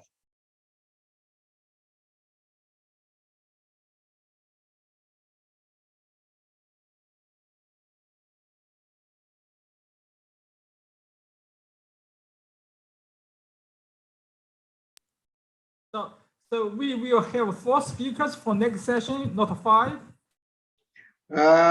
There are Sushma Rawat will not be there. First speaker will not be there. Right. And others will be there. Okay, thank you. Thanks. Yeah.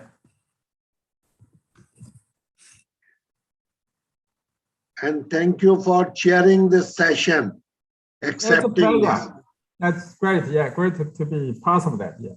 Yeah, and next time in China is a big session in person. Yes, yes, I hope so. Yeah, yeah, yeah. We will. We're waiting for that. Yeah. Yeah. We wish to meet our counterpart and our senior colleague, Fanpo and others, but this is just a virtual. Yes, yes.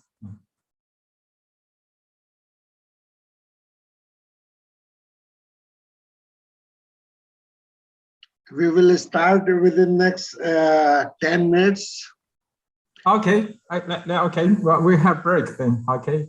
Yeah.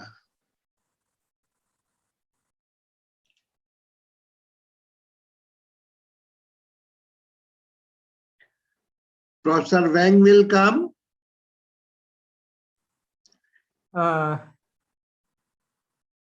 Professor Wang. Dr. Wang is got some emergency things, so she may join later on, but I'm going to chair on her behalf. Right, right. Yeah. Okay. Good.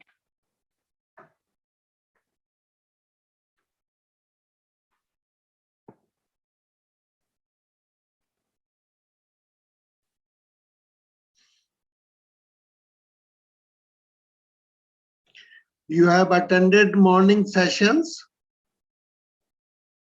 Yes, I really love the opening ceremony. It's great. It was great. Yeah, I was at the opening ceremony. Yeah. Okay, good. It's good. Yeah.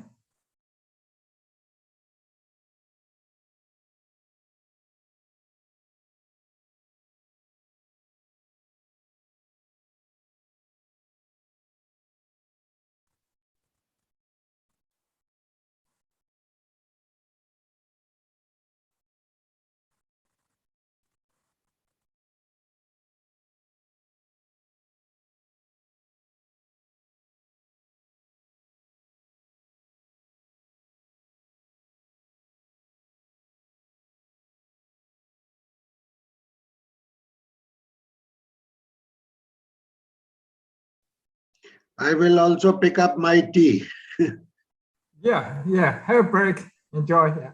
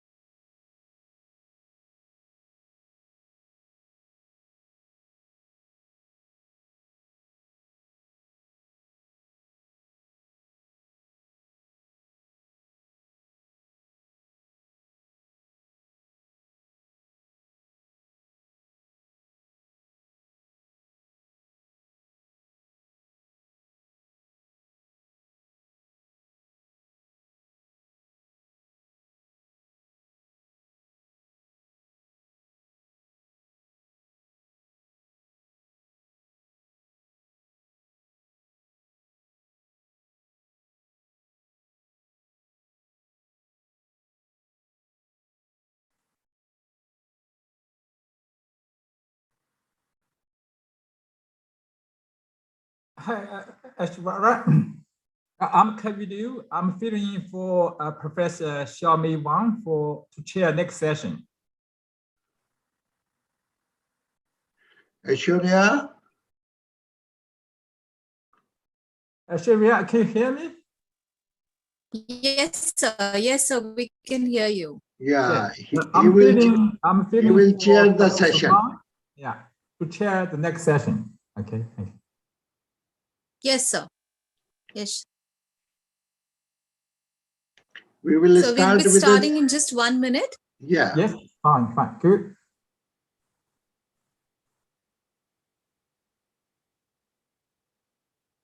Okay.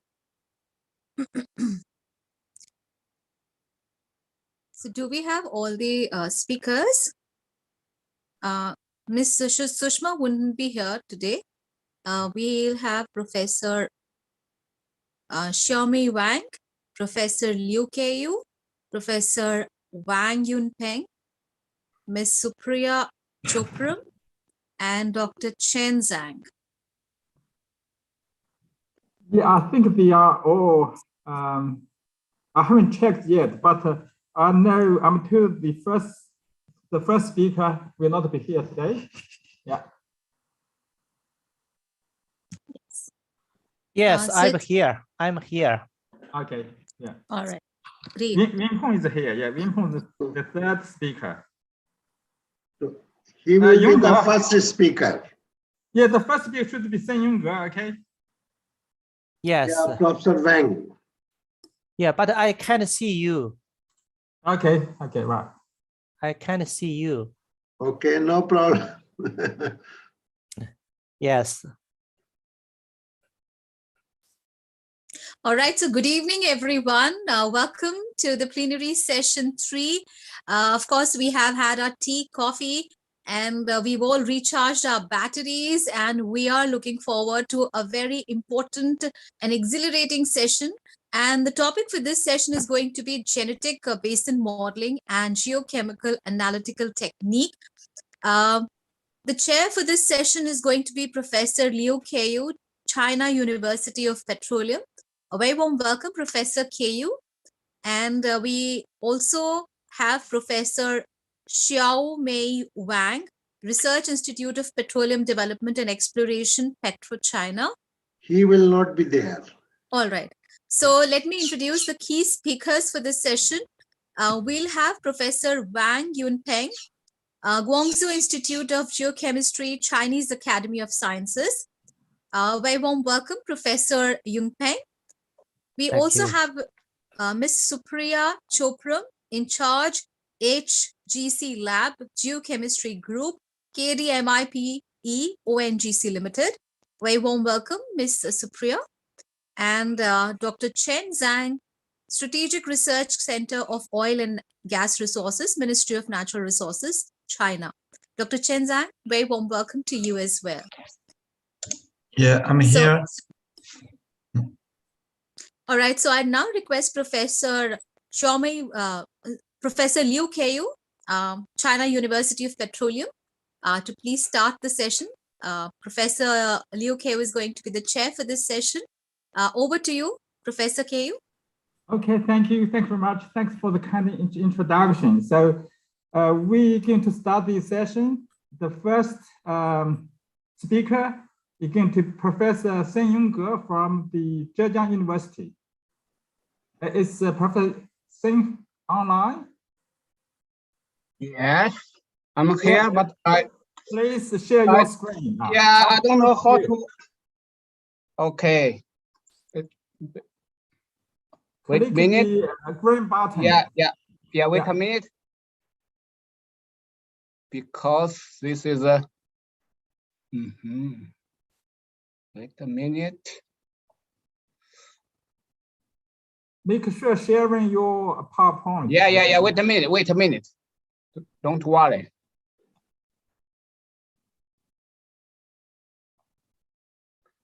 Okay. And okay, share.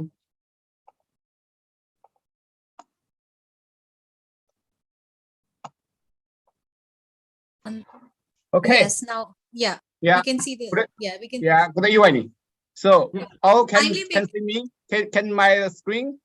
Yes. Make sure the full screen, okay? Yeah. Okay. Okay.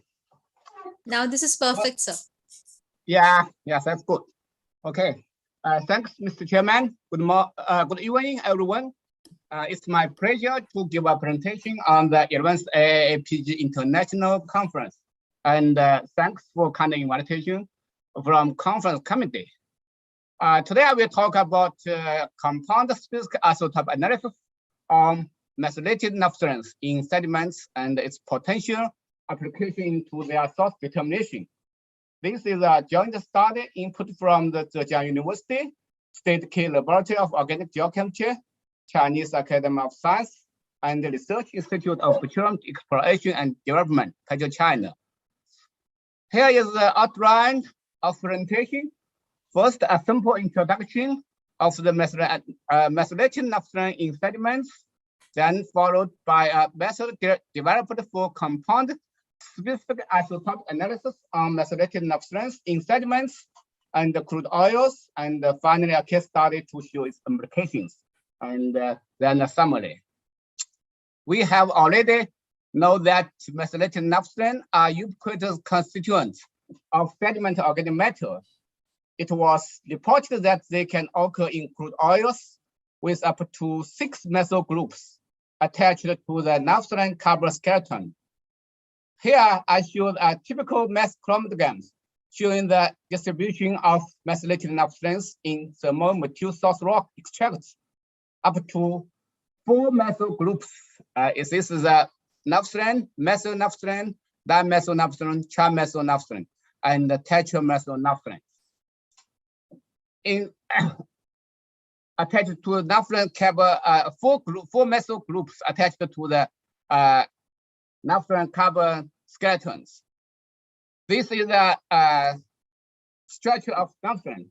We now know beta substituted methyl groups are more stable than those with alpha substituents. Therefore, methylated naphthalene derived molecular parameters were mainly used to evaluate the thermal maturity of organic matter, including parameters from methyl naphthalenes, dimethyl naphthalenes, and trimethyl naphthalenes, and tetramethyl naphthalenes, even the pentamethyl naphthalenes. However, the distribution of methylated naphthalenes are highly variable between samples, as they are controlled by the effects of source, thermal stress, and biodegradation. For example, Van Essen proposed the so-called maturity center here, a maturity center to determine these effects. Here is an example showing the mixing effect on the distribution of methylated naphthalenes. Sample number 3 is far away from the maturity center and was interpreted here by influence of engineered organic matter. Although many factors affect the distributions of methylated naphthalenes in sediment, organic matter, and crude oils, source influence could be one of the most important factors. It has long been recognized that the geosynthetic process is the main pathway accounting for the occurrence of numerous methylated naphthalenes in sediments with carbon skeletons that are not obviously derived from common natural product precursors, resulting in a geological methyl pool to interpret the isomerization and transmethylation during diagenic processes. However, still several isomers were considered to be derived from terpenoids, being microbial or land plant sources, as revealed by its highly relative abundance in sediments and in low maturity crude oils among methylated naphthalenes, with structures resembling those of natural products, typically including 1,2,5 trimethyl naphthalene, 1,2,5,6 tetramethyl naphthalenes, and 1,2,7 trimethyl naphthalenes. But it still needs a robust evidence to show its relationship to land plant source or microbial source. We know compound specific isotopic analysis have been proven to be a powerful tool to determine sources of sedimentary organic matter. Therefore, in this study, we tried to measure stable carboisotopic compositions of methylated naphthalenes to probe whether it works in respect to their source determination. The objective of this study are to develop a method for separating methylated naphthalenes from aromatic fractions in sedimentary organic matter to accurately measure their carboisotopic compositions and to probe whether the specific methylated naphthalenes with contributions from the diagenetic aromatization of natural product precursors could be indicated by their stable carboisotopes. We collected 11 source rocks of the tertiary Sahara formation from 2 wells, Gang 26 and Gang 4. Both wells are from the Chico site, Bohai Bay Basin, East China.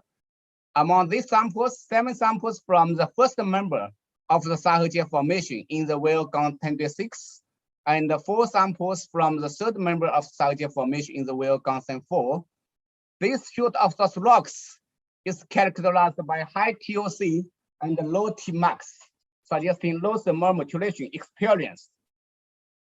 This is the Tmax values and the TOC values. Compared to the source rocks from the first member of the Sahara formation, those from the third member of Sahara formation show relatively low hydrogen index, indicating significant difference of organic matter types between these 2 shoots of source rocks. Using local derived parameters such as hydrogen index, oxygen index, and the Tmax, we put our data on the previously defined template, and the results demonstrate that organic matter type 1 to type 2.1 dominated in the source rocks of the first member of the Sahara formation, while type 2.2 for the source rocks of the third member of the Sahara formation. Corresponding to the organic matter types, biomarker assemblage in the source rock extracts from the first and third members of the Sahara formation also show distinctive features. Biomarker assemblage in the source rock extracts from the first member of the Sahara formation has highly relative abundance of spirins, low diasteren regular state ratios, low TSTM ratios, high C29 alpha beta hopan, and low gamma serines, suggesting alkaline water with weak oxidation, while biomarker in the source rock extracts from the third member of the Sahara formation shows higher relative abundance of hopans, high TSTM ratio, low C29 alpha beta hopan, high gamma serines, and high diasteren regular stain ratio, indicating acid water with strong stratification. Cholesterol terpenoids detected in source rock extracts are mainly aromatized diterpenoids, very low content of diterpenes in the aliphatic fractions. These compounds include simonelite, bisinosimolite, and 1,2,3,4 tetrahydrolatine. The angiosperm-derived terpenoids are undetectable in source rock extracts. Now, methods used in this study, we developed a 2-step column chromatography to separate and purify the methylated naphthalenes from the aromatic fractions with aluminum as the stationary phase. This method allows the minimum amounts of solvents and aluminum with samples loads of as little as 1 microgram with very short time, normally a duration of 30 minutes. Here is an example, 2 subfractions, methylated naphthalenes included fractions and methylated phenylanes included fractions, showing a very clean background and good resolution. It's satisfied for the compound specific isotope analysis. Beautiful chromatograms of mass chromatograms of MS44. Okay, here is the total iron chromograms of methylated naphthalene, included fractions separated from the source rock exchange in the Sargasso formation. Once again, with very clean background and a nice resolution.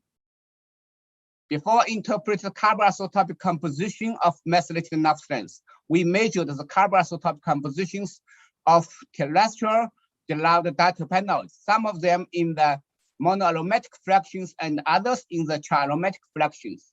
These terrestrial derived diterpenoids show an enrichment of C13 with a delta C13 value of about -20 per mil. Also, we measured the carbon isotopic compositions of organic carbon, total organic carbon here, total organic carbon, normal alkanes, precipitate phytanes, and hopanes. Here, hopanes is it's here, hopanes.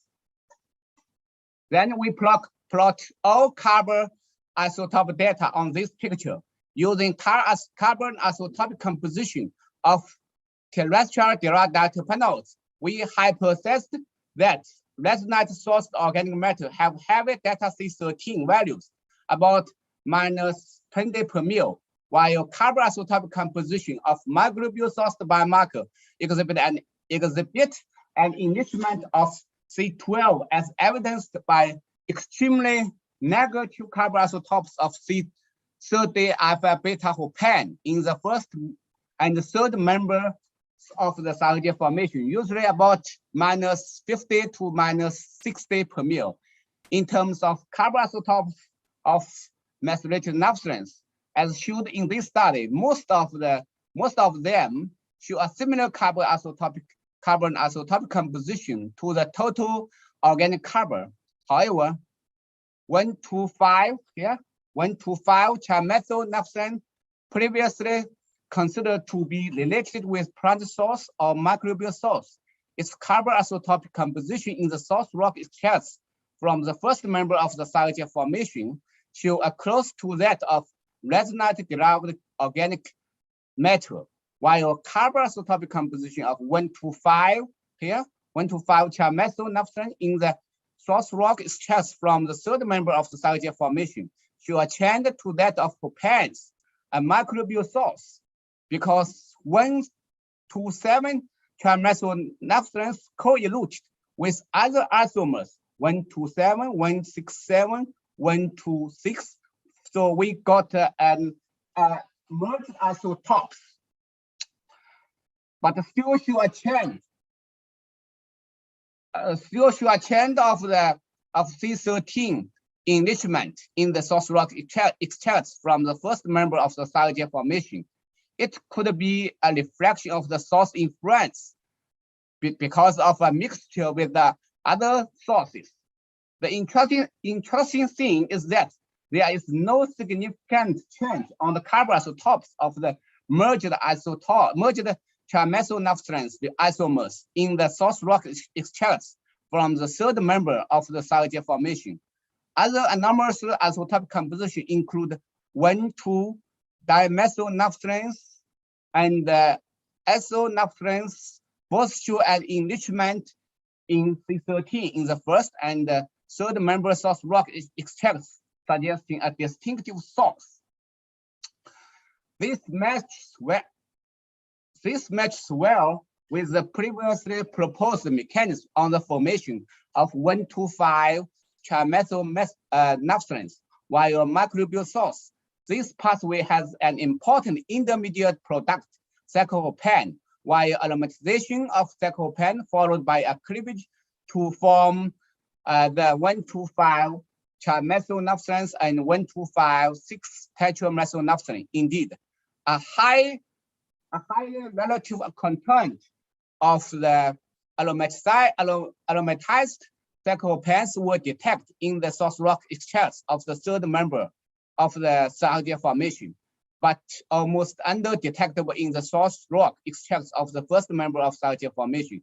This is probably associated with the active methane cycle occurred during the deposition of the third member of the cycle formation, as evidenced by high Hopan-Spirane intensity ratio. Unfortunately, we did not measure the carbon isotope composition of 1,2,5,6 tetramethyl due to its low relative content.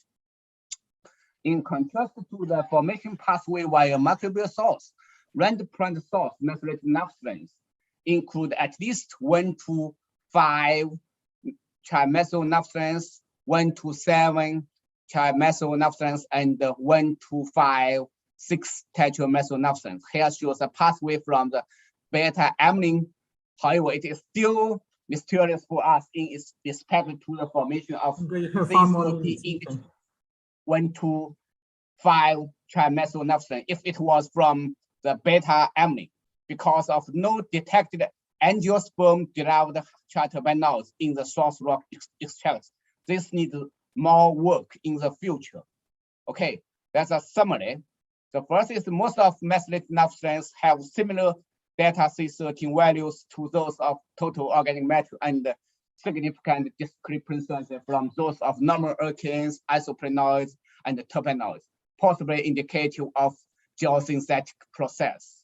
And the second is carbon isotope compositions of 1 to 5 trimethyl naphthalenes show large C13 or C12 enrichments compared to other homologs, suggesting distinctive source pools rather than geosynthetic process.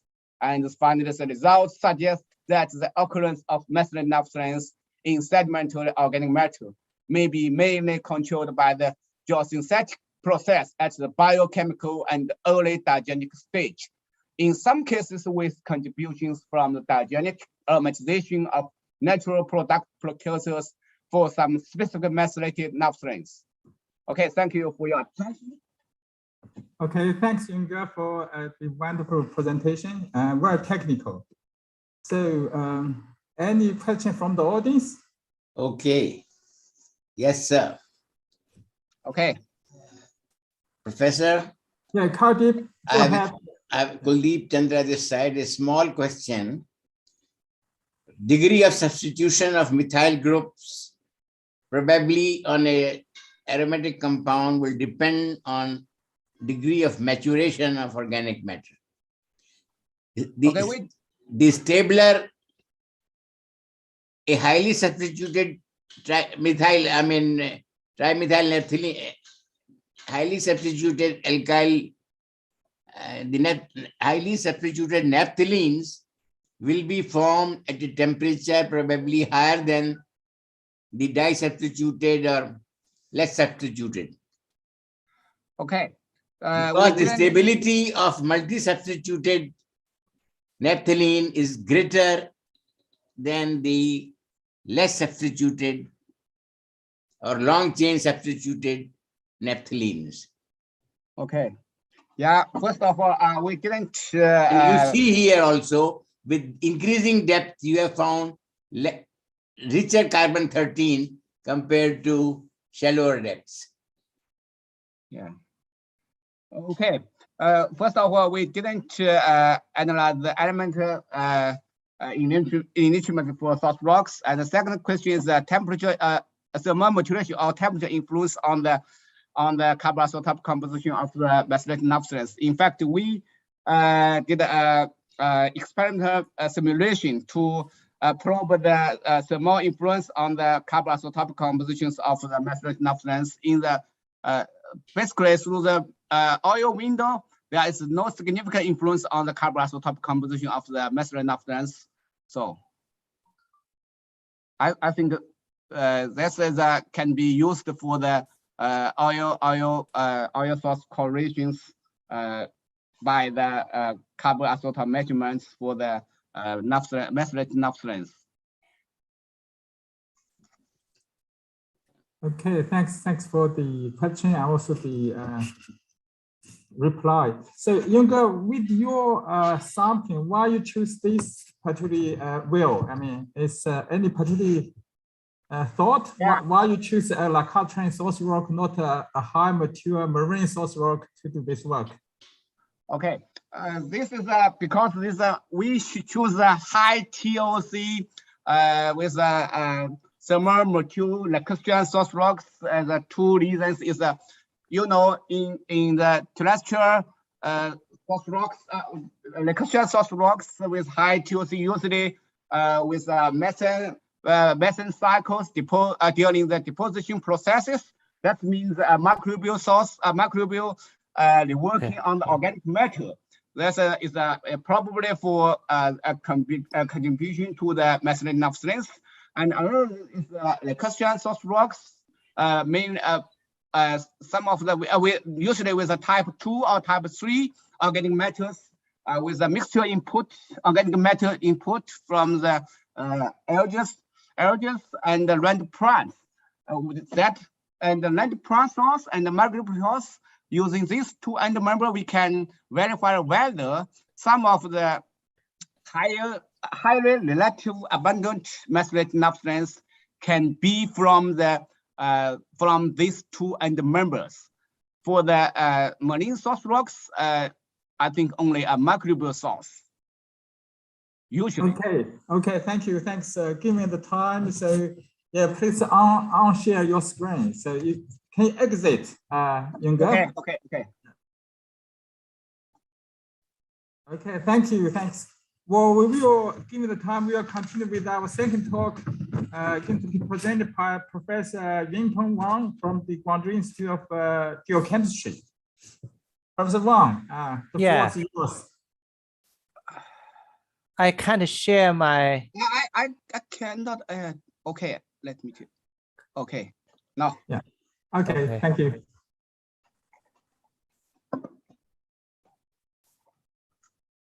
Can you see my presentation? Yes. Yes, I can. Yeah.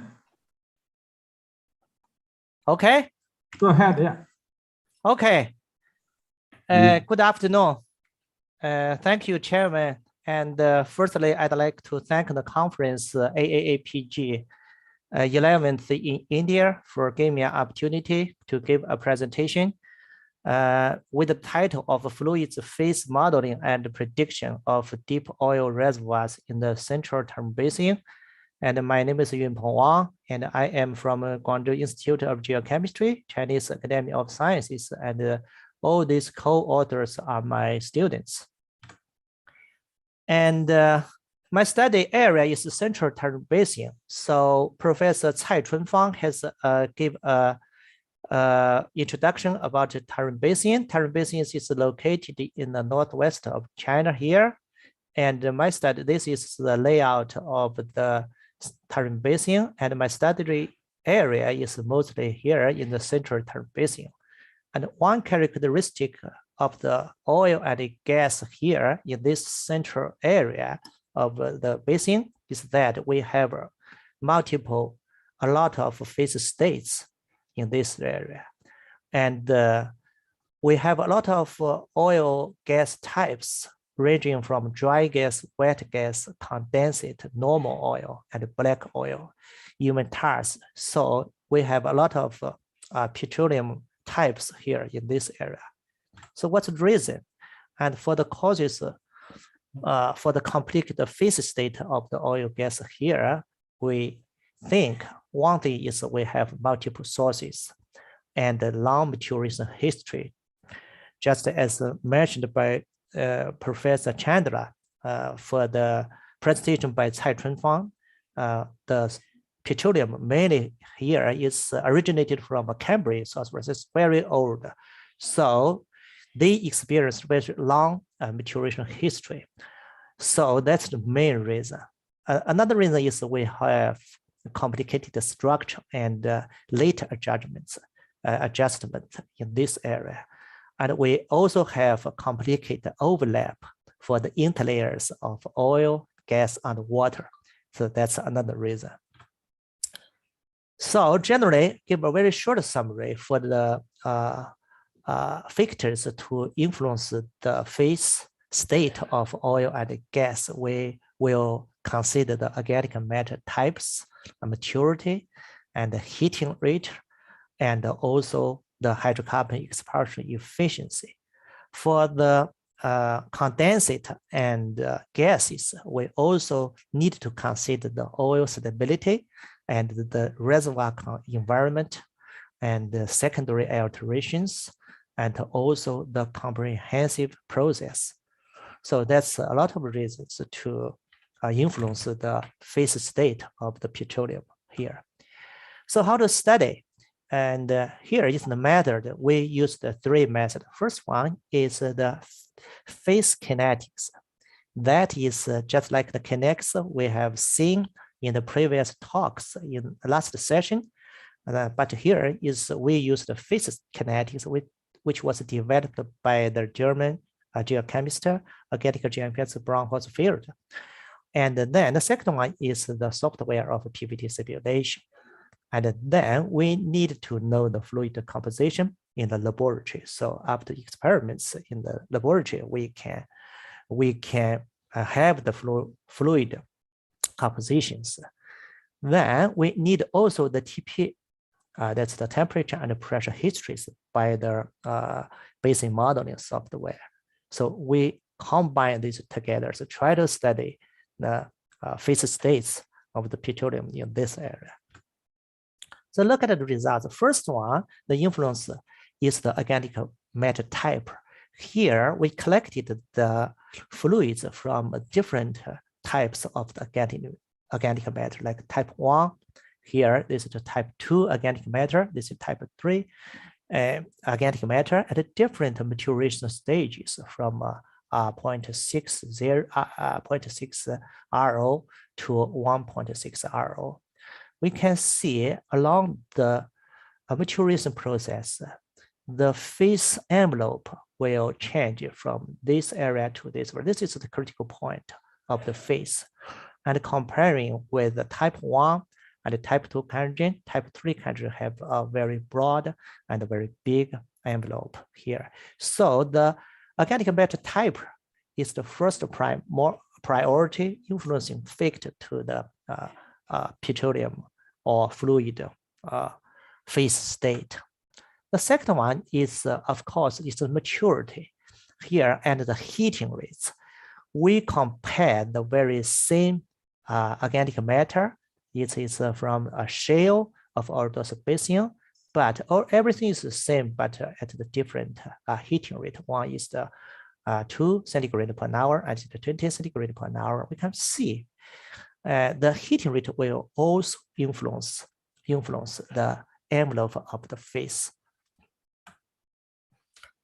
A critical problem we met here in Tarim Basin is that we have no low maturity samples of Cambrian source rocks because most of the source rocks are buried very deeply and the maturation here is very high. So we need to find equivalent samples. Here we choose the samples from Australia. Okay, that was also the same age, also the early Cambrians. And at that moment, they are located quite similar. Here is the Tarim Basin, and here is the North Australia. And that's in North Australia.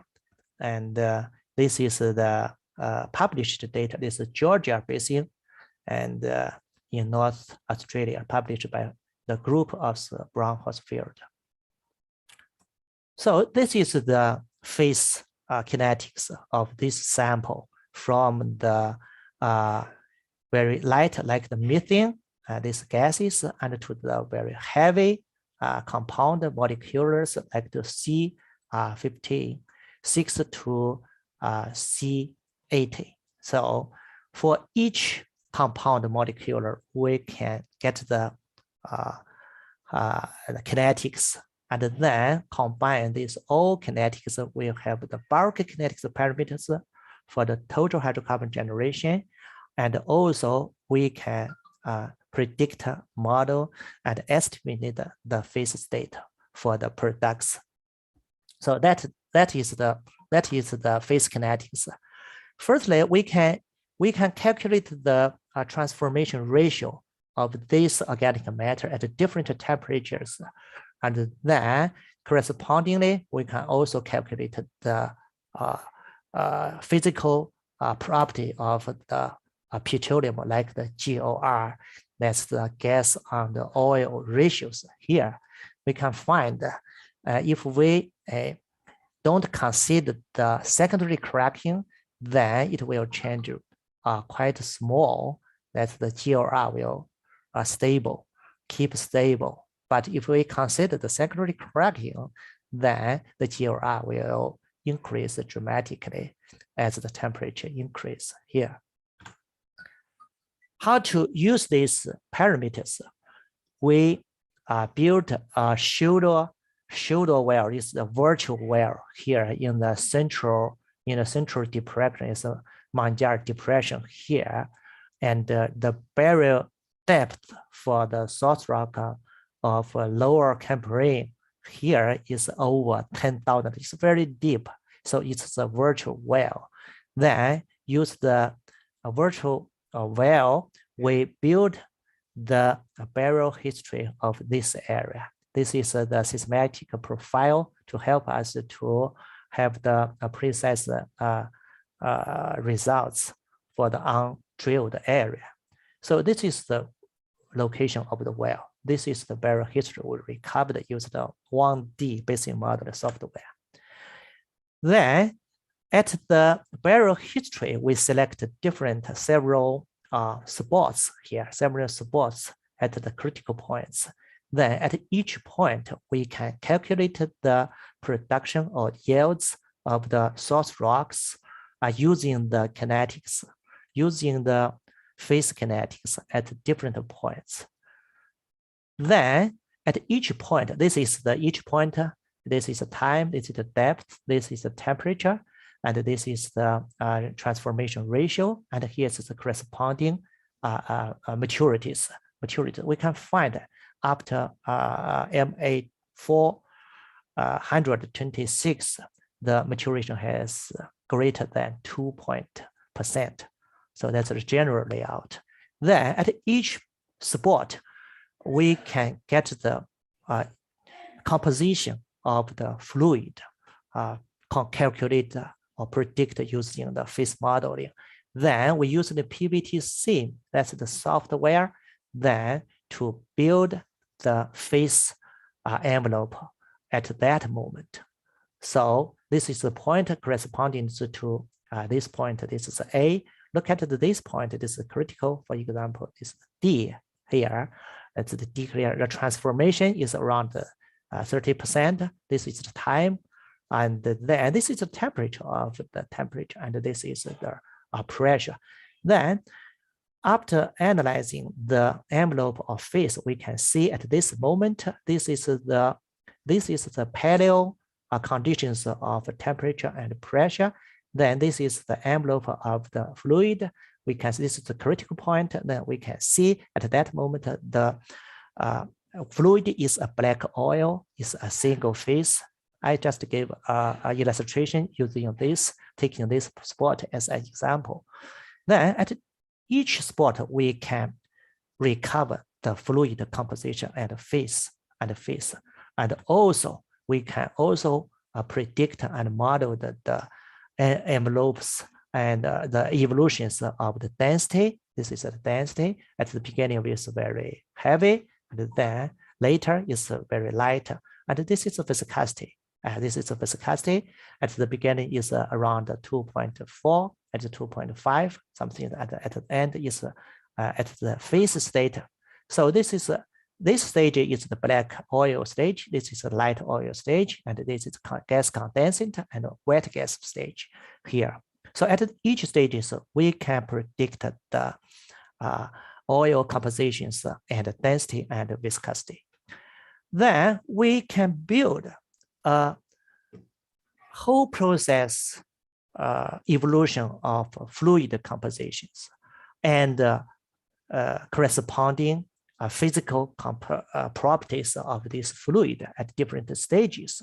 From the very beginning, that's over 450 years MA here, this is the this is the density, and this is the viscosity, and this is the GOR, and this is the temperature, and the EZR, or this is maturation, and this is the transformation. Along this stage, we can make a very precise prediction of the black oil stage and the light oil stage as gas condensed to wet gas stage and dry gas stage. Then this is the evolution of the density and viscosity. Here, then we can compare the actual real fluid properties with the envelopes bar. For example, well, Zhongshan 1, here is the density in the real reservoirs. Here is the viscosity in the real reservoirs. And then this is the GOR.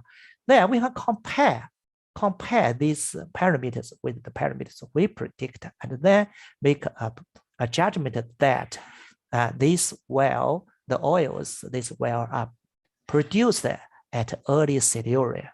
And this at that moment, the corresponding the maturation is around 1.1 to 1.2. So this method gives us a general layout for the very old source rocks in the whole process of the evaluation.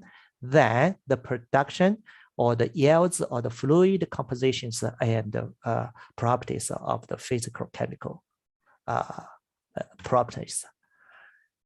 Then at the late stages, at the higher maturities, we should consider the secondary correction. So here we will construct some secondary cracking reactions, for example, from the molecular groups to dry gases. Then all these kinetics will be obtained through the kinetics. And then we can combine these kinetics parameters of secondary correction integrated with those primary productions. Here is the process how we input these parameters into the software.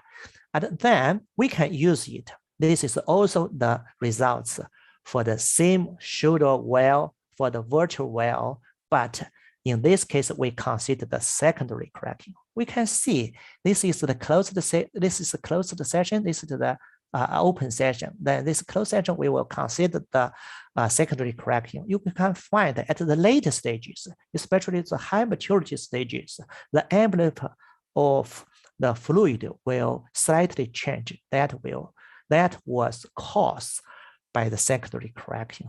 And of course, the density and viscosity and the GOR are also changed. So that might be used for the high maturity stages for the prediction of this. And then we can also analyze the productions of the oils, use this tertiary plot.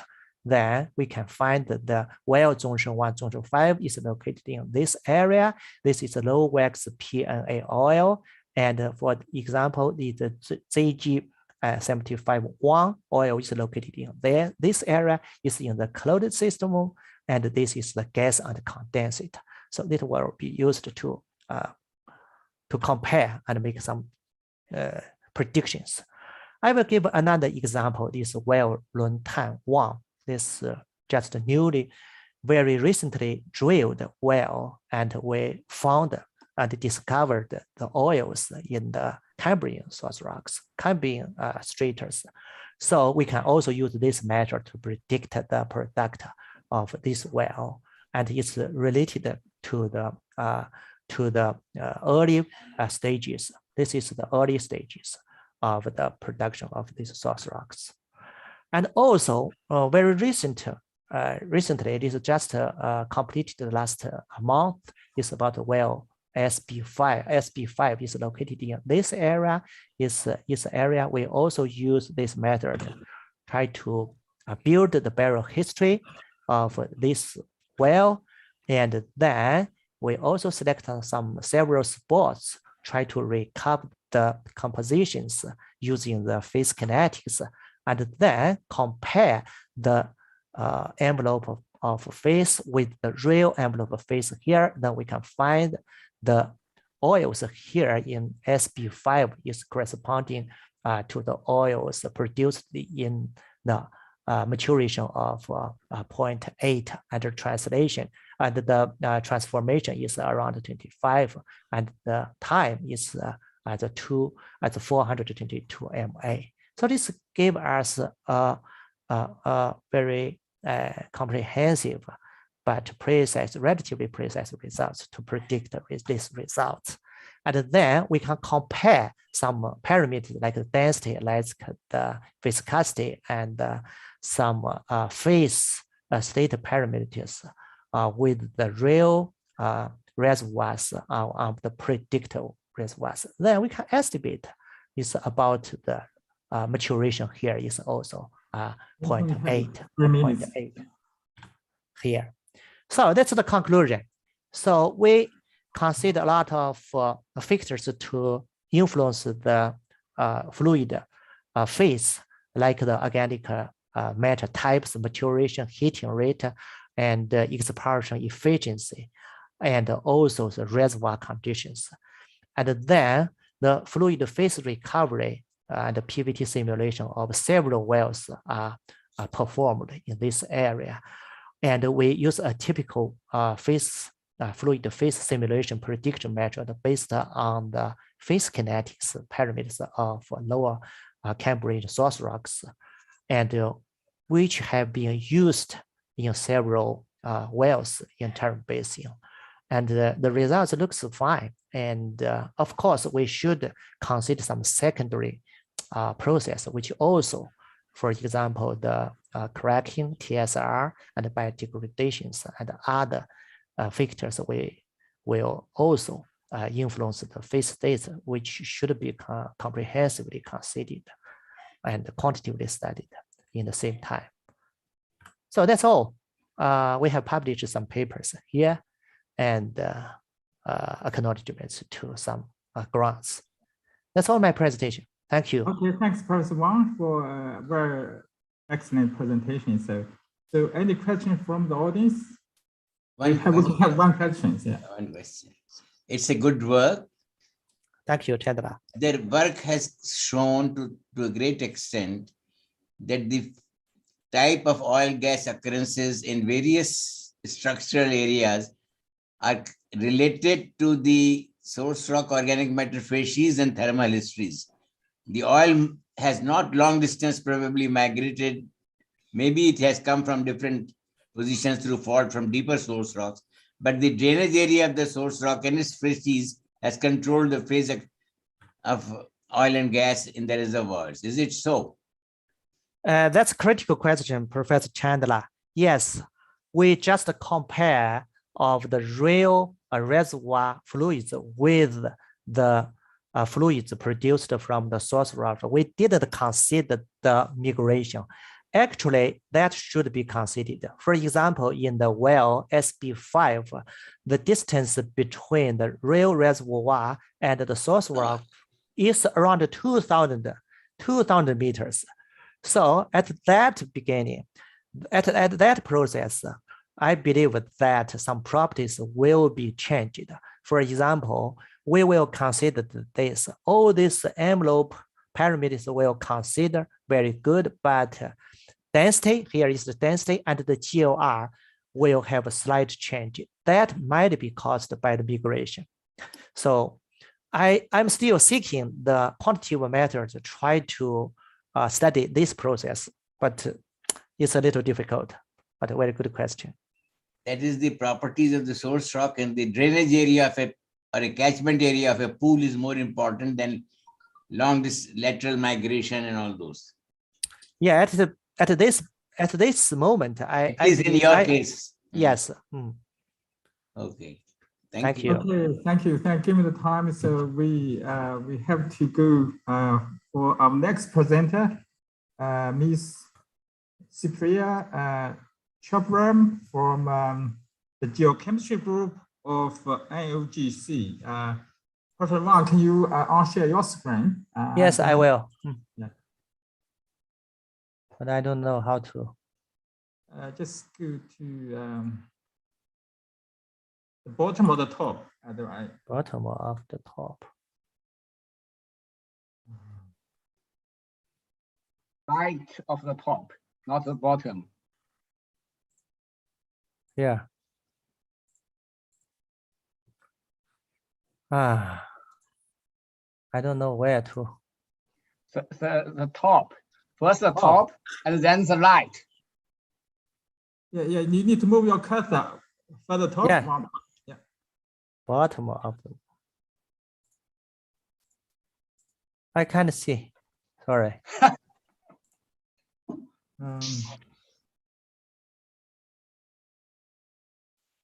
Okay, yeah.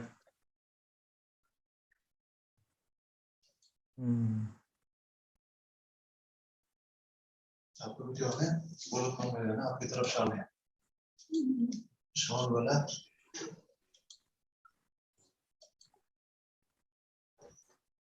Cyprian, you ready?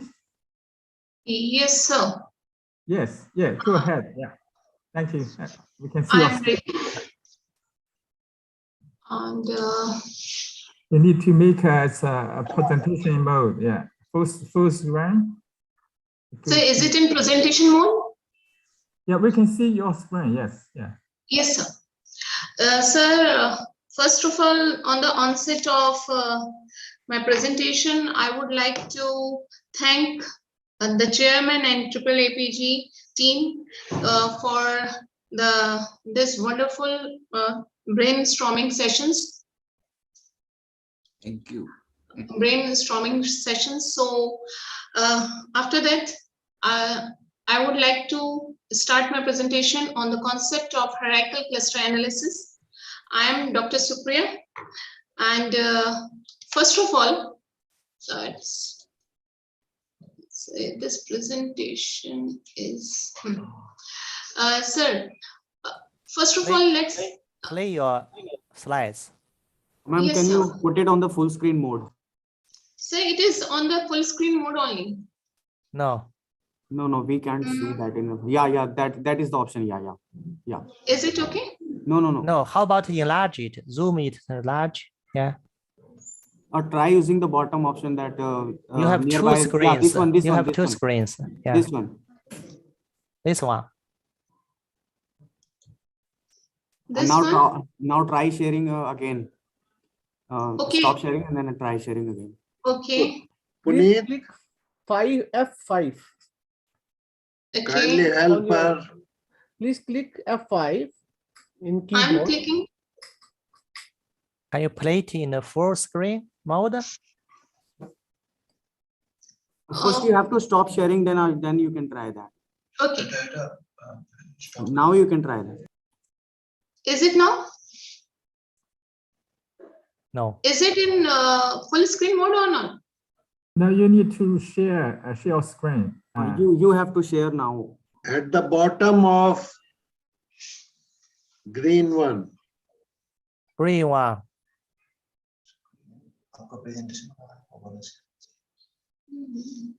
Puneet? Yes. Ma'am, try Can you help her? screen Ma'am, again. please again share it. Yes, sir. Yeah. How about to share your The green screen? one. Share screen. Yes. Yes. Yeah. Please go to your side page and just click in below. Yeah. Yes, it's fine. Okay, it's fine now. Thank you. Now it's excellent. Okay, thank you so much, sir. Thank you so much, sir, for this help. Now, starting with why we are assessing the formation water. So, because when we assess the formation water, it helps us in suggestion.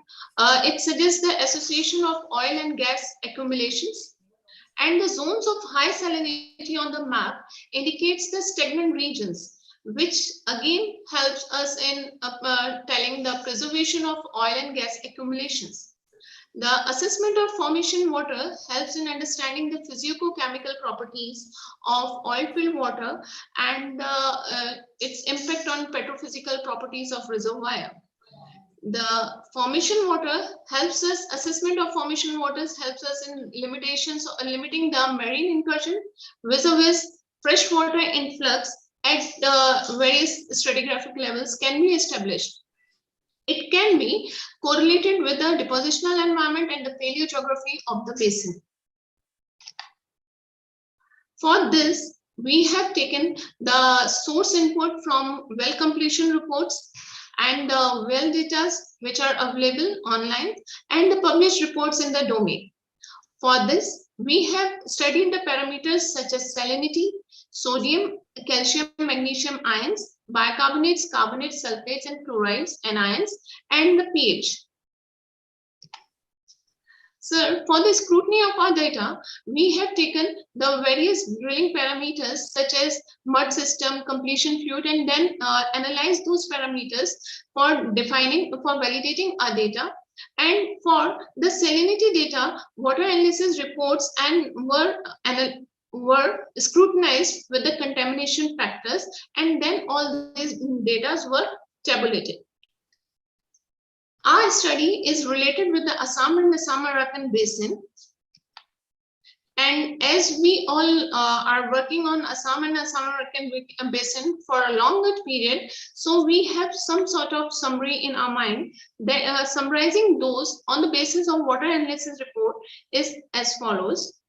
So in Assam-Arakan basin, the formation water is from neutral to alkaline in nature, and it can be categorized into brackish water, brackish to saline, and fresh to brackish water, depending upon their depending upon the formations from where they have collected. When we talk in terms of infiltrations, the infiltration rate is increased from Oligocene to Pleistocene. And when we plot all the salinity data from every formation in Assam-Arakan basin except Bhuvan and Bokabil, all the formation data was mode clusters. Otherwise, in Bhuvan and Bokabil, it was range clusters, and this can be explained with the tide dominating deltas present in Bokabil and Bhuvan areas. So this is where we are going to specify the formation wise like Tura. Here the chloride calcium type of genetic type of water is present, and when we looked at specific variations, we found that towards the north the chloride concentrations are high, and towards the southern part of Assam shelf the chloride concentrations are low. Whereas when we talk about the bicarbonate concentrations are high in the southern part of Assam shelf. When we are talking about the Silhouette, we found that the dominant factor that is controlling the water chemistry is evaporation crystallization. Rock weathering dominance is also seen, but it is not that much prominent. The special features of Kopili, though only bicarbonate sodium water is present, it shows that the anion and the cation concentration of formation water was able to define the depositional environment prevailing in the Kopili formation, which may be correlated with the paleogeographic maps of the Kopili. In all the three formations, whether it is Tura, Silhouette, or Kopili, the majority of a genetic type of formation water was bicarbonate sodium, and the variation in salinity was 3.64 to 4.2. But as we move from Bareil, we found that the genetic type of water is bicarbonate sodium only, and the dominant feature is that it is having a high bicarbonate contents, which shows that these wells must be lying near the faults. And this was correlated with the Oligocene top unconformity, that the faults were very high. In Bokabil, again, the type of formation water was bicarbonate sodium, but the mixing phenomenon was seen, which can be correlated easily with the tide dominated delta, and it can be explained that the facies dominated by the fluvial process will have lower salinity range, while facies dominated by the tidal influence will have a higher salinity ranges. In case of Tipum, again emphasizing on that the genetic type of water is bicarbonate sodium. but the presence of sulfate is quite common. So we have seen that all the formation water have same genetic type of water, that is bicarbonate sodium, except the Tura formation. And all the diagrams, either it is strip diagram or Piper diagram, all of them shows that only two type of species are present in NaCl and NaCl water and sodium bicarbonate water type. NaCl water type is present in typical marine ancient water conditions, and sodium bicarbonate water type is present in deeper groundwater that is influenced by ion exchanges. But are we having the oil and gas accumulation everywhere? If, as Sulins has said, that if sodium bicarbonate waters are present, then oil and gas accumulations should be in favorable conditions. Is all over the Assam we are filled with oil or gas? If yes, then Sulins was right. If no, then where this oil is? Why we are not getting oil and gas accumulations all over the Assam? Why only few wells are having oil and the others are oil and gas accumulations are dry? Why it is not so what we have predicted? Here comes the roles of hierarchical cluster analysis. Hierarchical cluster analysis is performed on anions and cations. Hierarchical cluster analysis, when we have taken all the cations and anions, we found 6 types of clusters are present. Cluster 1, which is enriched in calcium, magnesium, and sulfate.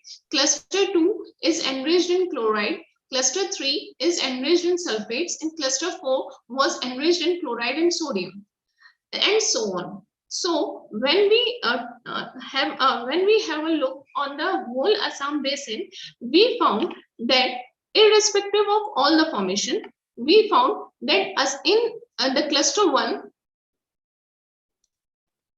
cluster 2, chloride's dominance areas are those which are depicted in the blue.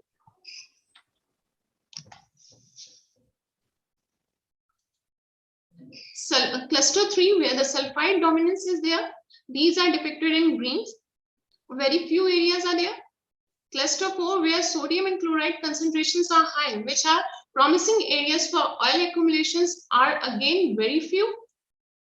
And the clusters where 5, where chloride, sulfate, and sodium concentrations are very high, are depicted in this area. Cluster 6, where the calcium dominance is seen, is prominent in Upper Assam area. So overall, it is a mixture of all the things, where the promising areas are lying there, but still the few wells are there, few types of water which are unfavorable in nature are also present, due to which we can say that all over the Assam oil is not flowing. These are very promising areas where oil are flowing. So on the basis of hierarchical cluster analysis on Bareil, we found that there are 5 types of water system is present.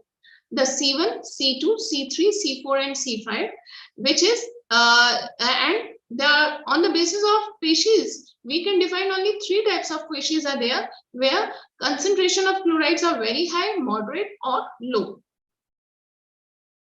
So 5 types of water systems are identified in Bareil, which is of order C3, C5, C1, C2, and C4 in an increasing order, where sodium by chloride ratios are increased. And with the increase of this ratio, the decrease in water rock interaction is present. If the water rock interaction is decreased, so it implies that C3 is there where the water rock interaction is maximum, and it is maximum here. So it is a stagnant conditions prevailing in this area, and stagnant conditions are good for the preservations. So C3 is the most promising area in Assam, and then comparative account can be given. So this methodology is very fruitful in fine-tuning the understanding of various factors affecting oil and gas accumulations. This technique helps us in understanding the water rock interactions and infiltrations on ionic basis. This is a novel method which can be used for grouping of formation water on the basis of ionic composition, which may further aid in identifying the more promising areas. With this, I thank you all and my co-authors which were working with me on this report. Thank you so much. Okay, thanks, Dr. Cypria. So we have time for questions. Any questions from the floor? Dr. Supriya, it was very interesting paper. Thank you, sir. And a good work done on analysis of all the data. But from your conclusions for pre-pump, barrel, and post-pre-barrel sediments, what are the most promising area from hydrodynamic considerations, hydrogeochemical considerations? Sir, the C3 areas and the C5 areas are the more promising areas. But on map, you can throw in on map, what are those areas? Sir, on C5, where it will be? So C5 will be in Rudrasagar, Lakwa, Makepur, Charali areas are there. And sir, few wells of C1 are there, that is Lakwa, Lakmani areas, which are not that much promising. And we found that the oils accumulations are also not there. They are dry wells. Within the areas, Lakma, Lakmani and Rudrasagar area is more promising. As I am saying that Rudrasagar areas, Demalgaon, Koraghat, Amguri, these are promising areas, but on the same time, Banmali is not that much promising. You must prepare hydrogeochemical prospect map for Upper Assam. So we have prepared it. I can show you, but it is these are the maps which we have prepared. This is for the basement. Because these are for Tura. Okay. These are for Sylhet. Okay. And Kopili. Okay. These are general main or C2, C5 base. Sir, these are journal, and this is the areas where, as this is the area you can, I can say that you will be, you are working in India, so you will be understanding all those. So these are the areas from Tura. Tura formation, you have C2, C2 which is interesting. Yes, sir. Where it will be locally on map? Sir, in C3 it is in Tura, Paniding area is most promising, whereas Holang area is not that much promising. Okay, it's interesting work. Should help our petroleum explorationists in prioritizing new prospects which they have, because Upper Assam have mostly accumulation in thin sedimentary highs. Yes, sir. And all the reservoirs are outcropping on the north and drawing water from the Brahmaputra river. Yes, sir. So this is the overall view of Bareilly, which has been extended to Kachar area also. Okay, thank you. Very nice. God bless. Thank you, Dr. Cypria. Okay. I have one question. I have a question. Okay, go ahead, Professor Wang. Yeah, interesting work. Have you analyzed the dissolved gases of the water? I mean, have you analyzed the gas compositions, dissolved gas compositions of the water? Sir, dissolved gas composition is being analyzed in the different group, and they are doing the same thing. They are doing it. We, as a water chemist, we are doing here only the weather analysis. Okay, that's very important. Thanks. Okay. So, Dr. Cypria, so I'd like, have you done any fluid inclusion work? So, has anyone analyzed any fluid inclusion from these basins?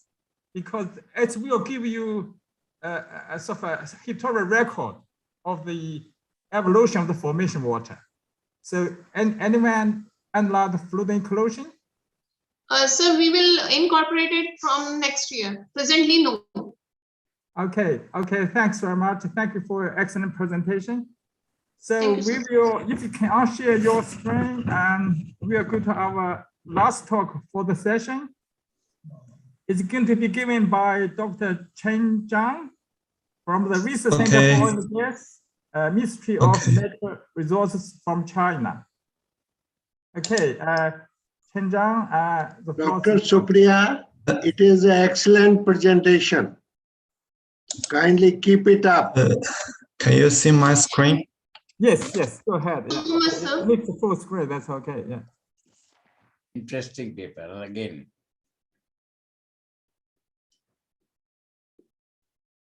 Organizers, and thank you, Professor Liu. Thanks for your contribution. Because Chen Zhang has an urgent business, so I will do presentation for her. My name is Kefei Chen, and I'm very pleased to be here to join the conference. The topic of our presentation is geochemical characteristics of light hydrocarbons C2C7 in natural gas from the Chaidang Basin, northwest China. I shall take 10 minutes of your time. My presentation will include these 4 parts: background, methods, results, and conclusions. Please, first let's look at the first part, background. First, light hydrocarbons are a kind of important compound in oil and gas, and the C5-C7 light hydrocarbons are the focus in current research and this study. It contains normal, iso, cycloalkanes, and aromatics. Many studies have applied light hydrocarbons as an auxiliary geochemical method to identify the genetic type, maturity, and the secondary alteration of oil and gas. Besides, deep petroleum exploration is becoming a key field at present, and deep petroleum usually contain less oil but more light hydrocarbons. So with the help of light hydrocarbon, we can get more information about the range and the maturity of oil and gas. The study area of this research is Chaidang Basin. It locates in the northeast of the Tibetan Plateau. The basin can be strictly divided into 3 tectonic units. And today we focus on the Western Depression and the Northern Fault Block Belt. The South Rock in the West Basin is mainly tertiary saline lacustrine mudstones and milestones, and that in the northern margin of the basin is mainly Jurassic coals and mudstones. In recent years, oil and gas exploration has made considerable progress in Western Chaidang, and the successive discovery of gas fields in the Piedmont zone of the Altai Mountains, but the range of the oil and gas is controversial. Next, let's look at the samples and the methods. We collected 51 gas samples from the major oil and gas fields in the study area. Among them, 31 gases are from the western part, and 21 are from the northern margin of basin. Gas compositions were determined on a gas chromatograph. Gases, non-hydrocarbons like nitrogen, carbon dioxide, and helium were analyzed on a MAT271 mass spectrometer. The stable carbon isotopy ratio of natural gas was determined using a delta bus MS interfaced with a GC. Light hydrocarbon composition was analyzed on an agent GC with a MS. HP1 column 100 meter was used to separate the compounds. Stable carbon isotopy of C5-C7 was measured on the same instrument with natural gas, but with HP1 column and the solid phase micro extraction enrichment. Before analysis, SPME was employed to enrich C5-C7 light hydrocarbons. The results indicate that this is an effective and reliable method to measure the carbon isotopy of individual compounds of light hydrocarbons. In the result part, there are 3 points. The first is the carbon isotopic variability in C5-C7. We employ the isotopic difference between ethene and methane as a maturity-dependent parameter, which decreases with increasing maturity. In Figure A, the carbon isotopy of hexene is negatively correlated with maturity indicator, and the northern gas samples are heavier than western gas. Therefore, it indicates that N-alkanes in light hydrocarbon are mainly controlled by source and maturity. Using the same way, it reveals that carbon isotopies of isoalkanes and cyclic alkanes are mainly controlled by source, and carbon isotopy of aromatics is most likely controlled by source and maturity. Then we examine whether different structure compounds in the same carbon number are from same source. It shows that isotopic difference between two methane pattern and normal hexene methane cyclic pattern is greater than 2 per thousand, indicating they are generated from different biological precursors, as shown in figure A, B, and C, while the isotopic difference between two mass pattern and three mass pattern is less than 2 per thousand, as figure D exhibiting, imply a common source. Second point, the genetic type of natural gas. The left figure shows that gas from the northern margin of the basin is mainly dry gas with a high gas dryness coefficient, while those in the west are mainly wet gas with relatively low gas dryness. The carbon isotopies of methane has a generally positive relationship with gas dryness. The right figure displays that carbon isotopy of ethane in the west is mainly less than -25 per thousand, while that in the north is mainly greater than -25 per thousand, implying different organic matters. The composition and the carbon isotopy of methane to propane is widely applied to identify kerogen types of gas generation. Besides, the relative abundance of normal heptane, methyl cyclic hexene, and dimethyl cyclic pattern can be also used to identify the type of gas. Take west gas, for example, red color. The left figure shows that most gases in the West Chadha Basin plot in the area of thermogenic and a trace of close to type 2 kerogen, and several gases plot in the type 3 kerogen area, while the right figure shows that almost all West gases are generated from the sapropelic organic matter. Inconsistent results are found in some gas samples. This is mainly caused by gas mixing between coal-type gas originated from the deeply buried strata with higher maturity and the oil-type gas in the tertiary deposition with moderate maturity. Therefore, based on methane to propane fractions and heptane fractions, 4 types of gas are identified in the Western Chadamu. Same way, 3 types of gas are identified in the northern margin of the basin. Third point, hydrocarbon chart history. The ratio of 2,4-dimethyl pattern to 2,3-dimethyl pattern was found related to temperature, and it was collaborated to explosion temperature by Mongol and Bimant. Then, Dickman proposed that explosion temperature calculated from heptane could reflect the average temperature of the hydrocarbon explosion.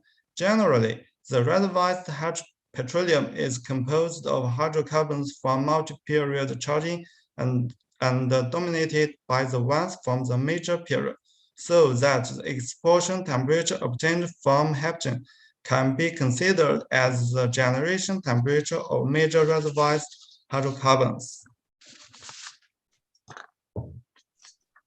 Most studies suggest there are primarily 2 petroleum charge episodes in the West Chadha Basin, as the left figure displays 2 gray boxes, which are 2 peak homogeneous temperatures.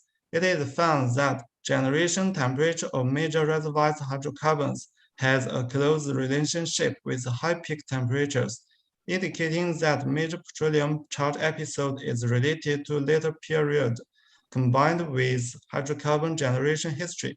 This charge period is simultaneous with the late period of Himalaya movement, most likely implying that strong tectonic activities play an important role in hydrocarbon accumulation in the Western Chadha Basin. The generation temperature of major reservoirs hydrocarbons in the northern margin of the basin is from 125 to 136 centimeter. Taking the same way as the right figure displays, we suggest that major petroleum charge event may occur primarily during the Shang-Ganchai-Go period in the northern margin of Chedang Basin. This is consistent with the large amount of gas generation from the Jurassic source rocks based on the base modeling of a Guo study. Conclusion includes three. One, carbon isotopes of ice alkanes and cyclic alkanes in light hydrocarbons are mainly controlled by the Bar precursors, whereas the carbon isotopes of normal alkanes and aromatics in light hydrocarbons are primarily influenced by the Bar precursors and maturity. Two, based on the genetic type obtained from methane to propane and the heptane fractions, 4 types of gas identified in the west and 3 types identified in the northern margin of the basin. 3. Generation temperatures of major reservoirs hydrocarbons calculated from heptane indicates that major petroleum charge in the West Chedang Basin mainly occurred during the late period of the Himalaya movement, and that in the northern margin mainly occurred during the Shang-Ganchai-Go period. That's my presentation. Thanks for your listening. Okay, thanks so much. It's a very good timing. So any question from the audience? Yeah. Can I ask one question? Yes. Yeah, of course. Yeah. Yeah, I just wanted to know, Dr. Zhang, a little bit more about GTM-RH. How are you determining it, this generation temperature? Is it the same formula, 140 plus ln24 DMP by 23 DMP? Do you mean this page? Yeah, this GTM-RH, how are you determining it? What is the formula for this? Okay. Like the schematic diagram in the bottom, please look at. There, we suppose that there are, if there are 3 periods of petroleum charge, and the second period is the most abundant, and so the reservoirs hydrocarbons in current reservoirs are mainly composed A, B, C, and the B period takes the most part, and so the whole petroleum geochemistry will exhibiting the geocharacteristic of the B period petroleum. We think that the generation temperature of major reservoirs hydrocarbons. Okay. That's our thoughts. Okay. Okay. So the major layer of petroleum is the oil that is present there, that is taken, and this ratio is determined there. Temperature is determined from that hydrocarbon. Sorry, I beg your pardon. Yeah. Can you repeat your? You're saying that the layer B of hydrocarbons, you take that hydrocarbon as representative for the whole reservoir. Where and you determine the generation temperature of that reservoir hydrocarbon. That is B basically.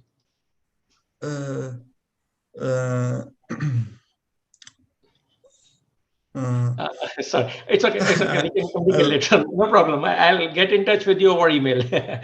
That's fine. Yeah, I have a question. So, so with this, there are many other methods that can be used.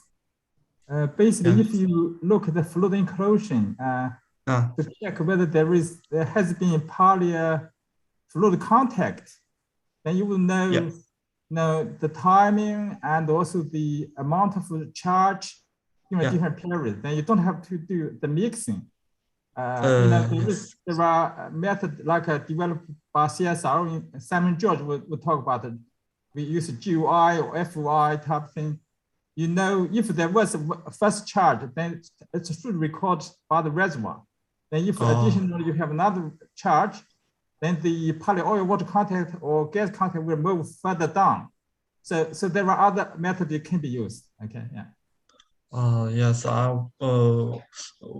in previous study we didn't consider these factors, and listen to your suggestion. We will do in the future. Thank you.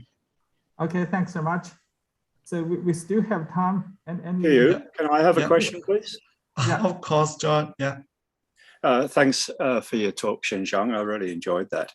I'd like to ask a follow-up question to the one that Neeraj asked, which I thought was a very good one. Because in that diagram about hydrocarbon charge history that you showed,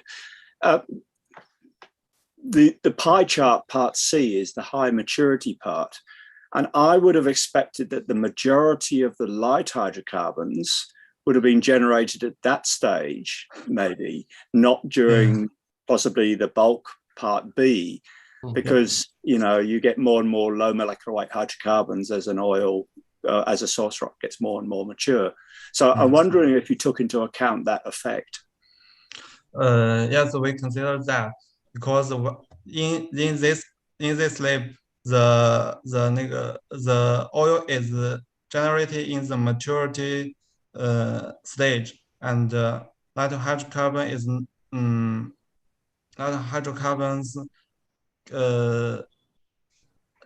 We suppose that the gas, light hydrocarbon, and oil are generated in the same period, and we didn't consider if the petroleum has a higher maturity like the oil, like the condensate and the gas. I don't know if I answer your question clearly, because I understand what you mean. So thank you very much. Can I add something? Oh, okay. It's a good analytical work, but its implication to regional occurrence of hydrocarbons of different kinds in relation to maturity and source rock evolution and source rock species has still not been done. Yeah. 有没有做天然的成熟度的评价？ I think the geological implications for exploration of this work. The fraction of here requires little more effort. That's it's just the beginning of a good information. There are 4 kinds of petroleum systems according to you. The oil here mainly so its implications to exploration has to be worked out. Okay, God bless you. Thank you. Thank you for your question. Okay, thanks so I'm much. sorry for I need to wrap up. I haven't answered your question now. Yeah. Thank you. Okay, thanks. We thank all the speakers for this session. So we might need to have a break. So who is going to have Chandra? So you want to give a wrap up, or will we have a break? No, thank you. It's all right. You see. It's on Okay, time. well, We'll thanks have a break. Okay. We'll have a half an hour break for next session. Okay, thanks. I see Dr.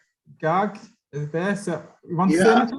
Yeah, thank you very much for very ably chairing a very diversified session of petroleum geochemistry with lot of mature information and lot of new generation information, which is again to be verified and to be put in place with geological model for the exploration of hydrocarbon. Thank you by all the eminent speakers and those who are present, including Mr. Simon George, Mr. Neeraj Mathur, for asking very relevant questions. And thank you very much, Mr. Chairman. Okay, thanks.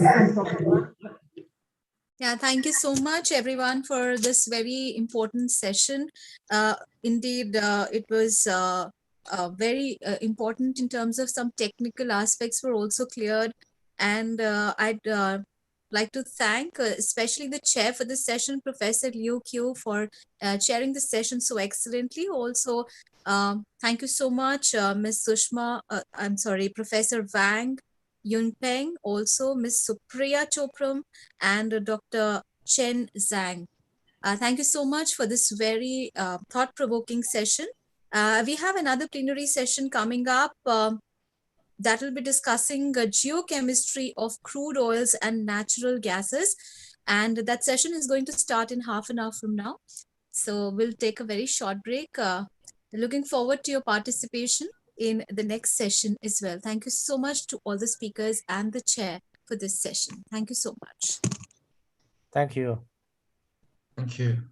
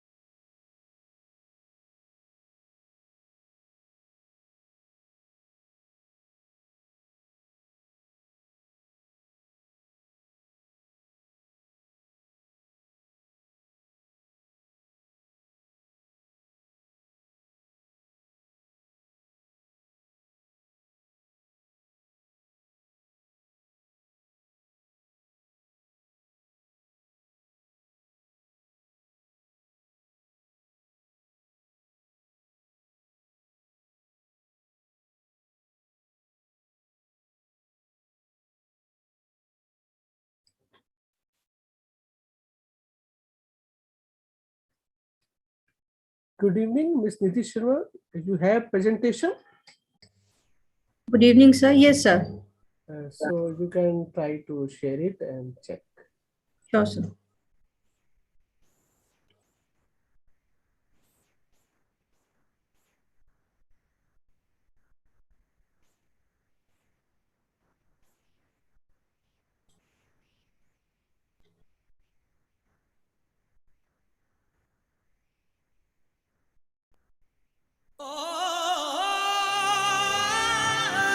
हम में है उजाला अंधियारा मिटाने का, हम में है हौसला नई उमंग बनाने का, हम में है एक जोश हर मंजिल पाने का, हम में है एक जज्बा हर जिंदगी सजाने का, हम में है जोश हर मंजिल को पाने का, हम में है एक वादा एक सुनहरा कल बनाने का,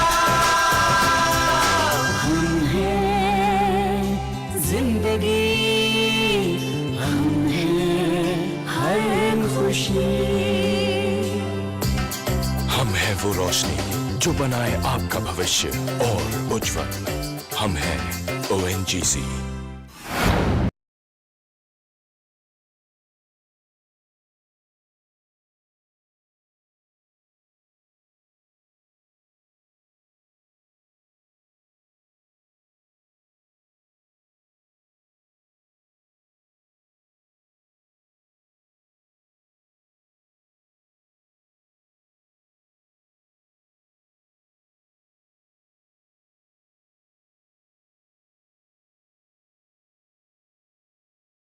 Mr. Vivek, please stop the slide. Yes, please. Ms. Nidhi, please share it.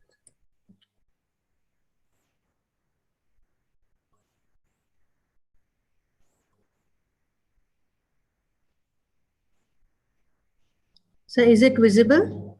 Yeah, it's visible, and you please full screen mode. Yes, sir. Okay. That's fine. Okay. Yeah, it's fine. Thank you. Okay.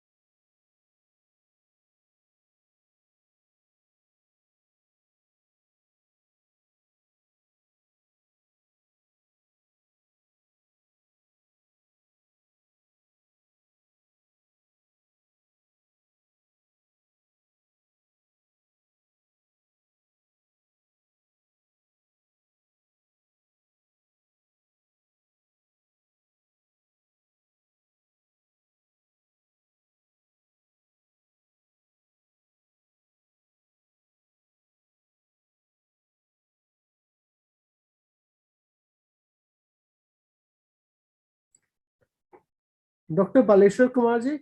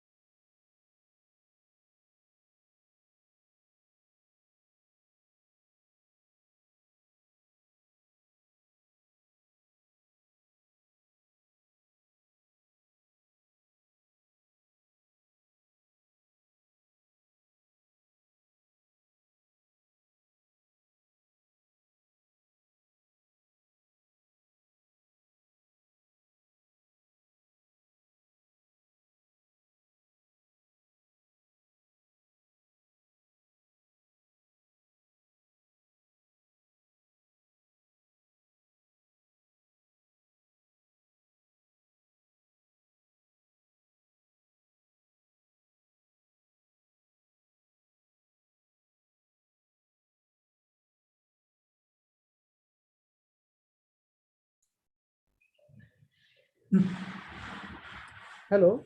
Hello. Yeah, it's fine, sir. Yeah. Will you share when your session will start? Okay.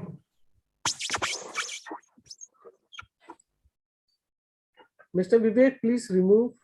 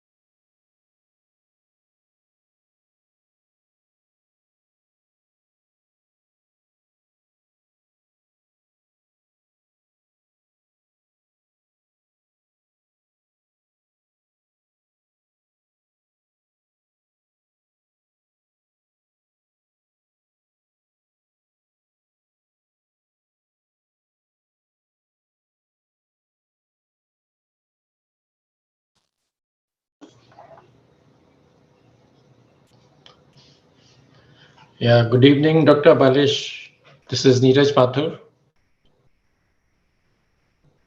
Oh, you're on mute.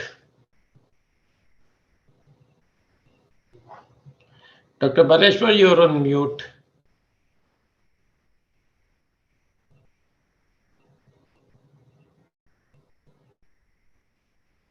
Okay. Dr. Baleshwar? Yeah. Okay, good evening, Dr. Baleshwar. How are you? I'm fine. How are you? Absolutely fine. Nice to see you after quite some time. Yeah. Welcome to the chairman. Thank you. Waiting. Professor Q. Hey. Welcome again. Yeah.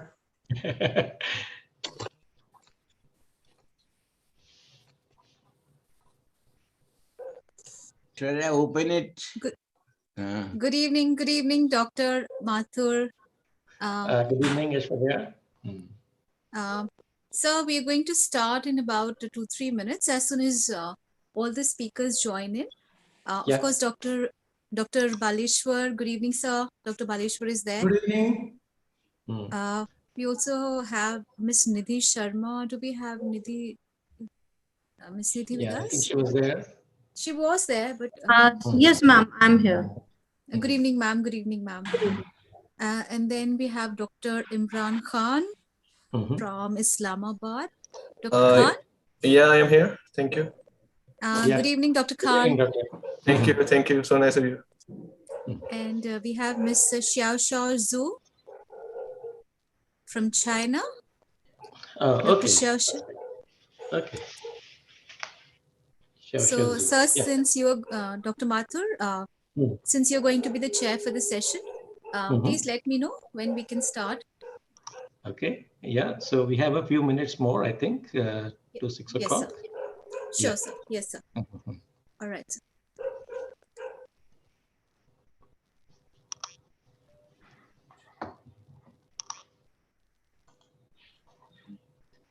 Dr. Mathur, you are required tomorrow. Mm-hmm. Yeah, at 10:30. So. Sure. I'll be there. I'll be there. Okay. Because there are two lectures, one by a special keynote address by Simon George, followed by a brief keynote address by Sushma Rawat, and then the award ceremony will start with a stalwart of KDMIP. Sure. Okay. So, okay, I'll be there. So you are required there. Okay, okay, definitely.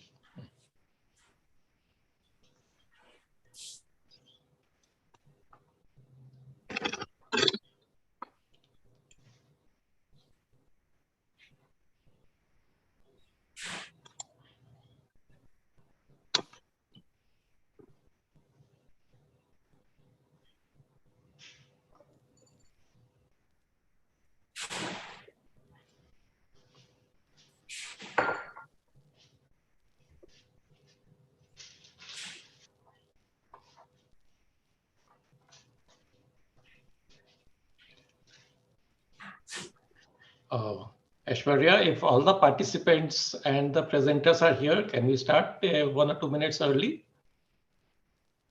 Sure, sir. Mr. Mathur, just a minute, Mr. Mathur, just for a minute.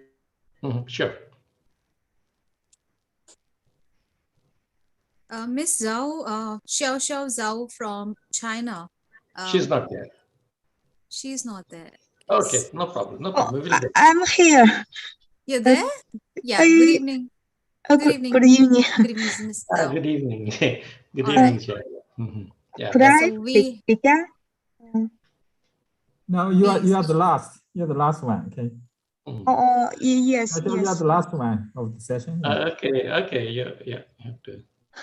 all right. So we have all the participants, the speakers Sure. at the moment. Okay, okay. Okay, let us, no, let Dr. Garg, Dr. It's Garg, my turn. It's my turn. No, no, it is not No, your you are turn. the last one. It is of not the your turn session. right now. Okay. We have not yet started. So, session is on geochemistry of crude oils and natural gas, plenary session 4. Now, with the permission of Chair, Mr. Dr. Neeraj Mathur, can we start? Yes, sir. I think we can start now. Yeah. Aishwarya, please go ahead. Thank you so much, Dr. Garg. So with the permission of the chair, let me start the plenary session 4. Good evening, everyone. Welcome to the plenary session 4. This is, of course, the 11th International Conference on Petroleum Geochemistry and Exploration. We have had some very interesting sessions since the morning, and this is the evening session that is going to focus on the geochemistry of crude oils and natural gases. And I'm very pleased to announce the chair for this session, Dr. Neeraj Mathur, CGM R&D Oil India Limited. Warm welcome, Dr. Mathur, and thank you so much for chairing this session. Let me now announce the key speakers for this session. Dr. Baleshwar Kumar, Chief Scientist, Geochemical Prospecting of Hydrocarbons and Carbon Management, CSIR NGRI. Very warm welcome, Dr. Baleshwar. Good evening to you, sir. Ms. Nidhi Sharma, Senior Chemist, KDMIPE ONGC Limited. Warm welcome, Ms. Nidhi. And we have Dr. Imran Khan, Department of Earth Sciences, Comsats University, Islamabad, joining us. Very warm welcome to Dr. Imran Khan as well. Very good evening, sir. And the final speaker for this session is going to be Ms. Xiao Zhu, Dongxin Oil Production Plant, Shengi Oil Field, Sinopec, China. So a warm welcome to all the speakers and the chair for this session. And I'd now request the chair, Dr. Mathur, to please begin with the plenary session. Over to you, sir. Thank you. Thank you very much, Dr. Mathur, before you address, I have two comments on this session. This is a very interesting and very diversified session, and it is futuristic. It is futuristic because what Mr. Baleshwar Kumar will speak, it is beyond. So you have to address very ably this session. Sure, sir. Dr. Neeraj, please. Thank you. Thank you very much, sir. So as Dr. Garg has mentioned, this session covers a lot of widely different topics and very interesting topics, as I can see. And we have speakers starting from Dr. Baleshwar Kumar, who has a very wide experience over many years, and to a youngest participant, Ms. Nidhi Sharma, who's recently probably started her career and budding geochemist. And we have wide coverage starting from Xiao Zhao from China and Dr. Imran from Pakistan. So it's really wonderful chairing this session. And we have had a hectic time during the entire day, attending many sessions, and this is the last one. But it is still for the day, and still it is the most interesting one, I can say. So first I will request Dr. Baleshwar Kumar to kindly deliver his presentation, and let's hope we have some interesting observations and insights through his presentation and some key questions after that. So, sir, please, Dr. Baleshwar Kumar.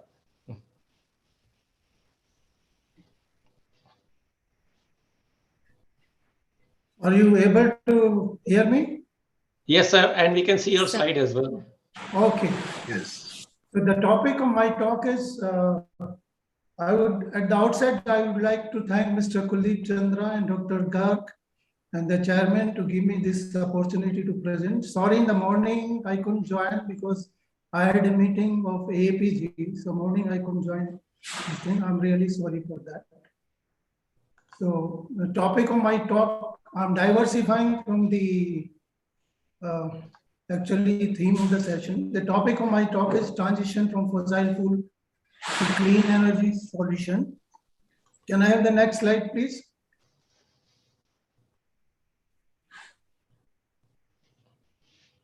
Next slide, please.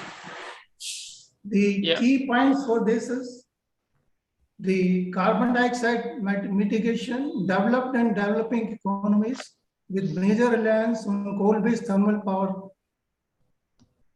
The best option is transition from fossil fuel to clean energy solutions. I'll repeat this. We have to do the transition from fossil fuel to clean energy solution because fossil fuels are no more clean. And if we keep on burning the fossil fuel, we are harming the atmosphere.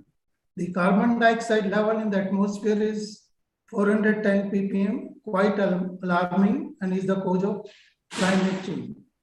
The COP meeting at Glasgow, London, the key goals are secure net zero emission by mid of century by reducing fossil fuel emission, and our Prime Minister has agreed for that.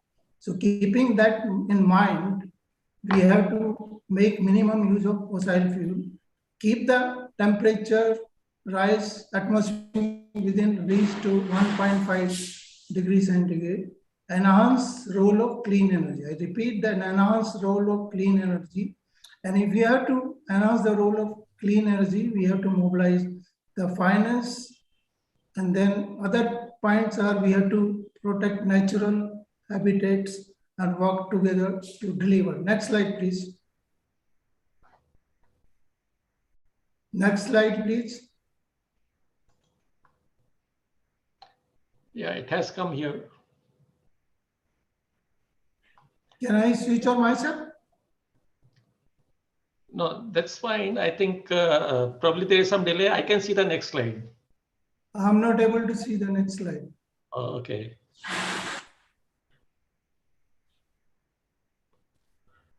Okay. Maybe if we just go back and come again. Yeah. Did you see the change now? Yeah.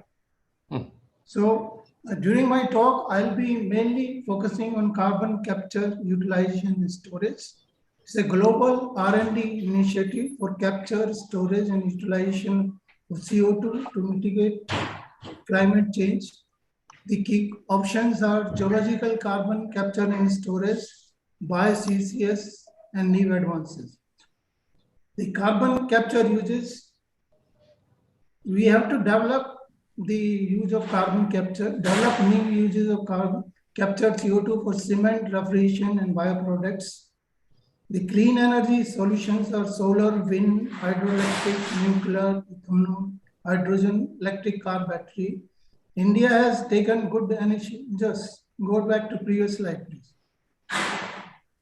India has taken good initiative towards solar, wind, hydroelectric. Nuclear is on decline, but the worldwide electric car battery R&D is picking up worldwide.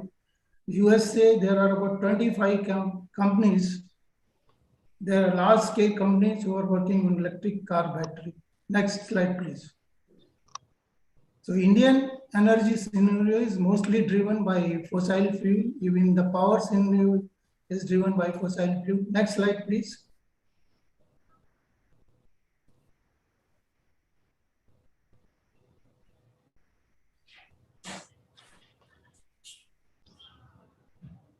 Predicting energy demand and CO2 emissions. The energy demand by 2030, it will be about 18,000 millions of tons. And our dependence on fossil fuel will remain same unless we make a changes to clean energy solutions. And the carbon dioxide emissions are going to peak. Next slide, please. The important point is the CO2 emissions during 2014 and 15. You see this, the 2014 and 15, with the role of increasing clean energy solutions have remained flat. So this is a good news for us. Next slide, please. Now, the geological carbon capture and storage, actually the points are you can store CO2 in deep underground formations, you can store in deep depleted oil and gas reservoirs, replace the coal bed methane by CO2, replace the gas hydrates methane by CO2, and you can also restore in deep brine fill from. The industry, basically the concept is you pump the CO2 into underground formations, which the CO2 dissolves in native fuel. And if the CO2 is pumped under separate phase, our security is low. But if it is transported into mineral phase, our security is higher. Next slide, please. So this cartoon shows what are the various options, what I talked for storing the CO2. Next slide, please. Here I've shown that about 59% of the land area of India is liable to seismic hazard damage areas. And if we plan to store the CO2 in geological formations, and if there is a seismic hazard, it will not be safe for us. The geological CO2 storage is not a very safe option for us. Next slide, please. Here I have plotted thermal power plants on sedimentary basin map of India. This is the basalt area, which is considered a good option for CO2 storage. But our thermal power plants are scattered throughout whole country. So if we have to transport CO2 from thermal power plants, we have to transport through the CO2 through the pipeline, and we have no pipelines in India to transport CO2. Next slide, please. Here I plotted thermal power plants overlaid on coal deposits of India. So these black things are coal deposits, but mostly our coal is transported to thermal power plants and the power is produced for the ease of convenience. Next slide, please. This picture shows that there are several large-scale carbon capture around the world. The USA has about 11, Canada 3, Norway 3. This is about 5-year-old picture. Maybe they have added some more power plants into this. Next slide, please. So the concept of BioCCS is that you have a photo bioreactor and you take the pure CO2 to the photo bioreactor and use the solar energy to convert the CO2 into the biomass, and the biomass, you add nutrients and the biomass is produced, and this biomass can be used basically for generation of electricity. You can use it as a for manure, you can use it for animal feed, or you can convert it to the methane. Next slide, please.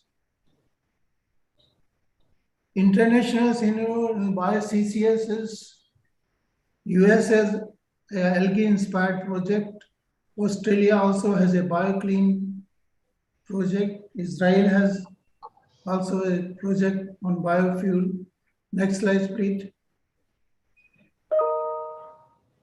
Canada also has a project. Italy, Germany, they have CCS project. Next slide, please.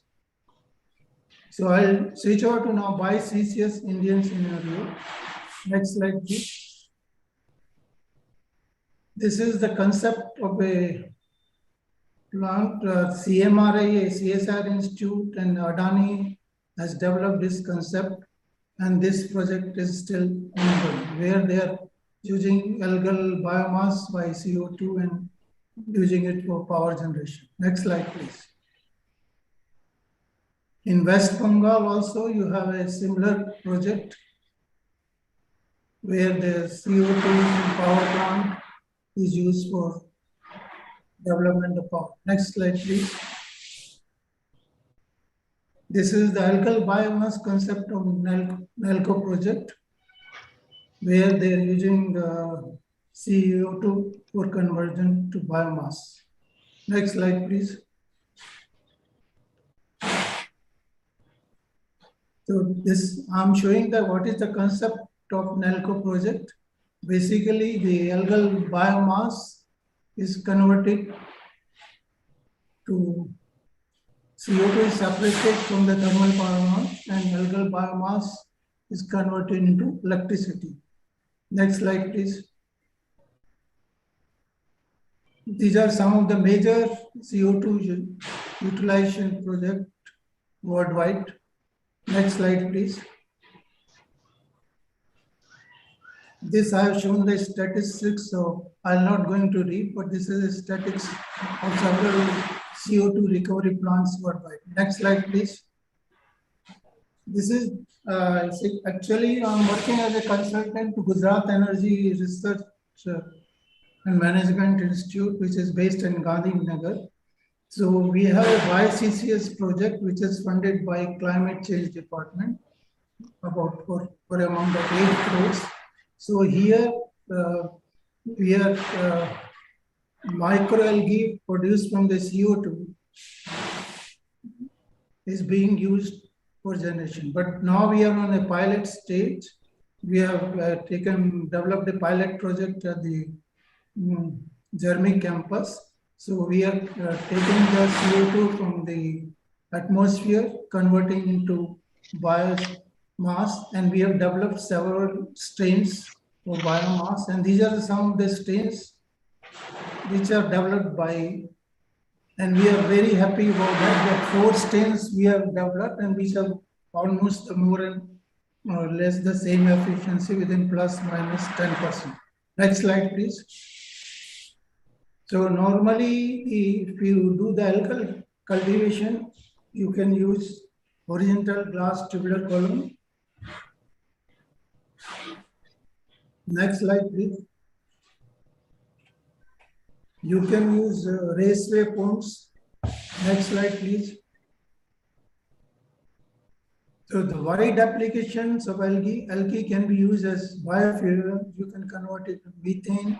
You can convert it to ethanol, hydrogen, biofuel. The algae can be used as food supplement, fisheries, and it can be used as a. So algae has wide use. So CCS has very good future in the upcoming year. Next slide, please.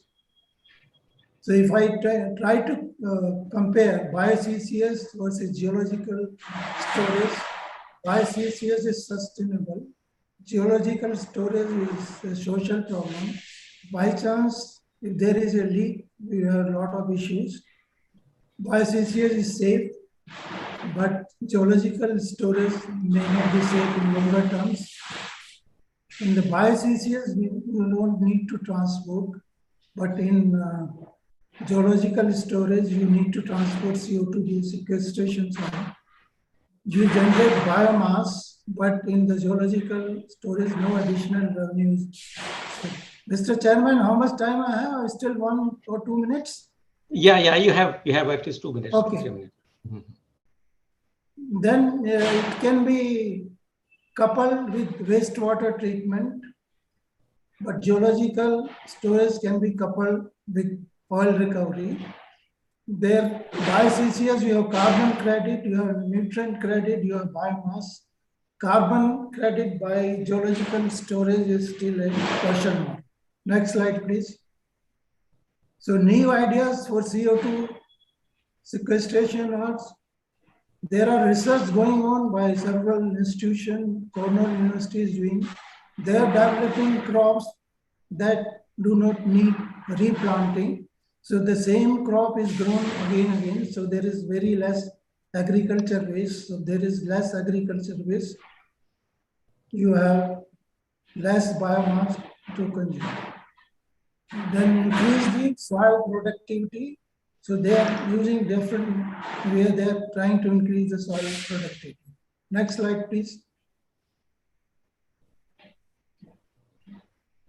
The Tuticorin in Tamil Nadu, they are converting CO2 to baking soda. They are that CO2 from their thermal plants, they are converting to CO2 to baking soda. Next slide, please. So my conclusions, as India has taken initiative to develop R&D projects for CCS, and mostly CSIR, DST, Germany have taken the major lead. Our team to meet the challenges of climate change and increasing sustainability and integrated research and development institute for CCS need to be established by government, public, private partnership and international collaboration in the country. Geological storage project is not viable option for increasing fossil fuel coal-based thermal power generation, as we have very little database on the storage potential of geological formation, and further there are no dedicated power line for transporting CO2. Electric car battery R&D is and development is gaining momentum at present globally. And US, they have developed the battery which can run a car for about 24 hours without charging. So India need, and there are about, to my knowledge, there are 25 major industries have come up in USA and there is enough finance available. So India need to pace with the world in development of electric car battery. Next slide, please. Thank you so much. If there are any questions, I'm willing to answer if there is time. Yeah, Thank you very much, Dr. Baleshwar. This was a very interesting topic and very relevant in the present times. Thank you, Dr. And thank you for introducing the concept of bio-CCUS. In fact, personally, I was not really aware. We were thinking about CCUS, but not exactly bio-CCUS. Okay. And putting it in the right context, that why geological storage is difficult based on the location of the plants and where the geological formations exist for. I welcome Oil India to join us in this venture. Sure, certainly we'll see that. So that was very interesting. So if you have one or two questions, I would request the audience. Mr. Chairman, I have no question, but I have a suggestion. Welcome, sir. Welcome. Good afternoon. The Department of Science and Technology has been running a complete set of projects under carbon dioxide sequestration. Yes, sir. And I happen to be the chairman of the project evaluation monitoring committee. The Institute of in Tamil Nadu, where there is Meenakshi Temple, that place. Okay. They have that institute, National Institute of Technology, has a center of environmental research. They have developed a very sophisticated bioreactor under Professor Prem Lata. And that is patented, and the paper and the work has been published in international journals. I'm aware of that, sir. Okay, that's one good point. Okay, sir. That similarly, the Institute of Biosciences in Haryana has genetically modified some crops which absorb more carbon dioxide. The Institute of Agriculture in Coimbatore has developed a lot of soil measurement techniques, soil improvement techniques to absorb carbon dioxide in the soil cover. The institute in Jhansi has developed lots of agroforestry technologies to improve carbon dioxide sequestration.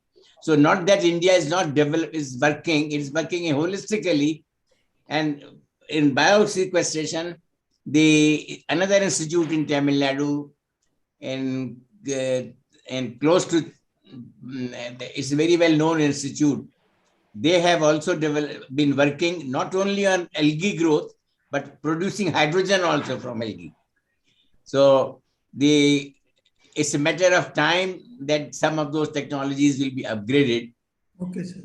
And this institute also in Tamil Nadu has developed a lot of nutricils with these algae. Okay. So they have created another value chain so that we get returns from this. Because the cost of nutrients is very high for algae growth. You have to. Sir, we are trying to reduce that cost. So and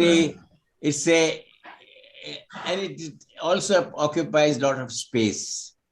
So they let us. So you have already hinted that we should go for batteries.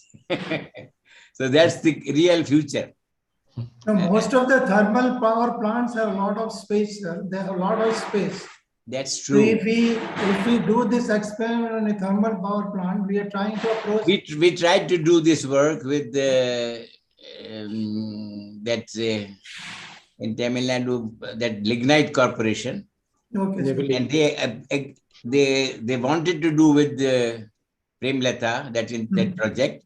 I do not know what is the progress, because since then I have completed 3 years with DST and somebody else would be looking after. And they are working on using algae as one of the. Sir, I met Madam Pramlita in a meeting about 1 year back, so I know what she is doing. Okay, and good. Jhansi also, I know. I think we are aware of most of these people who are doing this kind of research in India. So now you should integrate their work and put in your germi plant those concepts. Okay, sir. Thank you, sir. All the Thank you best. for your advice, sir. God bless. You have always advised us. I salute. God bless you. Okay, I think Dr. Simon has a question. Yeah, please go ahead, Simon. Yeah. Thank you, Chairman. Thanks very much for the talk, Berchois. It was a fascinating talk. I want to pick up one of the statements you made about a coal plant that's 1260 megawatts, emitting 15,000 tons of CO2 every day. And you were hoping that about 50% of that could be sequestered or used by algae, which sounds a fantastic thing to do. I'm wondering how you separate the CO2 from all the other gases coming out of the power plant, because the gases from a power station are, of course, quite dilute. It's not concentrated CO2, it's very dilute with other gases. Is there a question for me, Dr. Simon? Mm-hmm. It's for you. Yes, yes. So I know there are other gases, but since we are using a water pond, and we are separating the CO2 and we are dissolving that CO2 in the water pond. We are separating other gases and only pure CO2 is passed through the pond where we use nutrients and we convert it to the algae. So that part is taken care of. Can I ask, how do you separate the CO2? How do we separate the CO2?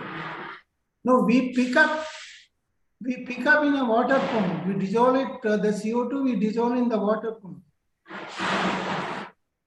Does half of 15,000 tons dissolve in water? No, we put the strain in the water pond which absorbs the CO2 from the atmosphere. Okay. Thank you. Thank you. Thank you. Thank you, Dr. Baleshwar. Thank you. That was an interesting topic. With the evoked Sorry, I diversified from your session. Yeah, exactly. Exactly. But I did that petroleum geochemistry about 20 years ago. No, but I can add one more point that the National Geophysical Research Institute has done a lot of good work on carbon dioxide sequestration in basalts. And they have studied the kinetics of carbon dioxide and the silicates in basalt. And they come out with a lot of recommendations, I'm sure. Yeah, I was the partner to that project. That's we true. did with the Norway government. I was partner to that And project. at the moment, Oman is doing the biggest project on sequestration carbon dioxide in plutonic rocks, not on basalts. Okay. Mantle outcropping near the surface. That's the biggest project which has been mentioned in Scientific American of last year. Good, sir. Okay, all the best. Thank you. Thank you. Thank you very much, sir.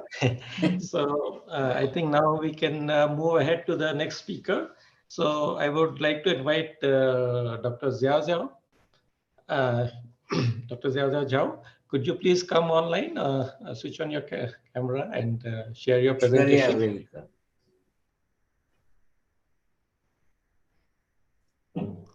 Dr. Xiao Xiao? It's me? Yeah, exactly. Oh, okay. You weren't ready? I can't. Go ahead, Dr. Sharma. Dr. Xiao Xiao, if you're going to take some time, then we can move on to the next speaker and come back to you.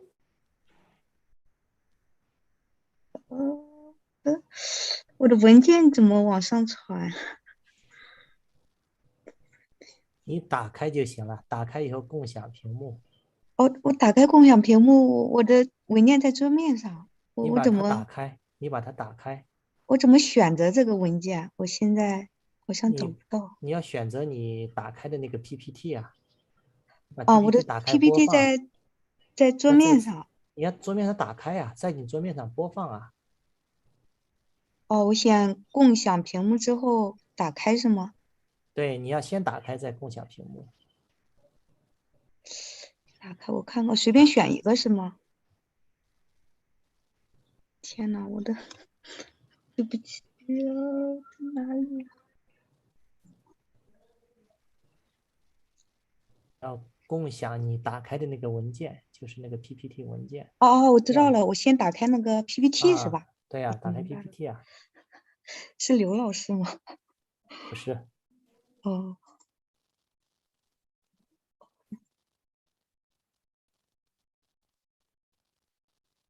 Hello, Aishwarya, please help Hello. for screen sharing. She's working. She's working. She's opening her files now. Probably we could move on to the next speaker till the time Miss Xiao Xiao is able to figure out how to share screen. Okay. Yeah. Okay. Ma'am, if you're not, ma'am, if you're Okay, I found it. Okay. Oh no, yes, we can see that. Okay, go ahead. Okay, Ma'am, make it Dr. full Xiao. screen. Yeah, please. Sorry. No problem. Yes, ma'am, we can see. So, Dr. Xiao, you have exactly 20 minutes to complete the presentation. Please. Oh, okay. Yeah.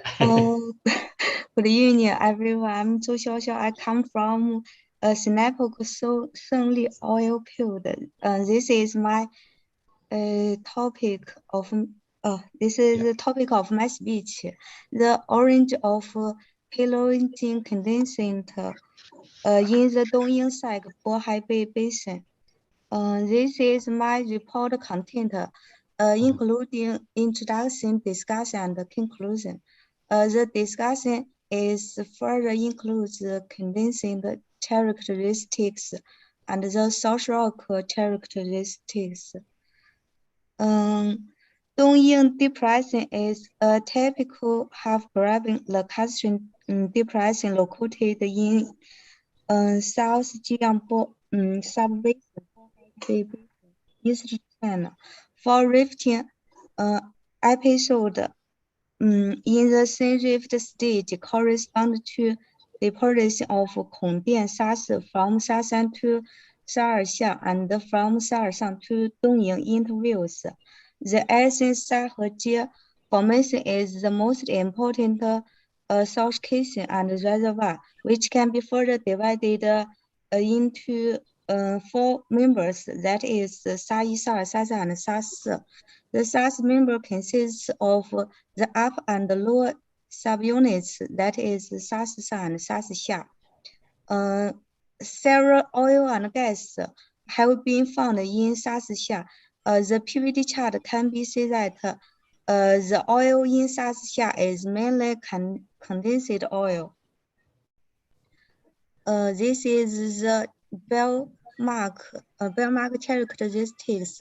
It can be seen that the condensate characters is low beta carotene, high oil index, smaller 4-methyl-styrene index, large carbon-27 diestyrene over carbon-27 regular styrene, low gamma-styrene over carbon-13 hopen, high regular styrene over 17 alpha hopen, medium Pi over pH. It suggests that the Lacustrine mudstone sediments with a low salinity, strong reduction degree, and organic matter dominated by plankton and benthic algae. It can be seen that the maturity of oil, crude oil is very high, which makes the maturity of condensate oil obtained by carbon-29 styrene discrimination method low. According to the maturity discrimination method of heptene values vs aspartame values, and the oil temperature and methylphenanthrin index and the methylphenanthrin ratio of the condensate oil. The oil of condensate oil is from 0.8 to 1.2%. The diamond kilogram shows that various compounds are identified.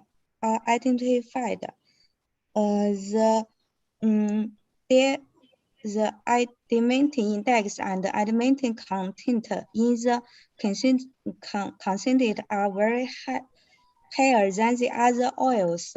This is but follow than the typical correct oil in the Tazong area. This is the Tazong correct oil, indicating that the condensate may have been correct, but the correct degree is not very high. Diamantine concentration in Yan 229 X69 well is the lowest among the condensate oil, with Yan 229 X9 as the original diamantine concentration. The thermal cracking degree of FS1 P1 oil is the largest, about 55%, followed by FS1 X1 Yan 22 X100 FS X11 wells.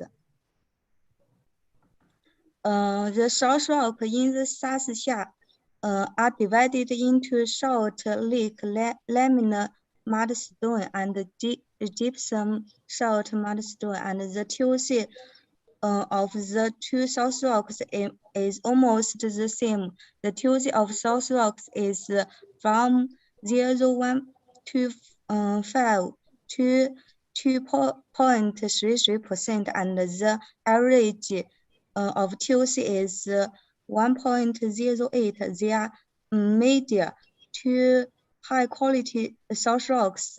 All ranges from 1.76 to 1.44%, with an average of 1.11% in the mature of high mature stage.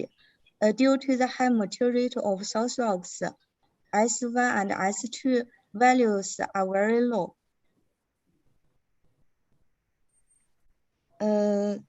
We also researched the salt rock in the Sasia. It can be said that obvious differences exist in the bear marks between the upper and the lower part of the Sasia salt rocks. In the upper Sasia salt rock, the carbon-27 styrene over carbon-27 regular styrene, the Olin index and the regular styrene over 17 alpha Hopen is large, suggesting that the upper salt rocks are deposited in an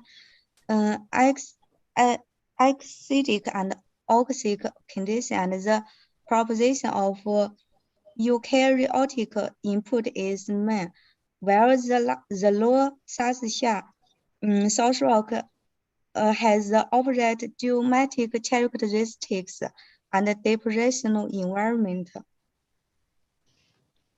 The same geochemical characteristics between the upper and the lower of Sasia salt rock is also exist in the FS2 well.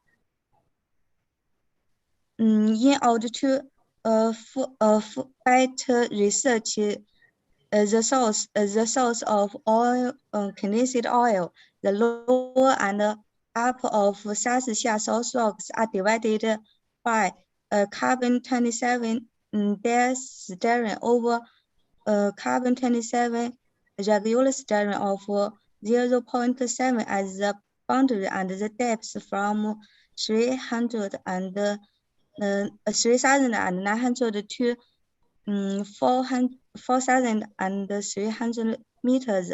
The oil source correlation shows that the condensate oil has a good correlation with the salt rock in the upper of Sasia salt rocks, which are characterized by low PR over PS, high regular styrene over 27 alpha Hopen, and carbon-27 styrene over carbon-27 regular styrene, Olin index, and gamma series over carbon-13 Hopen, and TS over TS at TM.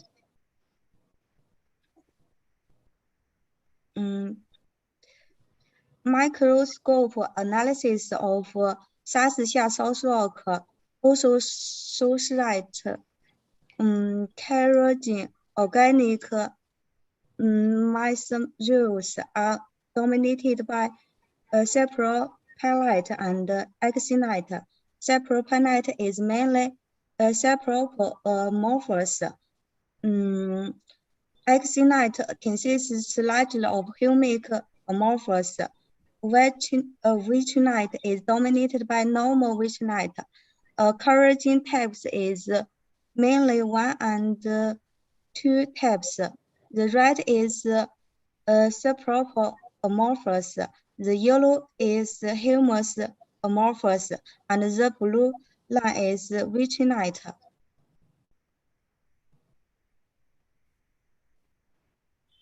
The geochemical analysis also suggests that the gas is oil associated with a low maturity generated from the thermal cracking of oil of salt rocks and contains a small amount of oil cracking gas. The gas parent materials is the main type 1 kerogen. It can be seen that the orange of this condensed oil in main sac indicates that sapropelite organic matter with a small amount of humic organic matter can also generate condensate in the mature stage. It is different from the condensate produced by sapropel organic parent materials from high maturity to over maturity. It is also different from the condensate in the mature to high mature stage continental transitional parent material, and the condensate produced by humic organic matters in stratum from low mature stage to over mature stage. However, the orange of condensate is a new formation mechanism of condensate, but the specific formation mechanism needed to be further researched. Thanks. Okay. It's my Thank you. Thank you. Thank you very much, Dr. Zhao, for quickly finishing the presentation. And you provided a very great example of using multiple geochemical techniques to understand the origin, maturity, and correlation of the condensate to the source rock. That's a really interesting work that you have done and you're doing. Very nice. So now I would like to invite the audience for questions.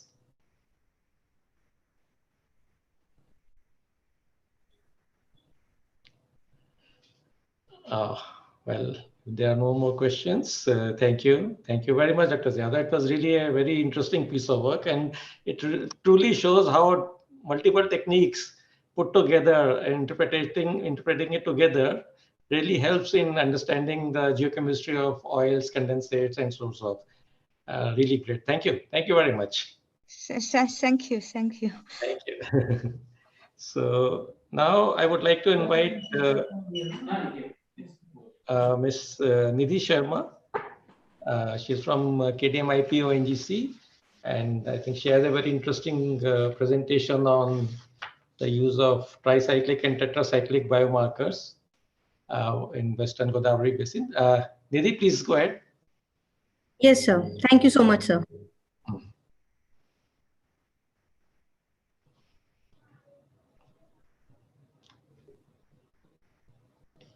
I think you'll have to go to the first slide.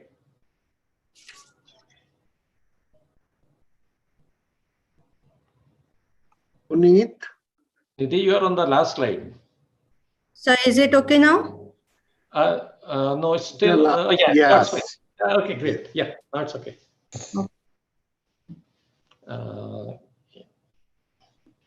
Yeah, that's fine. Okay. Please.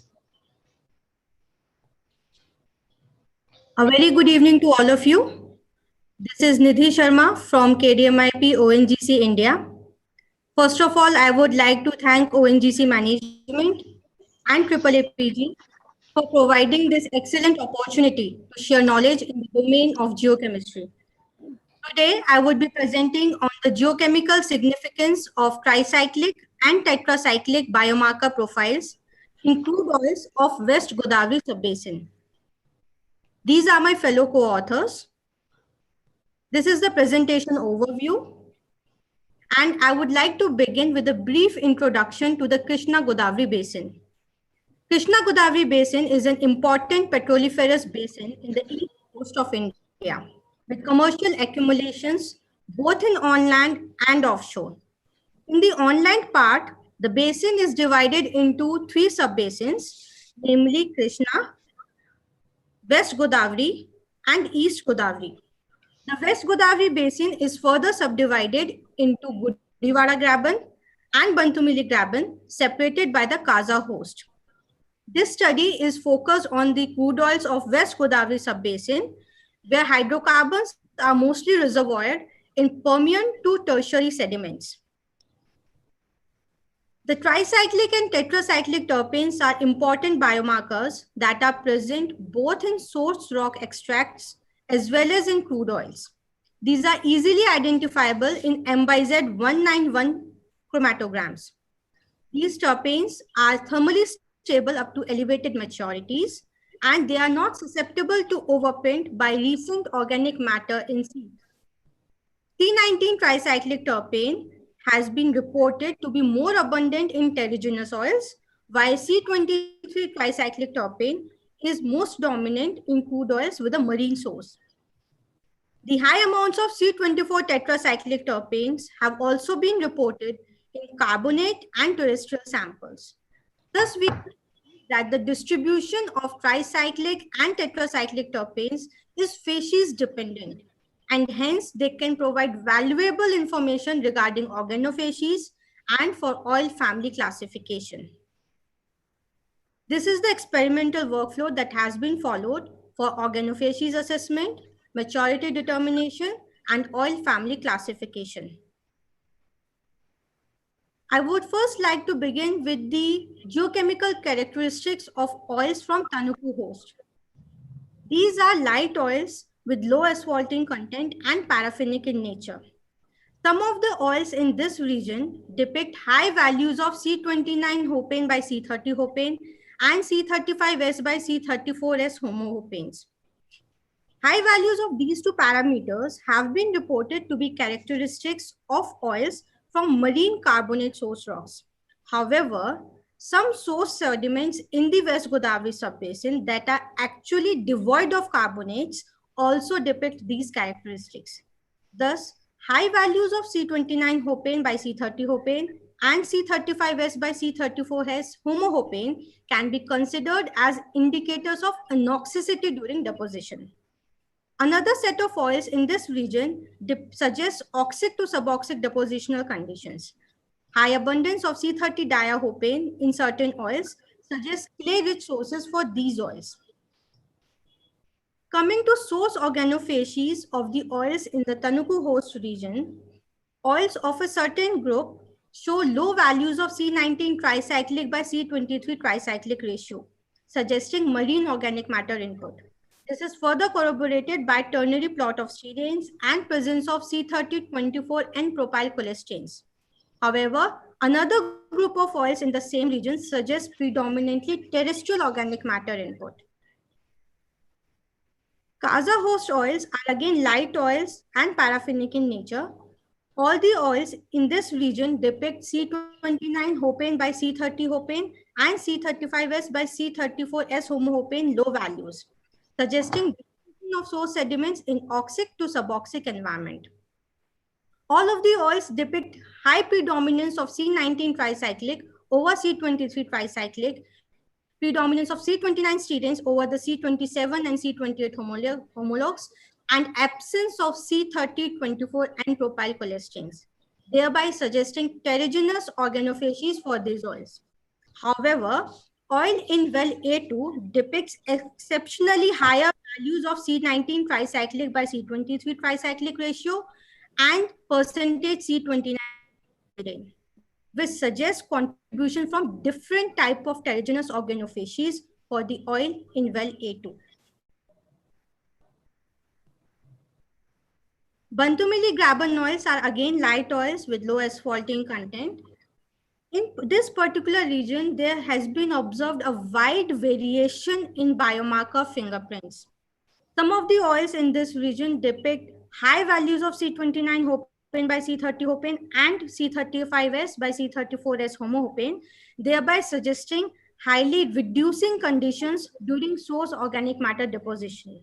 On the other hand, another set of oils suggests deposition of source sediments in oxic to suboxic environment. High values of diahopane index and diastyrene by styrene ratio have also been observed in certain oils, suggesting clay-rich sources for these oils. Most of the oils in this region have predominance of C19 tricyclic over C23 tricyclic and predominance of C29 styrenes, thereby suggesting terrigenous organophases. However, another group of oils suggest marine organic matter input because of predominance of C23 tricyclic, predominance of C27 styrene, and presence of 24 N-propyl cholesteins. Thus, based upon the distribution of various biomarkers, particularly the tricyclic and tetracyclic terpenes, oils in Tanuku host have been divided into two groups. Group 1 consisting of G1 object 2, F3 object 6 and 8, and F2 oils are derived from predominantly marine source organophases deposited under anoxic conditions. However, another set of oils comprising of F1, G1 object 4, and G1 object 3 are derived from predominantly terrestrial clay-rich source species deposited in oxic to suboxic conditions. An important point to note here is that different biomarker fingerprints have been observed in oils from different objects in well G1, which suggests charging from two different source spots in the region. Coming to oils in the Kaza host, all the oils are genetically correlatable except A2 oil, and these are generated from terrestrial source organophases deposited in oxic to suboxic environment. Nature of source organophases of A2 oil, though dominantly terrigenous, is very distinct from the other studied oils. With respect to Bantumili graben, there is a wide variation in the biomarker fingerprints, and therefore precise oil-to-oil correlation is hindered in this region. But here again, distinct biomarker distribution in oils from different objects in well E1 suggests charging from two different source spots. Thus, in conclusion, the distribution of tricyclic and tetracyclic terpenes is species dependent, and therefore they act as an excellent tool for organophases assessment and for oil family classification. Based upon the biomarker fingerprints, oils of Tanuku host have been divided into two groups. Oils of Kaza host are genetically correlatable except A2 oil, which shows different type of terrigenous organophases. Most of the oils in Bantumili graben are sourced from predominantly terrigenous organic matter, with few exceptions. However, distinct biomarker distributions in oils from different objects in wells G1 of Tanuku host and E1 of Bantumili graben suggests charging from two different source spots, which is an important exploration lead in the region, and this constitutes our way forward. This constitutes our way forward regarding the proper oil-to-source correlation in this region. Thank you all for your patience, and a Merry Christmas to all of you. Thank you. Thank you. Thank you very much, Nidhi. This was really interesting.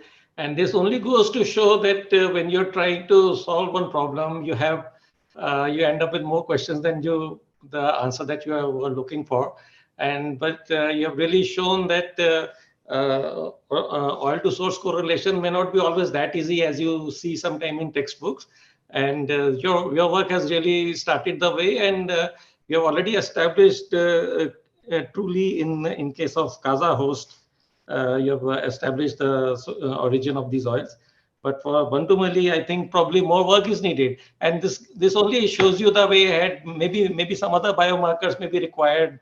And wherever there is a mixing from multiple sources, then you may need to look more carefully at certain biomarkers. And probably the data that you already have, if you just try to look at it more carefully, you may find the answers there itself.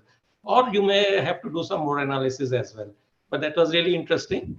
Now, I will invite any questions from audience. Sir, I would like to add one point. Sure. So in fact, after this study, we think that the wide variation in the biomarker fingerprints of crude oils in Bantumili Gabon may also be a result of mixing in this region. Exactly. And so that is our way forward. We are working on it, and hopefully we'll come with a solution. Yes, I'm sure you will be able to find the answers. All the best to you. This is a very interesting study. So I'll invite questions from the audience. Dr. Neeraj, the presentation by Nidhi Sharma, I think, create a confidence in the minds of father of geochemistry in KDMIP ONGC, Mr. Kuldeep Chandra, that still excellent work is going on yes, at KDMIP. And Nidhi is second to none. Yes. Nidhi is second to none. Excellent work. My compliments and congratulations. Thank you, Nidhi sir. Sharma. Thank you so much. Certainly. I join congratulating Nidhi for Thank you so much, sir. It means a lot. from daring to say that there could be multiple sources and mixing. Yeah. Now you must sit with basin studies people and look to 2-generation centers. Yes, sir. So you develop the full model. And I will take one more minute. Nidhi, these are the work done at KDMIP when Mr. Kuldeep Chandra was there, and Colonel Wahi, chairman of ONGC, directly talked to Mr. Kuldeep Chandra for such bold finding. And thank you, Nidhi, for this excellent work and hard work you have done and presented in a very nice manner. My congratulations once again. Thank you. Thank you so much, sir. Okay, thank you very much, Nidhi. I'm sure Mr. Srivastava would also be talking to you directly very soon. Okay, thanks a lot. So much, sir. So now I would like to invite Dr. Imran Khan, who has a very interesting presentation on Upper Indus Basin in Pakistan. Dr. Imran Khan, kindly share your presentation. We are really looking forward to it.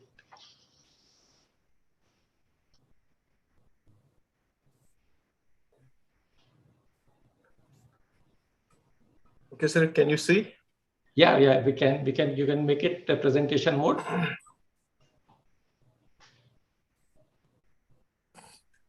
Yeah, thanks. That's wonderful. Okay, so hello to everyone. First of all, I want to extend my gratitude to AAAPG for providing me this chance to present my research here. And thank you for this very interactive session for the whole day. So I have been listening and learning a lot. So the topic that I'm going to present today is the geochemical characterization of the crude oil and organic rich sediments from the upper Indus Basin of Pakistan. So we are implying for some oil and oil source correlation. I have done this work under the supervision of Professor Jung Ning Ning. This is part of my doctoral research dissertation that I undertook in China University of Petroleum. Recently, I completed my doctoral degree. So currently, I am affiliated with ComSat's Ahmedabad, teaching here for last semester or so. So the talk of mine today will provide us an introduction with the overview about Upper Indus Basin, some basic geochemical workflow that we followed, and then some results. So first of all, a bit introduction for the Upper Indus Basin. Actually, it is located in the northwestern part of Pakistan. It is what we say in sub-Himalayas. It is bounded by 4 faults. To the north, we have this MBT, main boundary thrust, and then this salt range thrust, which is also known as main frontal thrust. And to the south, we have two, to the east and to the west, we have two transform fault, small level, which are present in this area. So actually, this basin is developed as on the western passive margin of the Indian plate. So generally, on the basis of Paleogene stratigraphy, we divide it into 2 sub-basins. So overall, we call it Upper Indus Basin, and it is divided into Potohar sub-basin and Kohat sub-basin. So about the petroleum system, if you can see here, it is a very well-known petroferrous basin of Pakistan. There have been a lot of production being here, carried out being here. So the first well was in 1914 within Potohar. So it means that it is one of the oldest explored areas within Asia. And then the Kohat Basin, which is newly emerged basin, it's around decade or so where we have started some production in this basin. So here is the total petroleum system of this basin. If we can see here, there are a number of small source rocks that are found within this region. It ranges from Precambrian and then a little Permian and Paleogene rocks. So the problem with this basin is, or in general, the problem is we have a lot of hydrocarbon exploration within this area, but we are not very sure about the source of this hydrocarbon. Secondly, there are multiple source rock that have been proposed as a source for these generated hydrocarbons, but there have never been done an oil source correlation or to some level the genetic oil typing of various oil within this basin. So this is kind of pioneer work that we have done here. Coming to the research purpose, obviously we have to screen some potential hydrocarbon source rock within this stratigraphic columns, and then we have to provide some genetic oil typing and distribution of this oil within a different part of the basin. And then finally, we have to carry out some oil source correlation, try to relate these generated oils with the source rock that we have in this area. So coming to the sampling, actually, it's a very, very vast topic to cover 2 sub-basins at this level. So we need a lot of sampling, or we need a lot of data control. We collected some samples from 20 wells. We have been collaborated by some oil companies in this region. So we carried out like 20 well sampling on the basis of mud logs. We selected the shale horizons and then some outcrops that we covered within the region which is underexplored. We also got some crude oil sample around about 554, and this is a general workflow that we followed, which involve all the basic geochemical processes or geochemical analysis that we normally do conventional ways. So it was all done in China as I was a student there. So these are some of the photographs that showing the sample that we collected. We also collect some oil seepages from the underexplored areas within this region. So this is a common workflow, both for the rock cuttings that we selected, and we screen them on the basis of TUC, and the cuttings with more than 0.5 TUC were taken for the extraction and GCMS. And oil that we collected, we followed the same conventional ways to analyze them. So coming to the rock quality within this basin, within Potohar sub-basin, we analyze rock ranging from Precambrian to Eocene. These are the formation names, and these are the number of samples that have been analyzed. So you can see these are a lot of data that we acquired. So finally, we come up with the conclusion that there are some Precambrian horizons, Jurassic and Paleocene horizons, which have fair to good source rock potential within this region. Then for the Kohat sub-basin, we also got some data, source rock data analysis, and we came to know that there are some Jurassic, Cretaceous, and Paleocene rocks that have been good in hydrocarbon production. So on the basis of some vitrinite reflectance for the Potohar subbasin, we found two different trends. If you can see here, this is the eastern part of the Potohar subbasin. These are the wells from the eastern Potohar, and we have done some vitrinite reflectance for them. And then for the western part, we can see clearly there are some rocks, even the Cambrian rocks are immature within this eastern part of the Potohar, whereas within western part of the Potohar, our even Paleocene rocks and Eocene rocks are in oil window. So here we can just clearly see two different trends of maturation within this basin. Same is for Kohart sub-basin. We can find a oil window for the Paleocene rocks and onwards. All the rocks are in oil window. Then we have done some basic organogeochemical work on the rock extract, and by integrating it with some petrographic data, we have analyzed, like, we have three facies, or generally we group the Precambrian to Eocene rocks into three different facies. Organophacy A is what we have some algal input in them, deposited in anoxic to strongly reducing environment, and comprises of Precambrian and Eocene rocks. Then organophacy B, which is lagostrine in nature, and then organophacy C, which is terrestrial in nature. Then for the crude oil analysis, there are some results that I skip because it's a big presentation. So for the geochemical investigation, we selected oils from some reservoirs which are Cambrian, Jurassic, and Paleogene. So here is the split for the various reservoirs within the Potohar basin. Within this region, which is eastern part of the Potohar, we have some Cambrian reservoirs that are producing, and then towards the western Potohar and in Cohorts, we have some Jurassic and Paleogene reservoirs which are producing. So on the basis of general or bulk crude oil properties, we place them according to the depth. This is API versus depth plot. We can see we have some shallow light oil within some Cambrian reservoirs, which we call condensates. We also have some shallow heavy oil within the same part of the basin, and then we have some deeply lying light oil within other parts of the basin. So in general, we divide them into these three groups for the further discussion. As a whole, most of the oil are non-waxy marine oil. Only the two condensates that we acquired from Cambrian reservoirs located in the eastern part of the basin are waxy terrestrial in origin. Most of these also show mixed organic matter.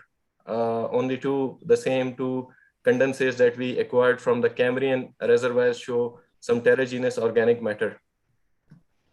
So coming to the aliphatic distribution, the biodegradation, obviously the two outcrop or seepages that we collected shows some partial biodegradation, and there are some wells within the eastern part that shows some biodegradation. Others are all normal non-biodegradated oils within this basin. Then coming to the source rock depositional environment, the Cambrian condensates, the two Cambrian condensates shows high pristine phytane ratios, and most probably they are fluviodeltic in settings. These oil have been generated by the rocks which are fluviodeltic in nature. Then there are some condensates. Then there are some oils which are medium to heavy in Cambrian to Paleogene reservoirs, which are located in the eastern part. They have higher diasterane to sterane ratios, suggesting a clastic source. And then there are some light to medium Jurassic and Paleogene reservoir oils, which have higher dihopane to hopane ratio, suggesting more oxic settings. There are those two Cambrian condensates also have low tricyclic terpenes, indicating, and then there are some medium to heavy Cambrian and Paleogene reservoir crude oils, which are typically marine in origin, have higher abundance of opaque and triterpenes. The light to medium Jurassic and Paleogene reservoirs also show higher abundance of extended tetracyclic terpenes and low abundance of opanes. So these diagrams can just clearly tell you, we can divide them into three different groups. We also use some polyaromatic hydrocarbons for characterization of these oils. So mostly these Cambrian condensates, the two Cambrian condensates that we acquire from eastern part of the basin, they have predominance of diaromatic or triaromatic hydrocarbons. Then some medium to heavy Cambrian and Paleogene reservoirs, crude oil show predominance of naphthalene and phenanthrene, and also some occurrence of triaromatic steroids. Then light to medium Jurassic and Paleogene oils, which show the twice as much occurrence of naphthalene as compared to phenanthrenes. So here we have some distribution bar chart that can clearly tell you we have variation in DBTs, DBFs, and fluorines within these oils from different reservoirs. We also use some naphthalenes and phenanthrenes for further classification, and it clearly define our oils into three different groups, which are slightly different in nature. We also use some triaromatic steroids as a thermal maturity parameters. In our Cambrian reservoirs, the condensate within Cambrian reservoir show only long chain triaromatic steroids. Then the medium to heavy crude oil within Cambrian and Paleogene reservoirs shows our full range. And then these light to medium crude oil within Jurassic and Paleogene do not show any extended triaromatic steroids. Assessment of the thermal maturity on the basis of aliphatic. Our aliphatic, most of our aliphatic parameters show that our hydrocarbons crude oil have been generated by the rock, which are in early oil generation window. But in contrast to that, the thermal maturity shows by aromatic hydrocarbon, they show that our hydrocarbons have been generated by the rock, which are in late maturity stage. This might be due to the mixing of oil from the different sources. Then we also use some carbon isotopes for the classification of these crude oils. They clearly define our crude oil into three different groups, which are slightly different in nature. Then coming to the geochemical correlation. So on the basis of several parameters, we came to the conclusion that our oils are basically of two types. Family 1 is comprised of terrestrial organic matter deposited in highly fluidaltic, highly oxic fluidaltic settings. And then family 2, which is further divided into family 2A and family 2B. The family 2A mainly comprised of the oil generated from clastic source deposited within suboxic deposition settings. And then family 2B consists of the oils that have been generated from the source rock, which are marine oxic in deposition setting. So this is further division of the various crude oil families within our basin. So family 1, which is terrestrial in nature, lies within the eastern part of the basin. Then family 2A, which is clastic marine, it also lies within the eastern part. And then family 2B, which is carbonate marine in origin, lies within the western part of the Potohar and in Kohart Basin. So some oil source correlation on different parameters have been assessed. So basically the family 1, the geochemical characteristic of family 1 generally fit with organophases C, which are most probably datta formation in, so they are basically generated from these datta formation rocks. Then family 2A crude oils show good correlation with Precambrian salt range formation of organophases A And then the potential candidate for family 2B crude oil is Eocene Patala Formation. So if we can try to see the source rock kitchen for these rocks, so we can see here the family 1 oil. Most of it has been generated by organophaceous C, the terrestrial origin rock, which are more mature within the western part of this basin. So they have these facies are also within eastern part of the basin, but they are not mature here. So most probably the oil have been generated from here and migrated in that direction. So for organophaceous, for the family 2A oil located in the eastern part, which is clastic marine, which is generated from clastic marine salt rain formation, has the thickness in the western part and deeply buried, which are in mature oil window. So maybe they are generating oils somewhere here and just migrating in that way. So family 2B oil, which are carbonate oxic in conditions, so they have been generated by the organophaceous B, which are more thicker toward the western part of the Potohar Basin and within Kohad Basin. So coming to the conclusion, we have assessed the Precambrian to Cambrian rocks of the upper Indus Basin and geochemically characterize them into 3 organophases. The oil of the upper Indus Basin has been divided into 2 main families, family 1 terrestrial, family 2 marine. Family 2 is further divided into family 2A and 2B. So family 1 can be correlated with some Jurassic rocks of Datta and Hangu Formation. Family 2B can be correlated with Precambrian rocks of Salt Range Formation, and family 2B fits with the features of Patala Formation. Thank you. And finally, some acknowledgement. This work has been funded by State Key Laboratory, and some data support have been provided by OGDC, PPL, and DGPC from Pakistan. Thank you for your time. Thank you very much, Dr. Imran. That was quite a comprehensive work, and you have been able to firmly establish the oil-to-oil correlation and oil-to-source correlation. I was really amused to find that your 2 condensates are consistently falling away from in all the plots. They are falling separately. So you have been able to do it very nicely on the oil-to-oil correlation as well as oil-to-source rock correlation. Quite a good piece of work. Thank you for the presentation. Thank you, sir, for the compliment. And sorry, I was a little quick in that. Yeah, that's fine. So if there are any questions.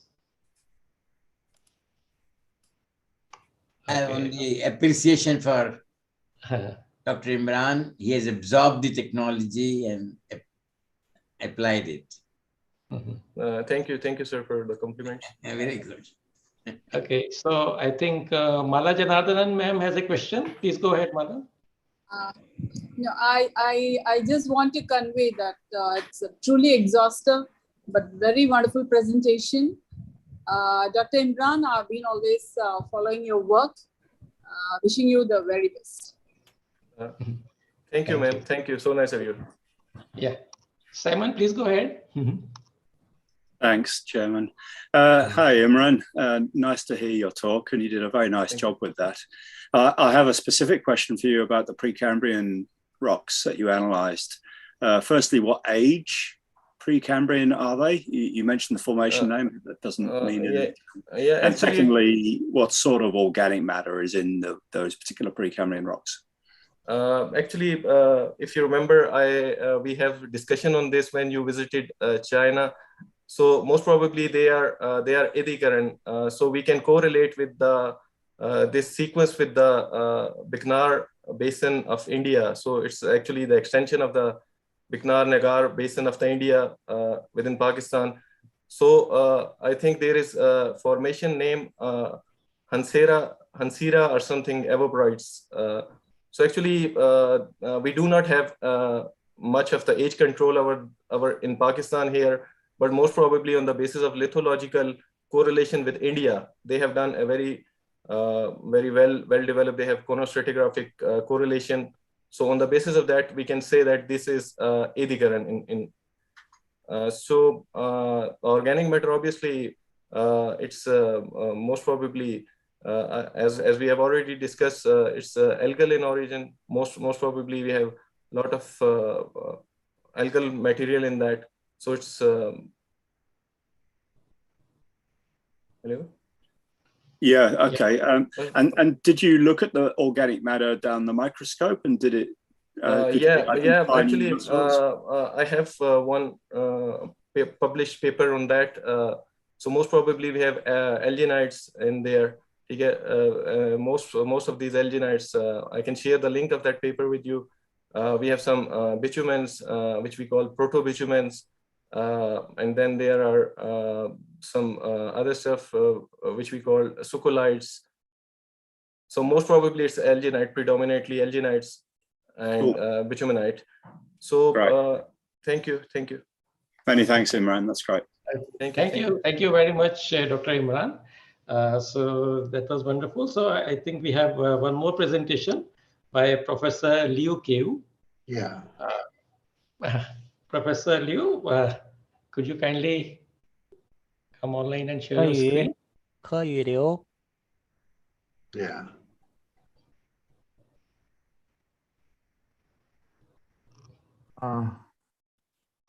Yeah. Welcome. Welcome, Professor Liu. Welcome. Okay, I tried to set up my PowerPoint. Apologize for.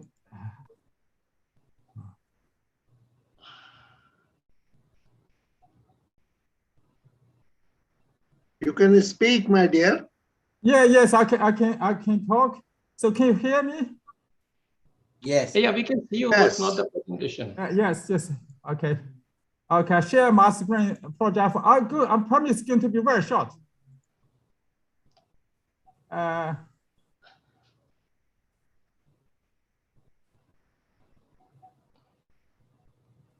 you see my screen? Yeah. Okay. Yeah, great. It's fine now. Good. Yeah, yes. Apologize. I thought somehow we mix up, but I'm going to be very short. 10 minutes. So yeah, sure. Yeah, please. So I just need to move this. Okay. Hi everyone. I'm going to give a talk about the oldest preserved commercial oil accumulation in China from Tarim Basin.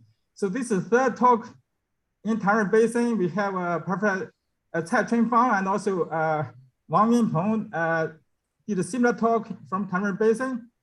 So I just want to acknowledge my colleagues from the University Petroleum here, Peng Yang, Jianliang Liu, and the Professor Xu Changjiang from Rapid Petrol China, Dr. Jane Lee, and Brent McAnnis from Curtin University, Australia.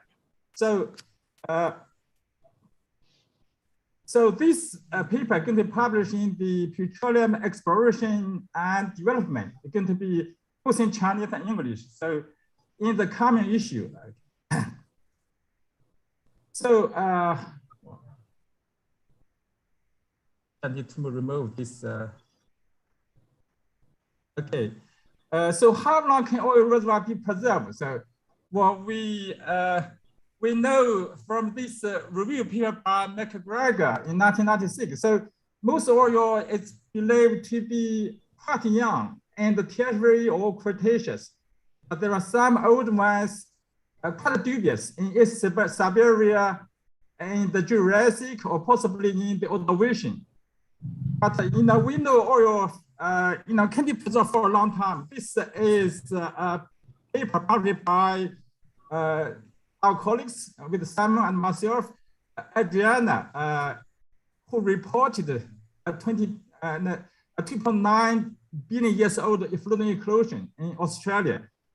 So oil can be preserved for a long time.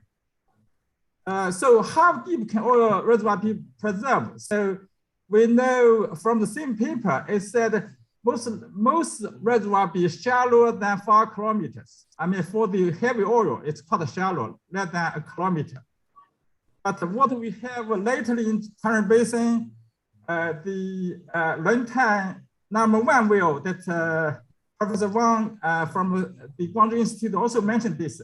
The total drilling depth is higher than the Mount Everest. It's 8,882 meters.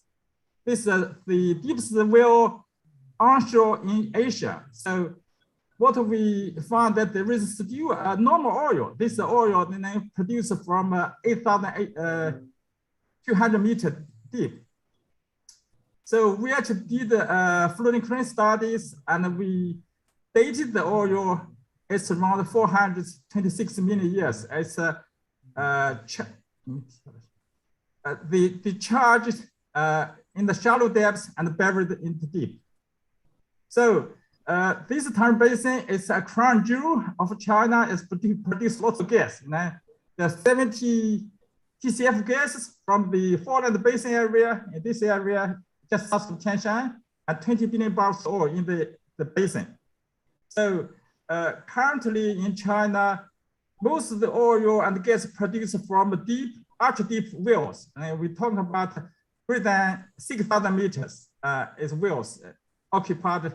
50% of the wells from this actually area. Also, we have a 2 east to west pipeline supplied gas from the Foreland Basin to Beijing and Shanghai. They actually benefit 400 million people in China. So this really, the gas base for the Chinese cities in the eastern China. So the area we're going to talk today is in the northern Taiwan Basin. There are lots of people in this audience done lots of work, including Professor Zhang Shuichang, done 30 years work on the source of the oil, whether we been debatable whether it's ordovician source or the Cambrian source rock. So we have done some fluorine corrosion work and also some dating, observed dating. We have at least 5 papers coming out from this region, and we think most of the oil are sourced from the UL2, the low Cambrian source rock that's mentioned by Professor Cai Chunfang earlier. So as you look at this, the oils in this region, we've got Tabi uplift. A full spectrum of oil from heavy oil here and to the normal oil and to volatile oil, and then also to condensate and dry gas. So have the full spectrum for hydrocarbon in this region. So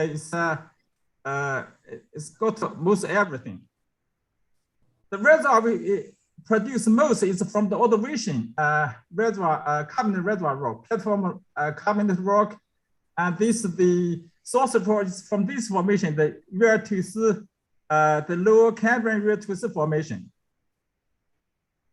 So let's focus on the particular well. I'm going to report the oldest commercial oil reservoir is the Yuejing 1X right here. So this area is currently, it's quite active for exploration. It's got 12 billion barrels equivalent oil just in this region. So this got a special play. It's called a fault and dissolution cave combination. So you have all these dissolved caves or subsurface cuts, reservoirs linked to vertical structural fault direct to the source rock right here. So this is the UL2 source rock that's produced. We believe produce most oil in this area. Okay, so but there is a constant debate, including Professor Zhang's work and others like Professor Cai Chunfang earlier mentioned from the sulfacetate. So what the timing and the source is an issue. So it's an issue. So we using these particularly wells. We start the liquid hydrocarbon at depths around 700 7,260 meters. Using fluid techniques I mentioned earlier. So we use a spell technique called FOI, frequency of oil inclusion in carbonate. So we defined two group of oil inclusion. The first inclusion all the way down to this interval. So we got group 1 inclusion. And then the second group is only down to this part. So we got group 2 inclusion. We also done the geochemistry based on the biomarkers, very similar from the same source. Apart from the Sarah, we believe there is a fractionation and also maybe leakage of large hydrocarbon in this area. So we mentioned that the frequency of oil inclusion is good to determine the polyfluid contact. And also we know the oil is roughly 42.5 API, viscosity is 3.25 megapascal per second, and the GY is 141. So the temperature here is around 135 to 167 degrees. The pressure is slightly overpressured, it's 88 MPa. So in these wells, we started for fluid inclusion.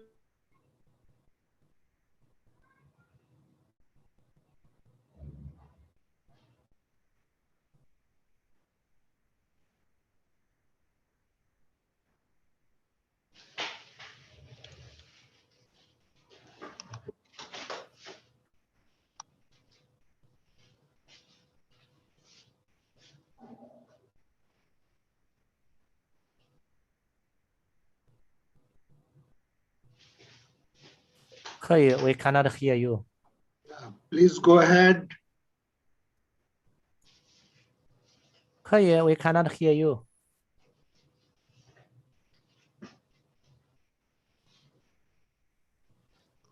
So we can't hear you. Your mic is muted. I think it has it hung. Please check your mic.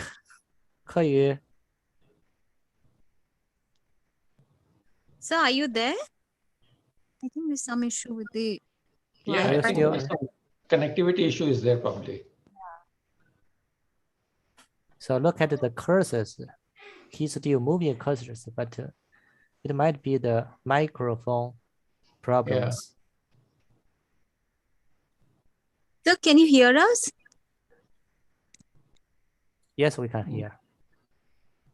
No, I don't think he can hear us.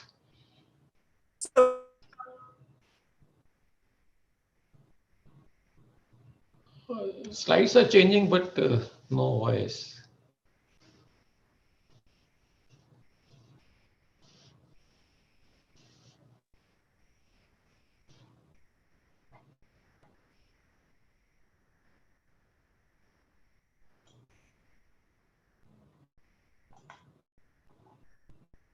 Mr. Chairman, there is some problem from their end in the internet.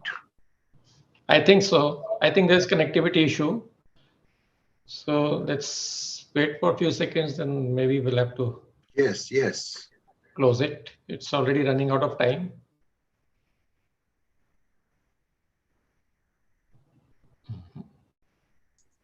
We have so many Precambrian basins in Vindhyan and now infracrolls in Himalayas also. It's a very, very important paper. As actually, Cambrian to infracambrians are going to be the major targets of exploration within India.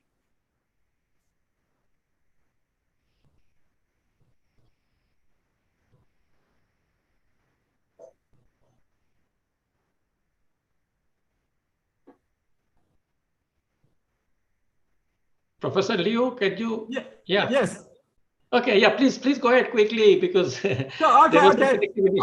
Basically, the conclusion is we have an old hydrocarbon charge in China, commercial carbon charge. So it's a discussion. So you probably can see the thing. Okay. I just want to acknowledge. Thank you. Okay. Thank you. Yeah. Thank you.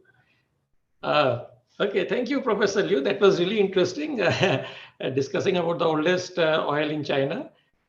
So now I would like to request the audience for some questions. Yeah. So you can hear me now? Yeah. Now we can see you. Yes. Everything Okay, fine. I don't know what happened. No, everything fine now. yeah, it's okay, right. Okay, yeah. Okay, one point. Yes. This temperature of 167 degrees or so was attained at what time, roughly? What's the borehole temperature, reservoir temperature? No, the temperature, these depths must have been achieved very recently somewhere. Well, it's maybe 100 million years. Or at least now. Well, that's okay. 100 million years. Yeah. So I believe, particularly with Professor Mo's fish behavior, I think there might be some diffusion and leakage of gas in some reservoirs. So there has to be some late subsidence for such old age. Yeah. Otherwise, time temperature would destroy everything. No, it's only lately. But we know in 8,200 meters, we still have liquid oil. People think of it as inorganic oil. Normal oil. It's not no more. Okay, very good. It's just, the RO is around 1.5, 1.3, 1.5. It's not hot. Okay. Very interesting. Thank you. Thank you. Thank you, Professor Liu. That was really very interesting. Okay, well, okay, so I think it's the most important paper of the conference. It's one of the most important and relevant information for all of us. Yes. Because we have a lot of Precambrian basins. Yeah. Yes, you are right. We produce lots of oil in Parana Basin. It's a real crown jewel for China at the moment. Okay. Okay, so thank you very much. With this, we have come to the end of this session. I would like to thank Dr. Baleshwar Kumar, then Dr. Xiao, and Professor Ms. Nidhi Sharma, Dr. Imran Khan, and Professor Liu for the very interesting presentations. And they were on really diverse topics, starting from carbon capture to the oldest oil. and they really kept us captivated all the time because they're totally different topics and very interesting. So really, I'm thankful to all the presenters and to the audiences for asking very interesting questions and giving suggestions, like Mr. Kuldeep Chandra, Dr. Simon George, and Pala ma'am for sharing their views and suggestions. Thank you very much. So may I now hand it over to Sir, Dr. Garg? Yeah, please. Okay, thank you, Dr. Neeraj. You have seen a dynamism in your session, and each paper is thorough in their subject. Yes, sir. And it is a lot of information just from each and every paper and how systematic they have done it. So it's a wonderful compliment to all the presenters, and thank you, Mr. Chairman, for sharing so ably and within time. Thank you very much. Thank you very much, sir. Thank you so much, everyone. And with that, we come to the end of the 11th International Conference on Petroleum Geochemistry and Exploration, Day 1. It was a very productive day. We saw wonderful presentations on latest research and technological advancements related to petroleum geochemistry and exploration. And we saw a lot of dialogue across the exploration community with the thought-provoking plenary session. We also saw earlier in the day distribution of EEF Global Excellence Awards that serve as a tribute to the winners, not only excellence, but professionalism and commitment to the field of petroleum geochemistry and exploration. So indeed, a very productive day, a very important day 1 in the International Conference on Petroleum Geochemistry and Exploration.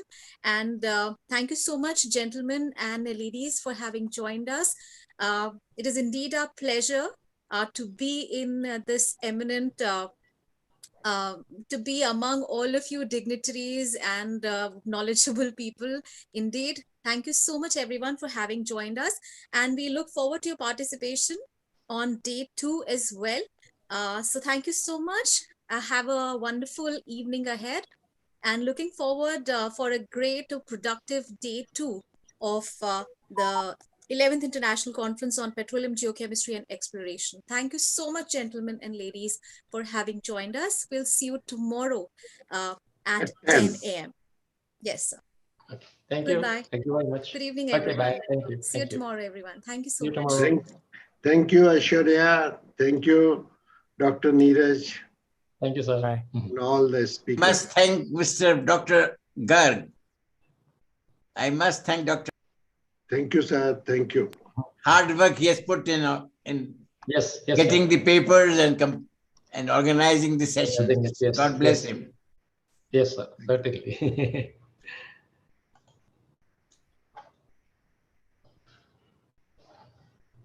So, Dr. Neeraj, see you tomorrow at 10. Yes, sir. Certainly, I'll be there. I'll be there. Yeah, please. Okay. Yeah, sure. Thank you, sir.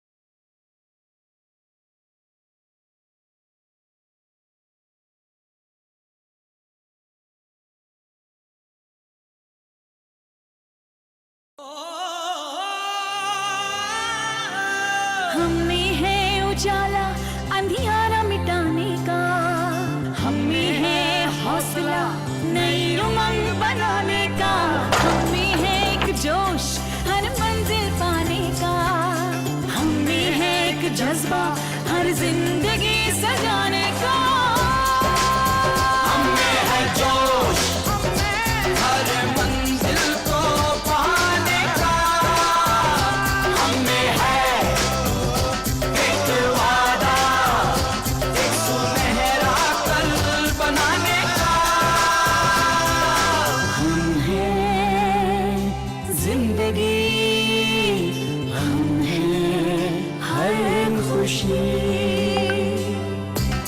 हम है वो रोशनी जो बनाए आपका भविष्य और उज्जवल। हम है ONGC।